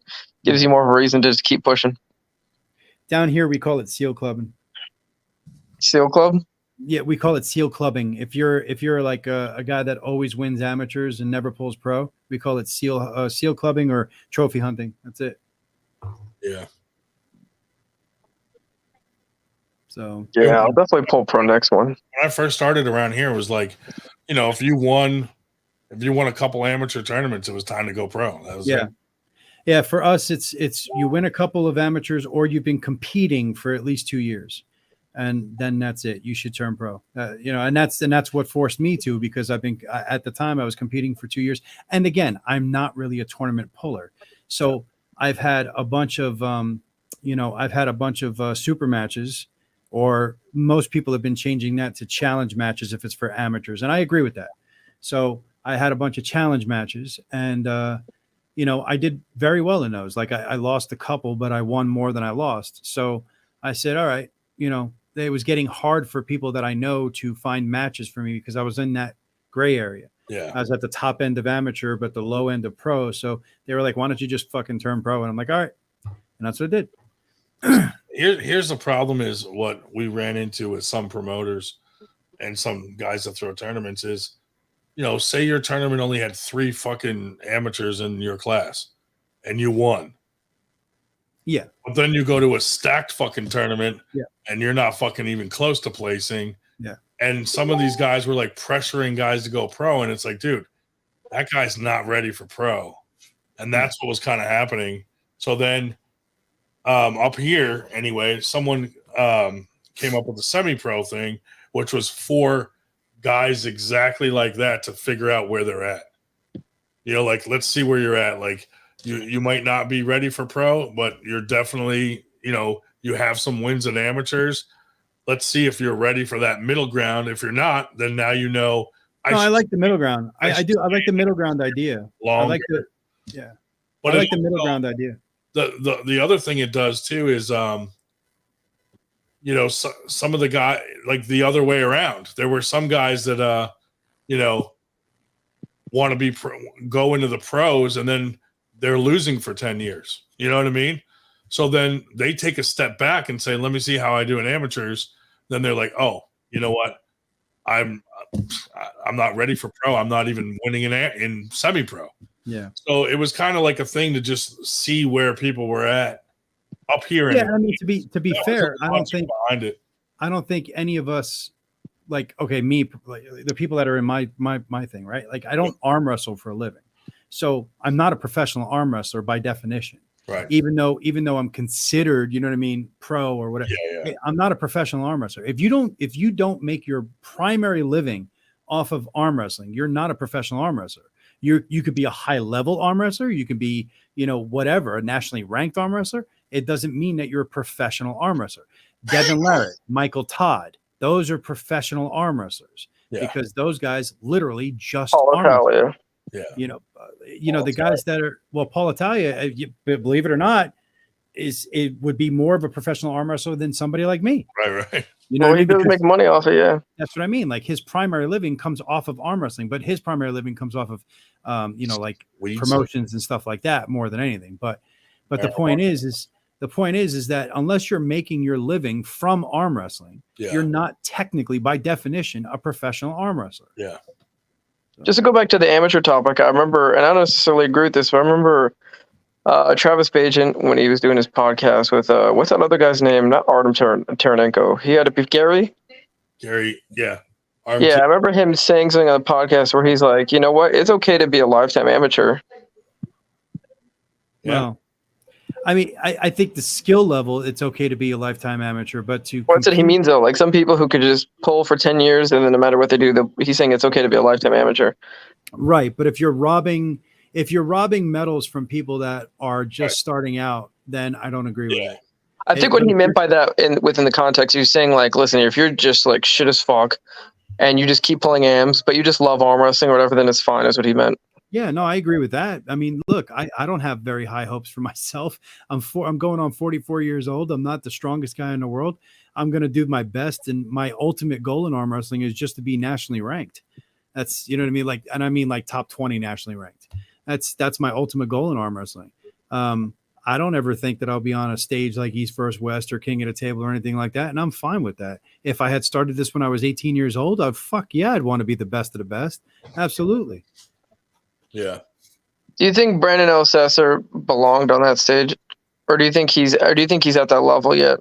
I think that he deserved the chance. Now that he got the chance, I don't think that he should get another chance like that until he proves himself on a smaller stage. But yeah, absolutely, I believe that everybody deserves a chance if they've proven themselves on a lower stage or a smaller. Did you see his match against Plem and Dimitrov? I did.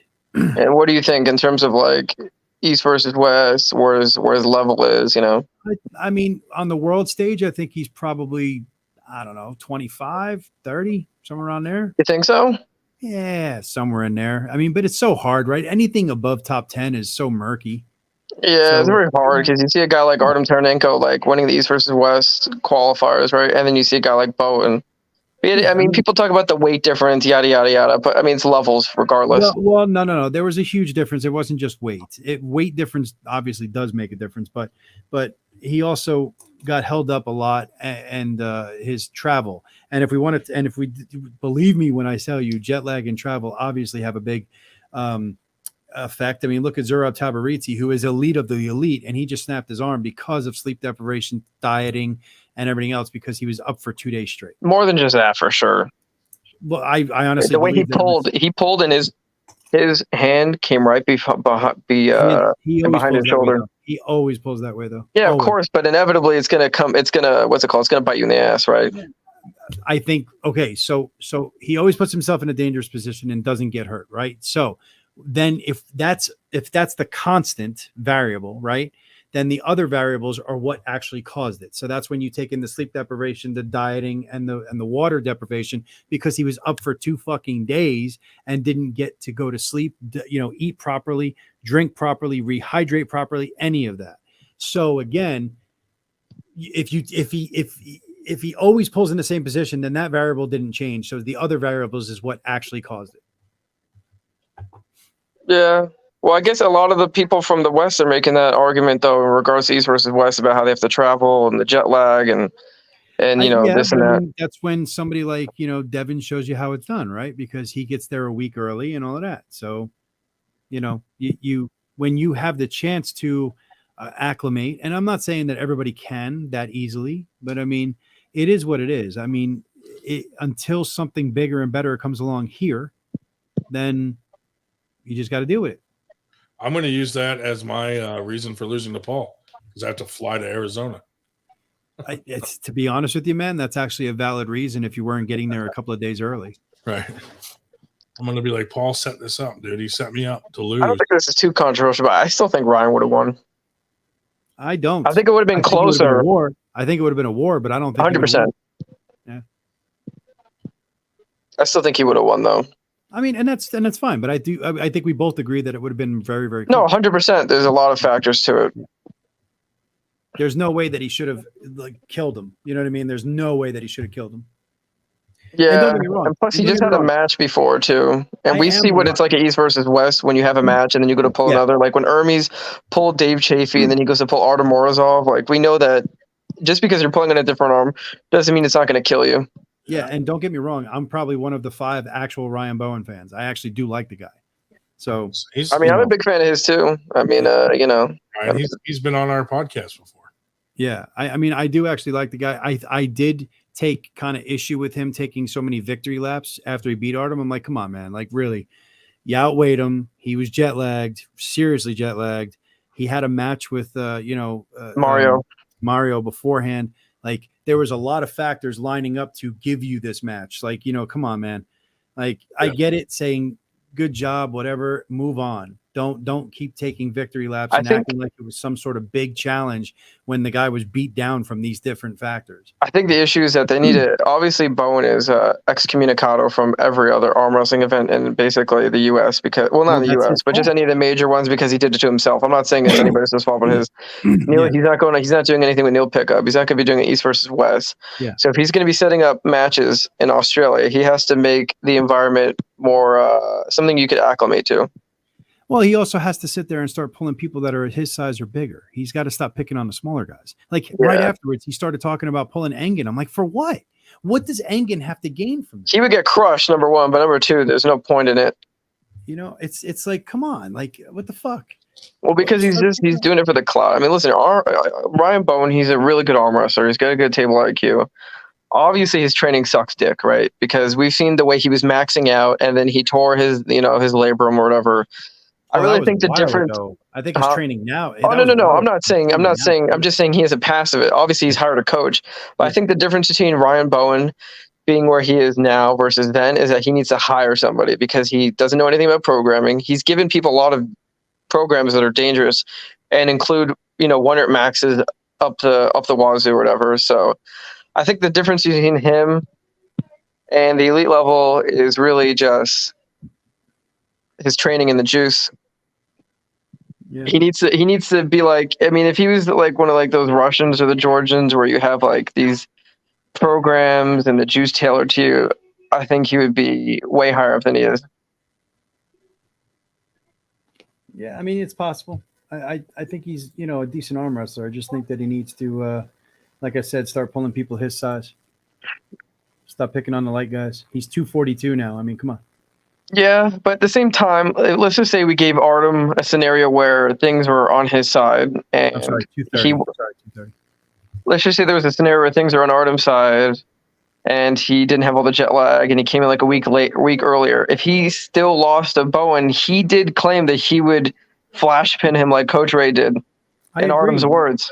But I would say the same thing, and I know that Ryan would kick my ass.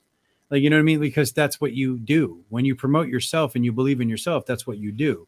I get it, but at the same time, though, look what happened with Coach Ray and Doug Ehrlich, right? Yeah, absolutely. Or Coach Ray and Engen. Yeah.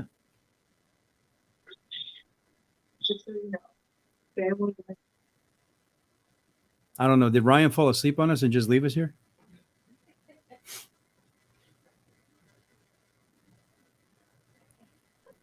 I think Ryan might have just tapped out.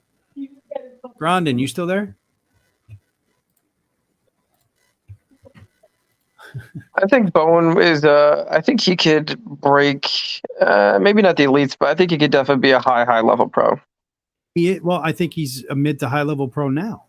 No, but I'm saying higher than he already is. I think the difference between where Bowen is and where he could be is his training, and I think his mindset, because he's a program hopper. You know what I mean? Like, the reason why he's doing so well now is because he's stuck to this program.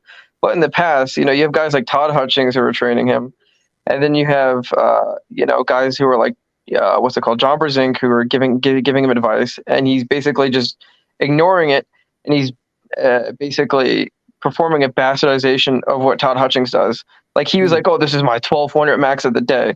Like, at the end of the day, Ryan Bowen needs somebody who's telling him what to do, and he needs to just listen to it.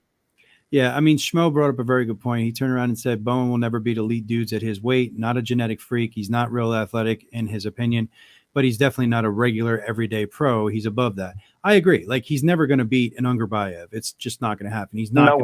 He's not going to beat an Irakli Saakashvili. He's not going to beat a Bacho Saakashvili. Anybody with Saakashvili, he's just not going to beat. We saw what he did against Zurab. I mean, Zurab, he did have a little bit of a purchase on his hand. Yeah, but Zurab did say he gave him his wrist too. So, well, I mean, the Georgian arm wrestlers aren't exactly known for being very modest either. So, I think that, or have good wrists. I think there's a reason why they have the flop. Exactly. I think Bowen actually did take his wrist in that last round, but I also think that Zurab probably wasn't exactly defending his wrist a super high level at that point because of the fact he's giving it up for sure. I like to see a rematch. I mean, listener, I get that Bowen has a weight advantage, but if we're really going to give him a fighting chance, he's going to have to outweigh one of these guys. No, I'm just curious. That's what weight classes are for. So if he faces Zurab, he faces him at 105 kilos, which is where Zurab fights anyway. So, yeah, I mean, face him at 231 pounds, which is where Ryan is right now. I mean, Ryan's at what, 108, 109 kilos? He can lose back down to 105. Yeah, I get it. But at the same time, though, like, if you have a super match and like you're not doing it with a world title in mind, and you're doing it to have a super match, and if somebody accepts it, I mean, that's kind of on them. I think at the end of the day, like, Artem knew about the weight disparity, and Artem does pull way bigger guys, and he fucking kills them. I mean, Artem is really strong. I agree with you. That's why I still think it would have been a war if all things were equal. Yeah, I think it definitely would have been much closer. I think Brian would have only had one more pin on him because, I mean, Artem leveled up like crazy.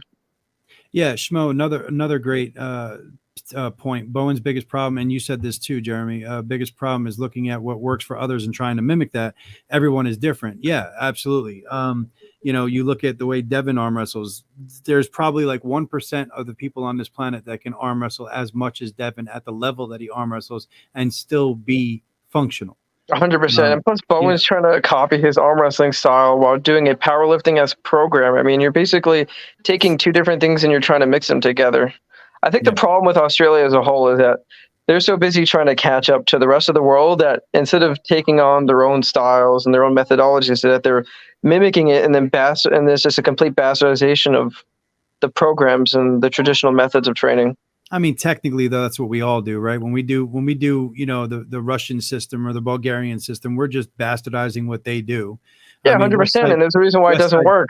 West Side Barbell is a bastardization of the Russian method. So, I mean, yeah, but they do have a lot of successful athletes coming out of the West Side Barbell. I mean, Todd Hutchings himself uses the method applied to arm wrestling.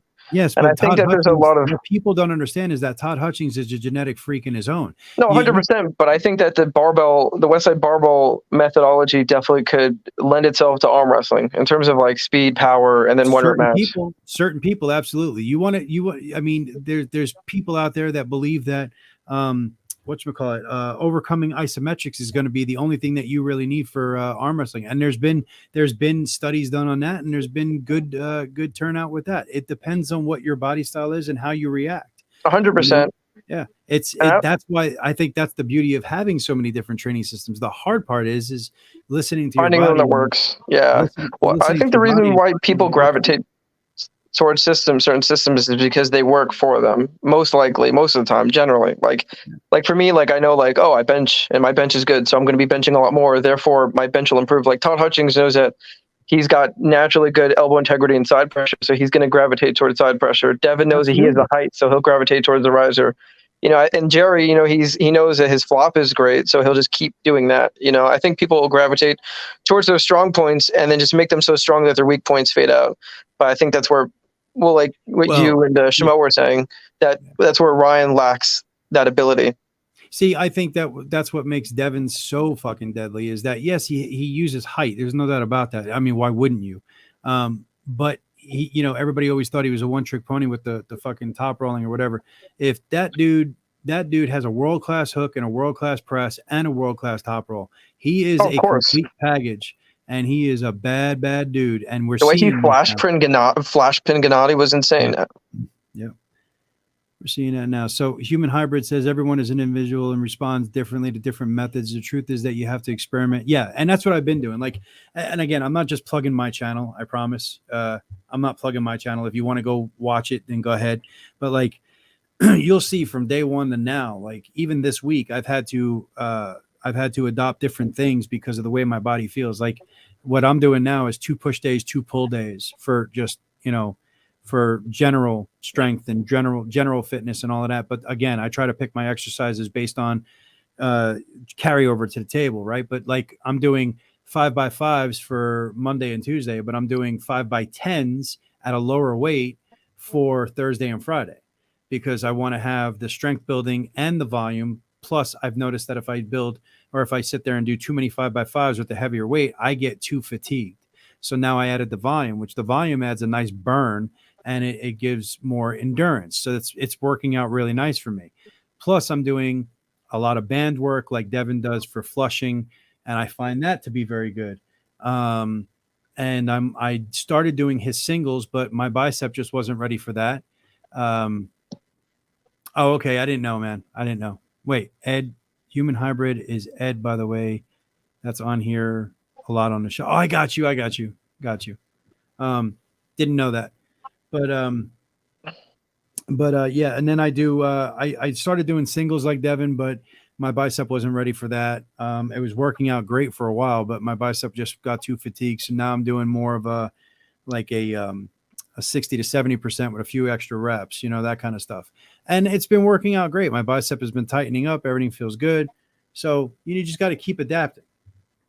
Yeah, of course. Well, I mean, that's the only way to get stronger, get bigger, gain more muscle is to just constantly throw different shit at your body and hope that it works. I mean, me personally, like from my last tournament, or no, from 2 tournaments ago to my last tournament, my bicep grew half an inch from doing statics. It's a different stimulus. So the more stimuli you can provide to your body, and well, not the more stimuli, but the more stimuli that works, the more you'll see adaptations. I mean, adaptations only work if you put yourself in the right environment for it.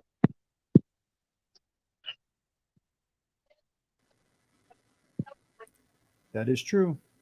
Yeah, I mean, personally, I don't follow a strict program. I'll basically just do whatever feels good, and then just go up and wait if it works.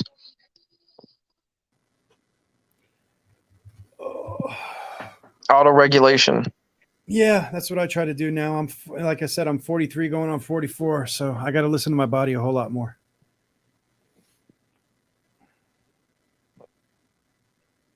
But I'm about to turn in, so I think Ryan is going to be back on here in a minute. I just PM'd him on Facebook, but I'm going to be turning. I'll get the fuck out of here too.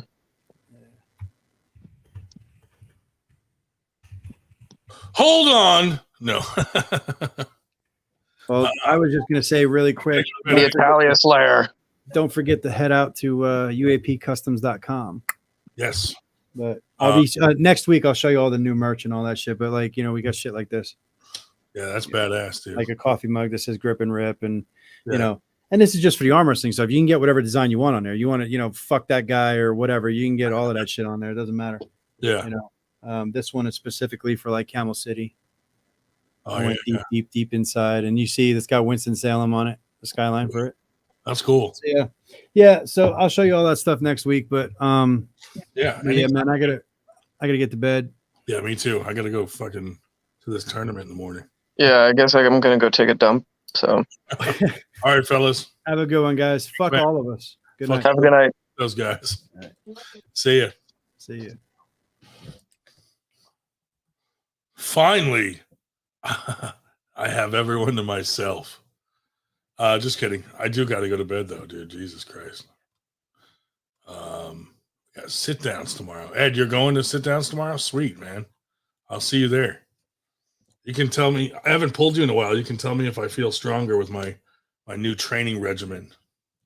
Good night, Ted.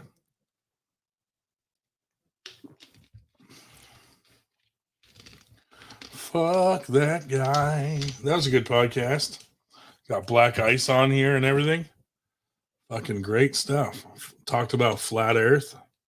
But yeah, Ed, hopefully we can grip up a little so you can give me your input on how I should pull Italia. Pretty much I'm pulling like like Ray Romanowski does and Dan Schwartz. Like I'm just gonna do like a high hook, boom, backwards, and go for it because it looks like he pulls kind of open. So hopefully that will deter him from staying so wide open, but we'll find out. Anyway, never gonna wake up in the morning to go to this tournament. I'm picking up a new guy too to bring, so I'll have a new guy with me too to introduce to everybody. He's been on the podcast the last couple times. Josh seems like a cool dude.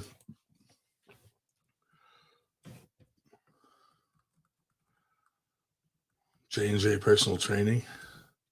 Whitestone. Thanks for coming on, buddy. Come on again sometime. Good stuff. Well, I'm going to fuck that guy myself. And catch you guys later. See you on the next one.